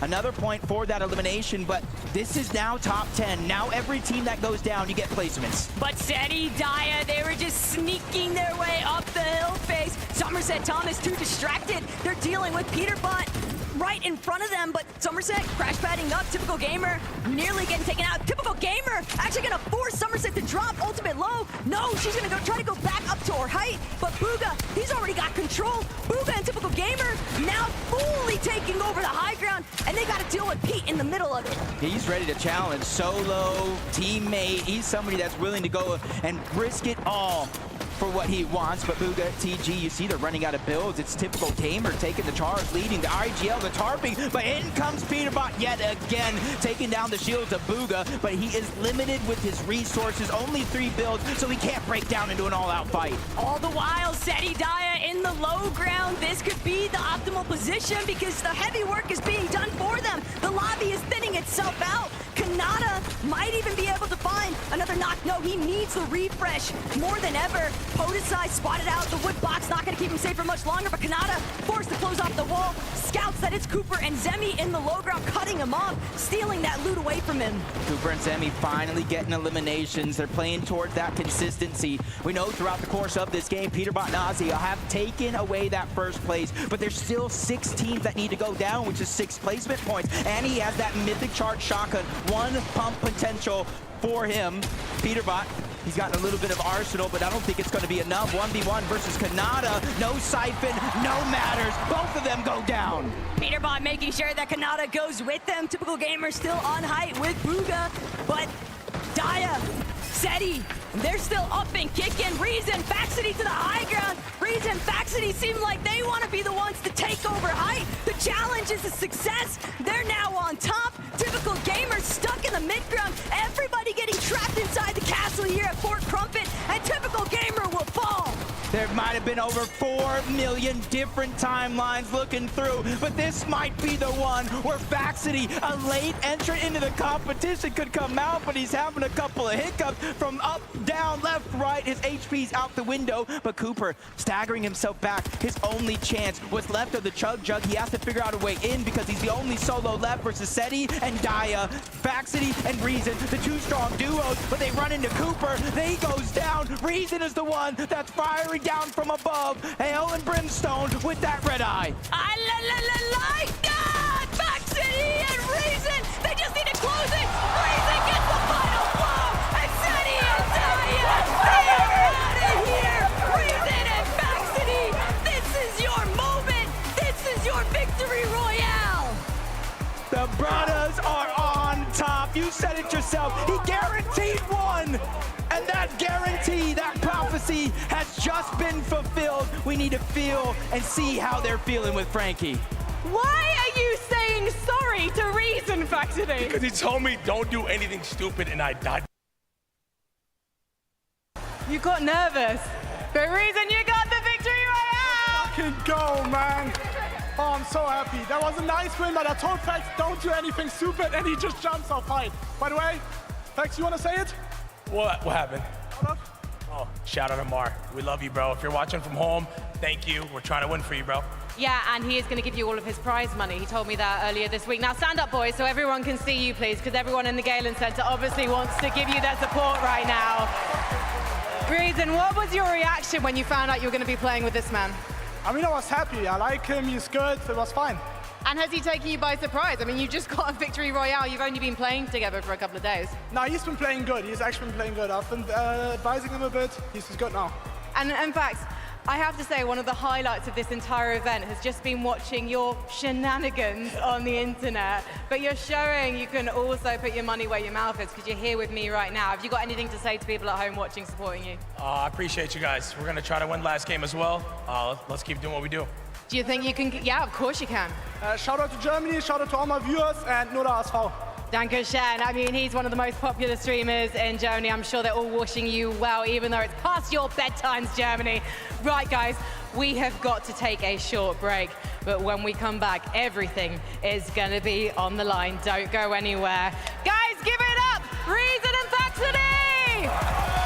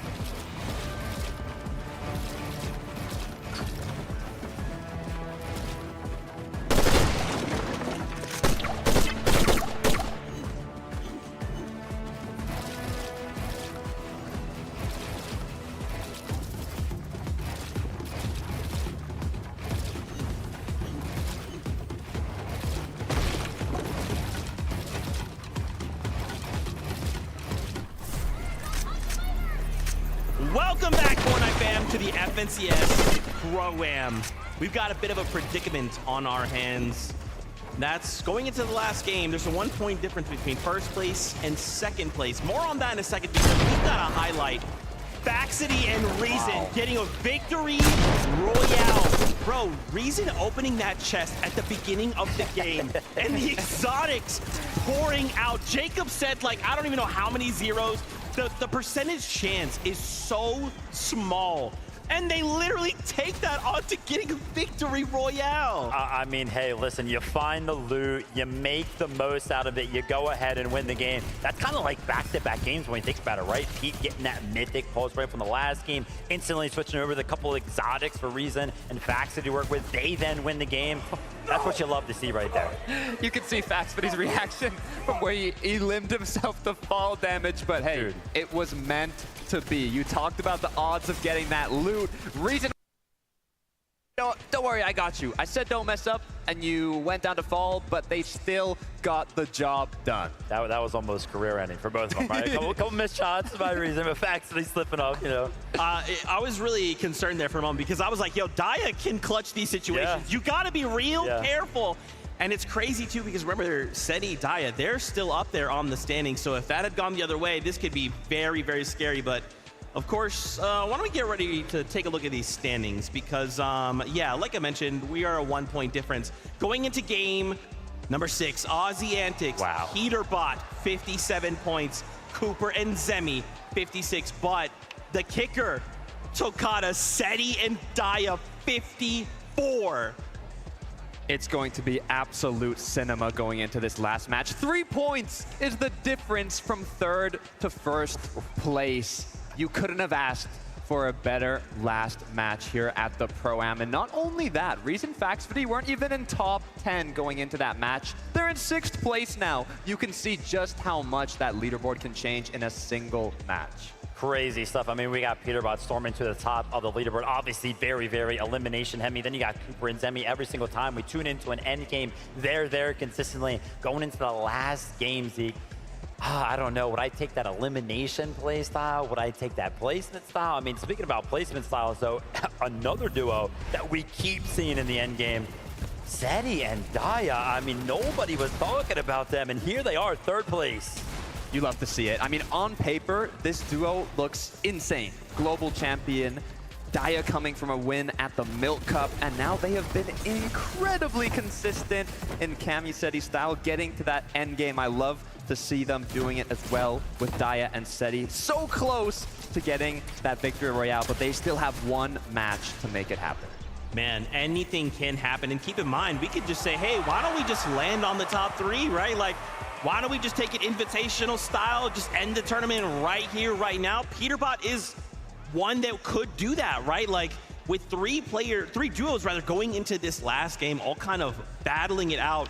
Y'all have to keep your eye on the elimination feed. You got to make sure you're following, okay, if one goes down, where's that other player? Are they safe? Because we need the reload. You've got to imagine, though, right? That's something that we've actually already seen. Game 2, Peterbot and Aussie trying to actually go over there, land on them, but it didn't actually end up working out. Is that going to kind of play a part into that decision-making? Like, oh, listen, we already tried that. Didn't work out. We should not do it again. That's the big question, because there's 3 duos that are in that 3-point difference from first place. But if they all start battling it out at the start of the game and they all get eliminated, then it's free pickings for everyone else. I still am blown away by that exotic chest, bro. And the fact that Faxity and Reason got a victory royale. We have a listen in from that last game. Let's check it out. I'm up. Is he build fighting? Is he almost? No. How many builds do you have? I have 7. I have 10. 100. Right here, 100. Dead. Nice. I think I'm going for that. Yeah, go. Watch out, you don't get shot. Oh my god. Are you done? I'm good. Dead. I'm front. Ready? They knocked each other. 3. I'm front. 1v2. Nice. I'm front. Don't do anything dumb. I'm not. I fell. No. Come on. No, please. Come on, Razan. No. Come on. Bro, I'm telling you, like I said, you got to be careful. Dia can clutch those situations, and for a moment, I was like, no, it's over, Reason. But again, those exotics, bro, those exotic weapons, so rare, so powerful. I mean, that's just why we love Faxi, right? I mean, the guy gets shockwaved in the storm by his teammate, just laughing at it. He's like, just having a good time. Said no worries. Look, they both kind of made a little mistake there, but hey, the win is what matters. Guys, the last game, the 2025 FNCS Pro-Am is ready. Who will take home the trophy for the last time today? Take it away, casters. This is ridiculous. Easily the highlight listening of the day so far, though. Reason and Faxity, they might have brought it home in Game 5, but that leaderboard is entirely too tight for comfort, Jacob. It's a 3-horse race. I know, we can honestly see one of the first times where the winner of the game wins the entire thing. That would just be the cherry on top, but I just love how close, how entertaining this entire thing has been. Look, if you're not excited after what just happened in Game 5 and even all the lobbies before that, I don't know what to tell you, because this is peak entertainment for both of us, especially. We've got the best seat in the house. Yeah, I just want to know, anybody in the chat, anybody watching at home, who is going to win? Who do you guys think? I'll be looking to see what names you guys are typing. Everybody in the arena, I think they all have their favorites as well. Peterbot fans, the Clix fans, and I want to see Clix. He already has one win today. If he can figure out a way to bring that back, you know, who knows what can happen. Game 6 might just be absolute mayhem, though, because some of our creators, some of our pros, maybe they decide, hey, what if we just make some uncontested off-spawn fights, now some heavy slugger matchups?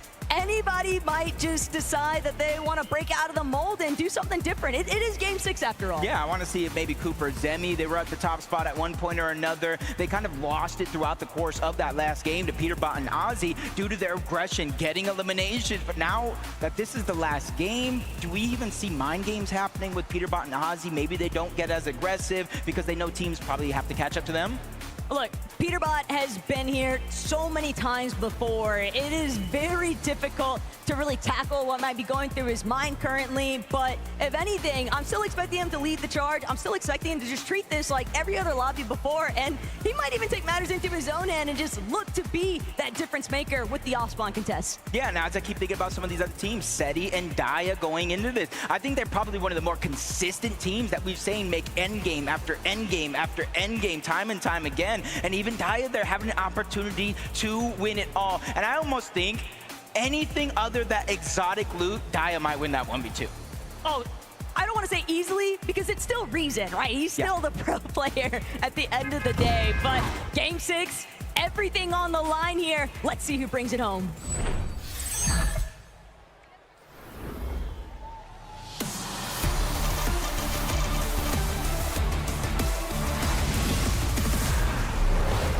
All of our competitors know that this is their last chance, the last stop the Battle Bus is gonna make in the 2025 FNCS Pro-Am here at the Galen Center. I better hear you guys get real loud for these pros as we seal the deal on what comes next.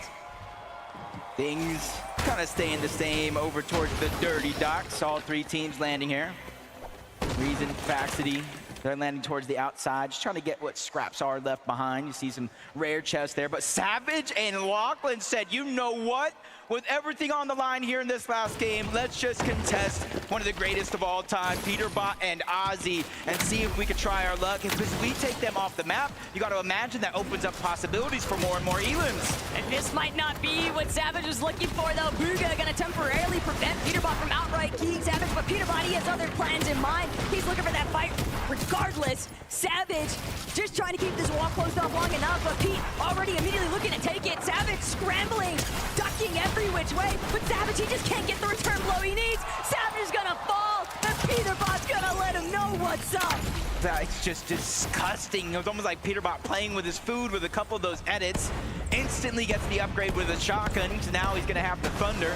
With the red eye, they're saying, hey, just keep on coming. Savage gets reloaded right above. That's where they're gonna look up and try to land the shots, but just a little bit too late and slow to go ahead and attack that one. And that gives it up to Booga and Typical Gamer.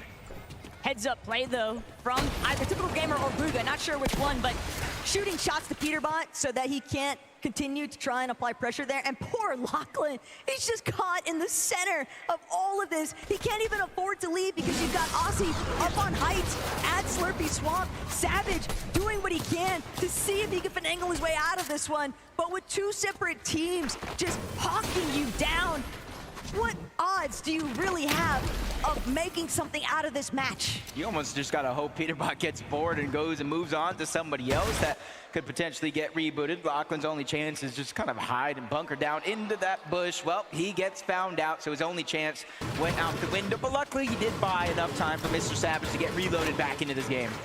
But hey, can't discount what Seti and Daya have been able to accomplish throughout the course of our lobbies today.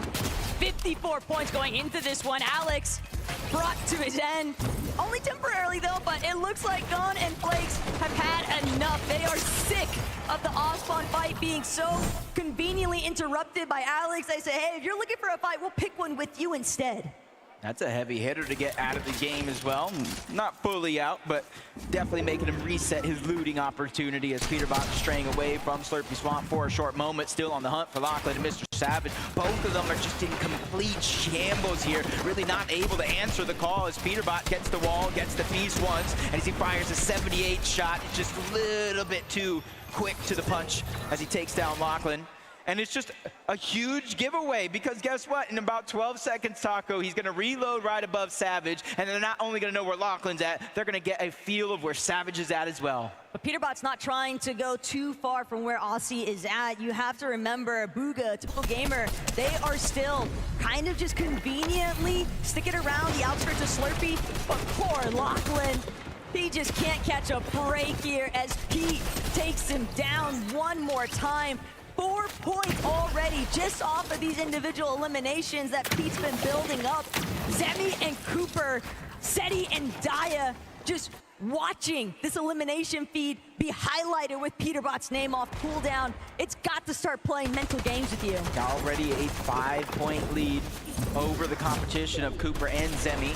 More so over Seti and Diaz. Kanata and Stable Ronaldo just below them, 4th place on the leaderboard. They're going to need a monster last game. I'm talking 20, maybe 25 elims and the win. What a way to start it off, though. Nice shots on the Cypher PK, and that's the first elimination in the books. Look, Kanata, all he wanted was South Zones, and I get that that hasn't necessarily gone your favor, but Ron and Kanata are still here to play, Jacob. They are not giving up, and the expectations that they both set for themselves, they're strong competitors, and they're strong-hearted competitors at that.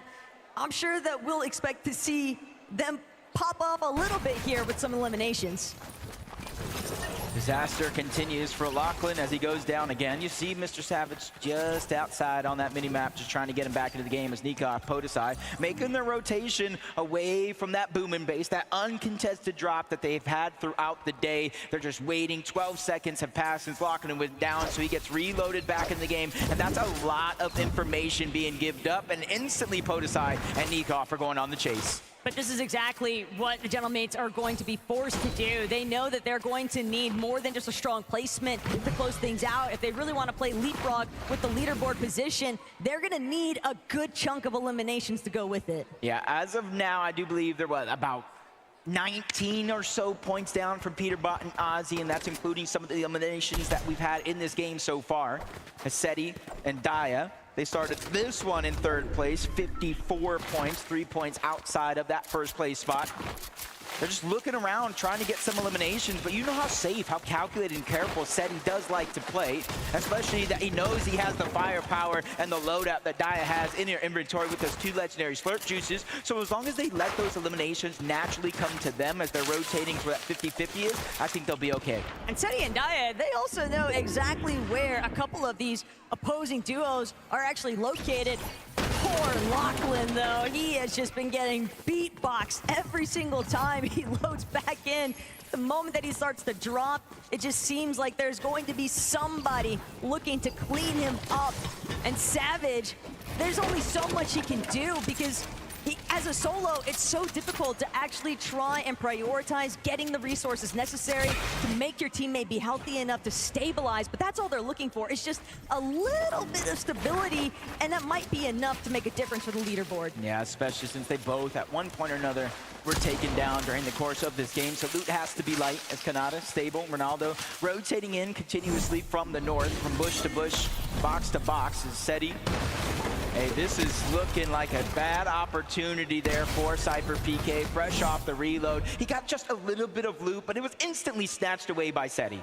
All Seti really wanted in the first place, with their full intention of hovering around that stilt town. They knew Cypher, somebody, it just keeps dropping in. Cold, picking some shots at his IGL. But Cold knows better than most. You take the advantages when you have them, but he doesn't necessarily need to try and force that engagement. It's a little bit of damage. The knock would have been nice, but if he doesn't get the clean headshot, he'd rather just move in towards the zone, prioritize positioning, and then you can just peek back and control the flow of the lobby. Right now, Courage and Cole just trying to focus on their rotation. Starting this game about 7th place, 33 points. They're at least within grasp, especially if some of their competition above them on that leaderboard goes down early. Zemi and Cooper, they have placed top 7 in all 5 games, but they find themselves in 2nd place due to just the sheer aggression of Peterbot and Ozzy able to pick up those elimination and close the gap for the bad games that they had at the start of the game. And the scariest part too here for Zemi and Cooper is that every single time you can tell they're looking, they're hunting to see if they can find a knock, start building some elimination points of their own. But as long as there's mammoth pistols, as long as there's snipers, it's so dangerous to peek, because the moment that one of them gets taken out, they will just be so turbo focused, they won't have a chance to try and recover. Ooh, I like this loadout coming out from Clix. He has that mythic minigun. In reload, when you're almost essentially box to box away from so many other teams, all it takes is someone like Clix and this loadout to start a lobby focus. And then bam, there goes one player, there goes 2, it's zone 5, so they will have a chance to get rebooted back into the game as Savage and Lachlan seemingly still on top of figuring out how to make it work. It's Venish and Redo though, they're on the outside that are just closing in on that distance, and now Clix is joining in on some of that fun. There's just nowhere for Lachlan to land. The zone is already too tight, and everyone is just preventing this poor man from actually setting even 1 foot for longer than a second on the ground. And Lachlan, he might as well almost be forced to wait until the reboots turn off, because when that actually closes off, that will be the real green light for Savage. Okay, I'm fully a solo, but Savage is probably already playing like that.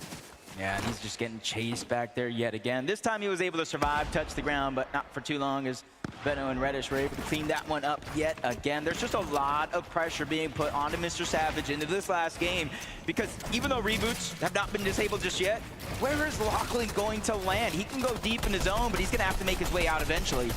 But look how Peterbot and Aussie, they just kind of creeped up a little bit onto this hill face that's just a little bit below where Benno and Reddish are at.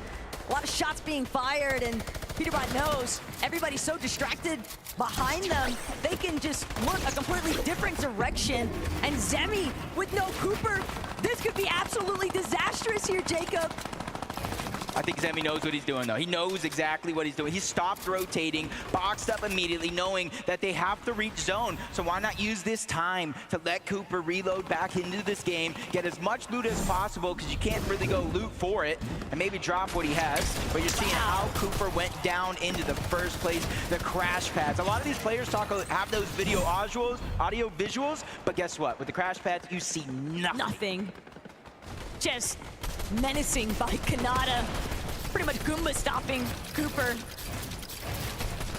And that's going to be a steep uphill battle for Zemi and Cooper to try and tackle. Clix and Lacey. That Mythic is just going to be very detrimental for so many teams caught behind them too, because players are going to try to seek out that elevation point that Clix and Lacey are on, and they just have the ultimate cutoff. Queasy and Nick They're the ones that are on the high ground. 4 now, 6 zone, relatively early, especially since we're gonna rotate around the map here in a couple seconds. And man, that is a max pull for a good portion of the lobby, including second place Zemi and Cooper. Zemi has no builds. Oh, Jacob, no. Zemi has 0 material, and it's really only just begun. Clix and Lacey, sure, we might be looking at them currently, but for the top 3, Zemi, Cooper, they're already having to function with all odds against them in terms of challenging for that first place position on the leaderboard. They're getting challenged not just on the top side, but for their second place spot as well. Seti and Daya have just tied them on 56 points. The only thing holding them above is that victory royale that they got in game number 1. And that's how close this leaderboard is. Those small differences, the tiebreaker scenarios could play a role. It's Queasy trying to lead the charge. He's going to go first, grab the high ground as Cooper grabs an important elimination onto Captain Shota. That was huge for Cooper and Zemi. Anything to kind of stem the bleeding that this duo has been dealing with. They have just been getting completely forced out of so many of their resources. So even the smallest lifeline can have a huge impact, but they still have so much left to tackle here, Jacob. He's picking up some eliminations as well. Queasy getting 4 for himself. Him and Nick once again having an amazing time on that high ground. And hopefully they can hold on to it, though. They do have the crash pads and a lot of players down below. We've seen the shockwave plays time and time again as Peterbot picks up his 5th elimination by itself. 6 as a team as him and Ozzy focus Kanata and Ronaldo towards the backside of the zone. And Peterbot, the fact that he's rocking those double chug jugs, that is a sight to behold. Obviously, the other competitors aren't fully aware of that fact like we are, but Pete's already aggressive in his own right. Having the double chug jug already unlocked for him just means that he can choose to go for those solo pushes and just trust Aussie to play supportive measures or defensive measures. His objective right now is survive. Just like Clix, and he has to do it by himself as a solo. Not sure how Lacey went down, but he is out of this one. Joining everybody else watching this one, seeing how Clix is going to get out of this tough situation. He does have the mythic minigun, but Toyota's there on the other side, pressuring him. You add in the shockwave, all those builds come crumbling down. It's a tough situation for anyone to be in, let alone a solo. But Pete, he's just got so much material, he doesn't mind giving up a little bit.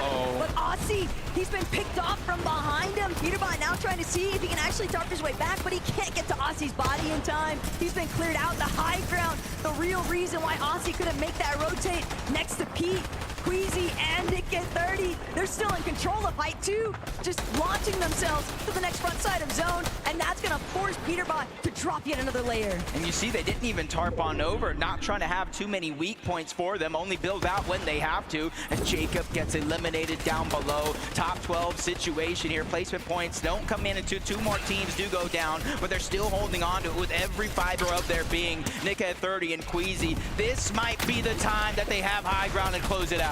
Clix is just so trapped in the backside of zone, barely managing to make it in off a sliver of HP, but Nick, Peterbot now continuing to just try and see if he can create any form of space for himself. He spotted out Thomas, but not sure that he's completely sold on actually taking this fight up close just yet. Peterbot gets a tag, but it's not a big enough one. He's gonna use that grappler instead to move on forward, but he's gotta be real careful. There are so many players starting to build a congestion on his layer. And if Peterbot were to fall here, he has a little bit of a cushion that Zemi, Cooper, Seti, Daya will have to overcome. And even one more point being cleaned up as he gets the elimination on to Clix. That's 6 solo eliminations for Peterbot. Him and Ozzy have 7 overall, and they're trying to continue to increase that lead. And you're seeing our top 3. Seti is now by himself. He's feeling that same pressure that Peterbot is. But wait a second, Zemi, Cooper, they might have just been reintroduced to this winning conversation. Seti getting sent so far outside into the storm. He's gonna have to use his chug jug way too early. Valuable seconds being ticked off here now. Trying to crank back up, trying to shockwave back into the zone. He does manage to make it, but only 20 left on that chug jug. Cooper loses Zemi though. Cooper's got to do this all by himself. Luckily for Cooper, though, he does have med kits, the legendary slurp juice, different options here. Everybody in our top 3 are now officially solo players trying to hunt here, basically trying to outmatch each other. Now placement points are starting to come in. Top 9, top 8 as another one's going to fall. That's Somerset that gets taken down. Kanata is now out of this game. The players are now getting closer and closer here toward the end game where our final 3 could face off. But that elimination that Cooper just got onto Queasy, that might just be enough time. Cooper doing what he can to try and see if there's any spare heals that he might be able to find back his own. But Peterbot takes out Seti and Daya. They're no longer in the conversation for first. Peterbot trying to hold strong to their position, but there's still other players to deal with. Cooper also doing the same on the low ground, and Peterbot's out of here. Cooper has the opportunity of a lifetime here to bring this one home. He needs placement. He needs eliminations. It's his chance to put up some big numbers here in the final game of the day. But he finds himself in a 1v1, v2 situation here for our final 3 players left in the game. And the duo, EU's finest, Podesai and Nikov, going against Gone. That's the solo player who shockwaves towards the top, tries to fire a shot as he drops down low. Cooper's just letting them handle things. He said free placement, I don't mind. Cooper, he might be looking to even try and send somebody back into the storm. He's got 5 shockwaves. He can buy himself a little bit of time. He's going to go straight up. He's going to throw that shockwave out, but it's not going to connect. Podesai going to get chopped out because of Cooper sending himself off the shockwave, but Cooper, he's just stuck between all of France here. Podesai and Nikov, they will find the Gentlemate's victory in Game 6 here, but the damage has been done. Cooper falling what he did. Your FNCS 2025 Pro-Am champions are decided. Peterbot and the Antics. Peterbot and Ozzy are the winners. Competition, Taco. Let's go. 6 games. You got Peterbot, reigning defending global champion. You got Ozzy, one of the biggest faces of competitive Fortnite. They went ahead and dominated with multiple eliminations. They got a victory royale. That's why your FNCS Pro-Am champions, Ozzy and Peterbot! Yeah!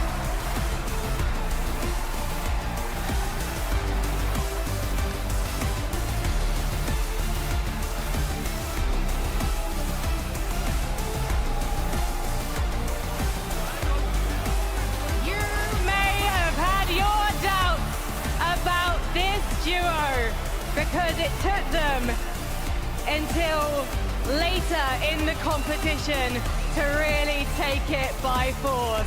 But once you had that victory royale under your belt, Peterbot, it was inevitable that you will be stood with me and this trophy. What does it mean to take victory at the Pro-Am? It means everything because now I'm back-to-back LAN winner, so. You are, and potentially you could be back-to-back later on, but that is something we need to discuss another time. Because right now, Aussie Antics, you must be so proud of yourself and Peter. I'm pretty proud. I mean, he's the GOAT. Everyone knows this is his win, but I did my best to try to make sure I didn't hold him down, and I didn't stop the run. And what's interesting is normally you are watch partying this man do his thing, and now the world is watching you win. What's that like? I mean, to be fair, in the last 2 games, you were watching me watch him again, so it felt kind of normal. He was solo clutching like crazy, but it feels amazing, genuinely. This is super fun. This was such a good event. And what is going through your mind when that need to win really takes hold? I don't even know. It just means everything. Does it come naturally? Do you enter a flow state? Yeah, I mean, like, after the win, I knew we were going to win the tournament because, like, the momentum from that game. And you've got so much insight now for when you're watch partying at NA Major 3, Aussie Antics, because you know what it's like to be on comms with this man. So can you give us some insight now? I mean, he did slow it down a bit for me, especially in that last game. He kept me with him, which I'm pretty proud of the fact that he cared enough to slow it down, but it's unreal. Trying to follow him is insane, but I'm just playing and it's just Elim. He's something else. Any words to your fans before I let you lift this trophy one more time? I appreciate all you guys, and I'm glad to bring it home again. Well, you know what?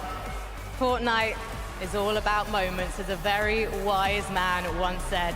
So let's make another one right now. Guys, if you'd like to take your position behind the trophy, and please Gannon Center, one more time! Make some noise for your 2025 FNCS Pro Champions!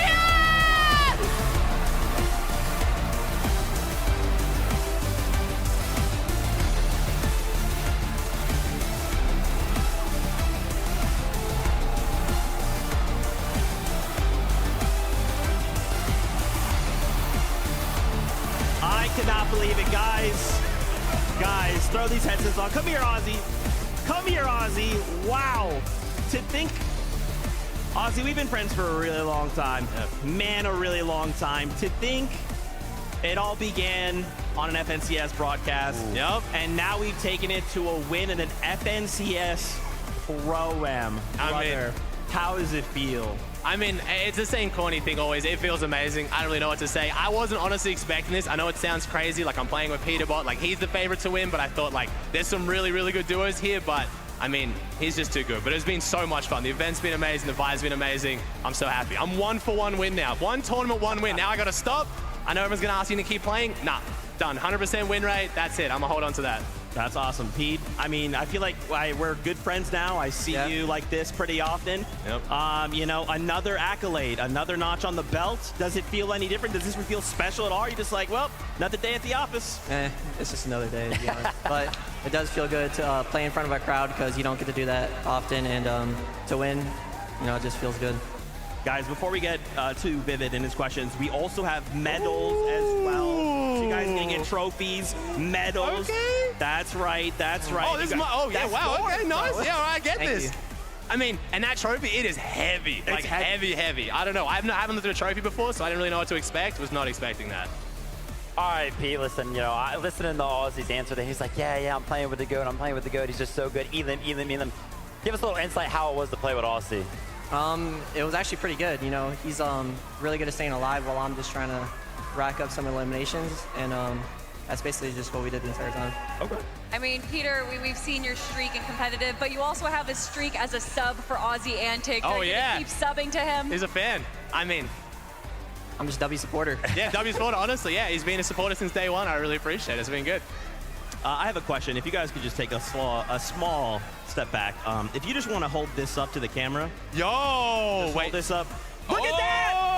Oh, let's go, baby. It was first official LAN win game and then the tournament. So, I mean, Peter, thank you so much, bro. You put OC on the map, man. Well done, bro. Got you, bro. You got this. How does it feel? Ozzy, it was you. Shout out to Lachlan for, of course, that map. Yep. You guys got OC a victory on LAN and a title. How does it feel? It's you, dude. I know. I don't think it'll set it until later as well. I do want to take the moment as well. It's also Mother's Day back home for me, so I missed my mom and my beautiful wife and her second Mother's Day, so shout out to them for being so supportive as well. But yeah, it feels amazing. It's been a surreal week meeting so many of my heroes and friends that I've met before.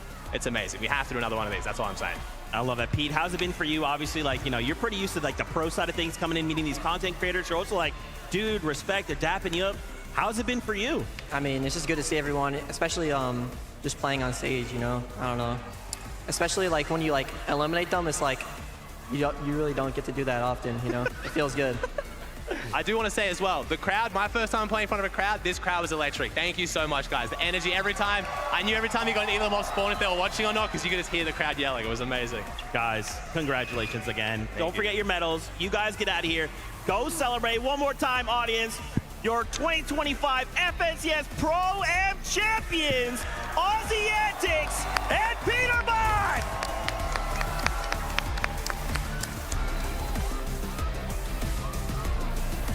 My goodness gracious. I'm telling you guys, me and Peterbot, we're really tight. We're good friends. We hang out often on this stage. Yeah, that is crazy though. So, you know, going into this, I think the first 3 games were a little bit of like a question mark, maybe like a little head scratcher, you could say. It's like, I kind of just expected Pete to come in and be like, yeah, 20 elimination bombs, and that didn't really happen for the first 3 games. But then the second half, he came alive. But I'm really happy that Pete gave one of the answers, right? And he was like, oh, listen, after we got that game win, I knew I was winning the tournament. And that's kind of what I was alluding at before. I was like, listen, we haven't really seen a Peterbot-esque game. And as soon as that one happened, as soon as they won that game, even he himself being confident, I was like, yeah, they're back towards the top of the leaderboard. The momentum's there. They went ahead and carried it all the way through Game 6. Champions.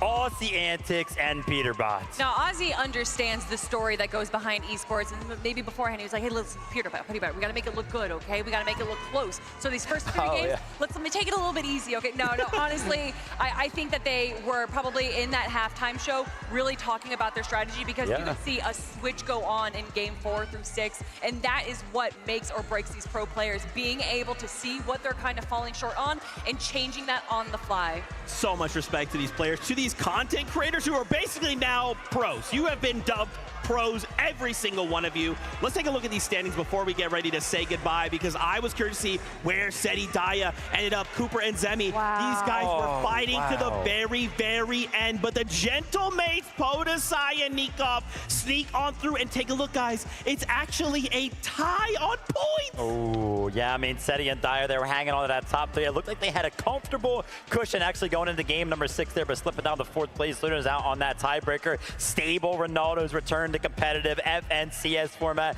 Kanata alongside him. They pick up a top 5 placement. I mean, you heard Takada talk about them at the start of the show. Gone and Flakes really showed up today, getting 6th place. Of course, Somerset and Thomas HD as well, being into our top 10. Honestly, everyone really impressed us, even the people that got last place. This has been such an incredible event. It's no longer just about who's the best, but also what can we provide for the community. And I think all 20 duos here provided so much entertainment and so much incredible Fortnite action.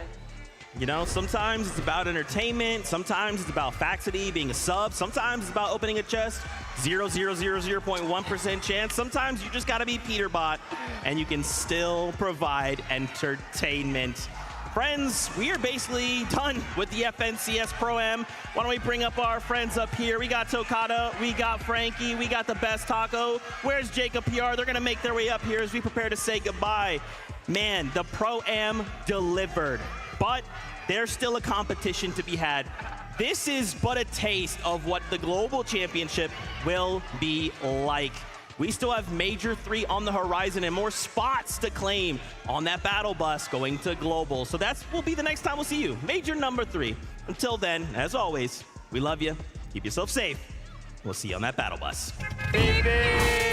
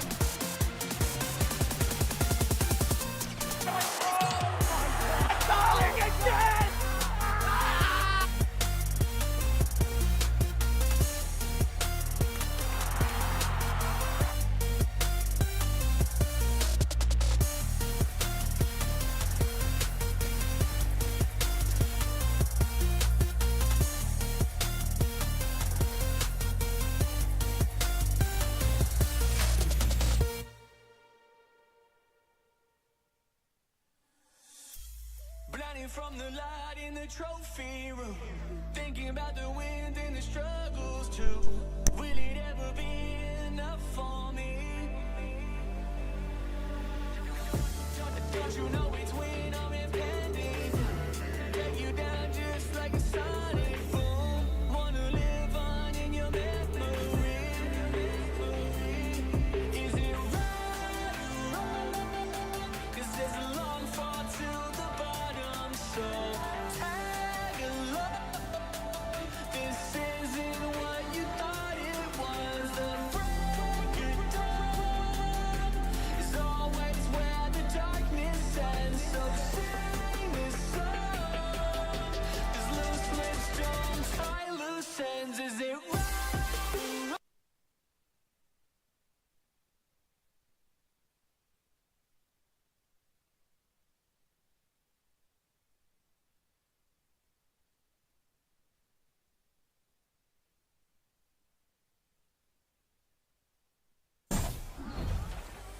Nice. Oh my! What happened? Oh my god! I got the luckiest thing ever! Of every exotic weapon! Okay, nice. Oh my god! Nice.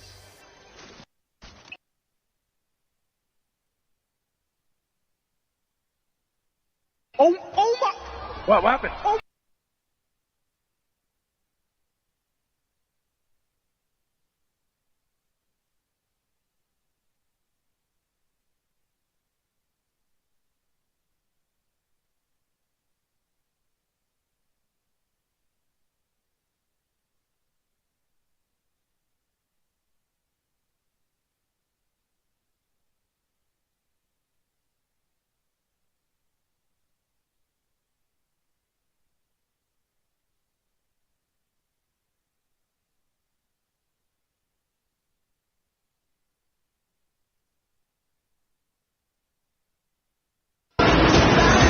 This place is just the start for us.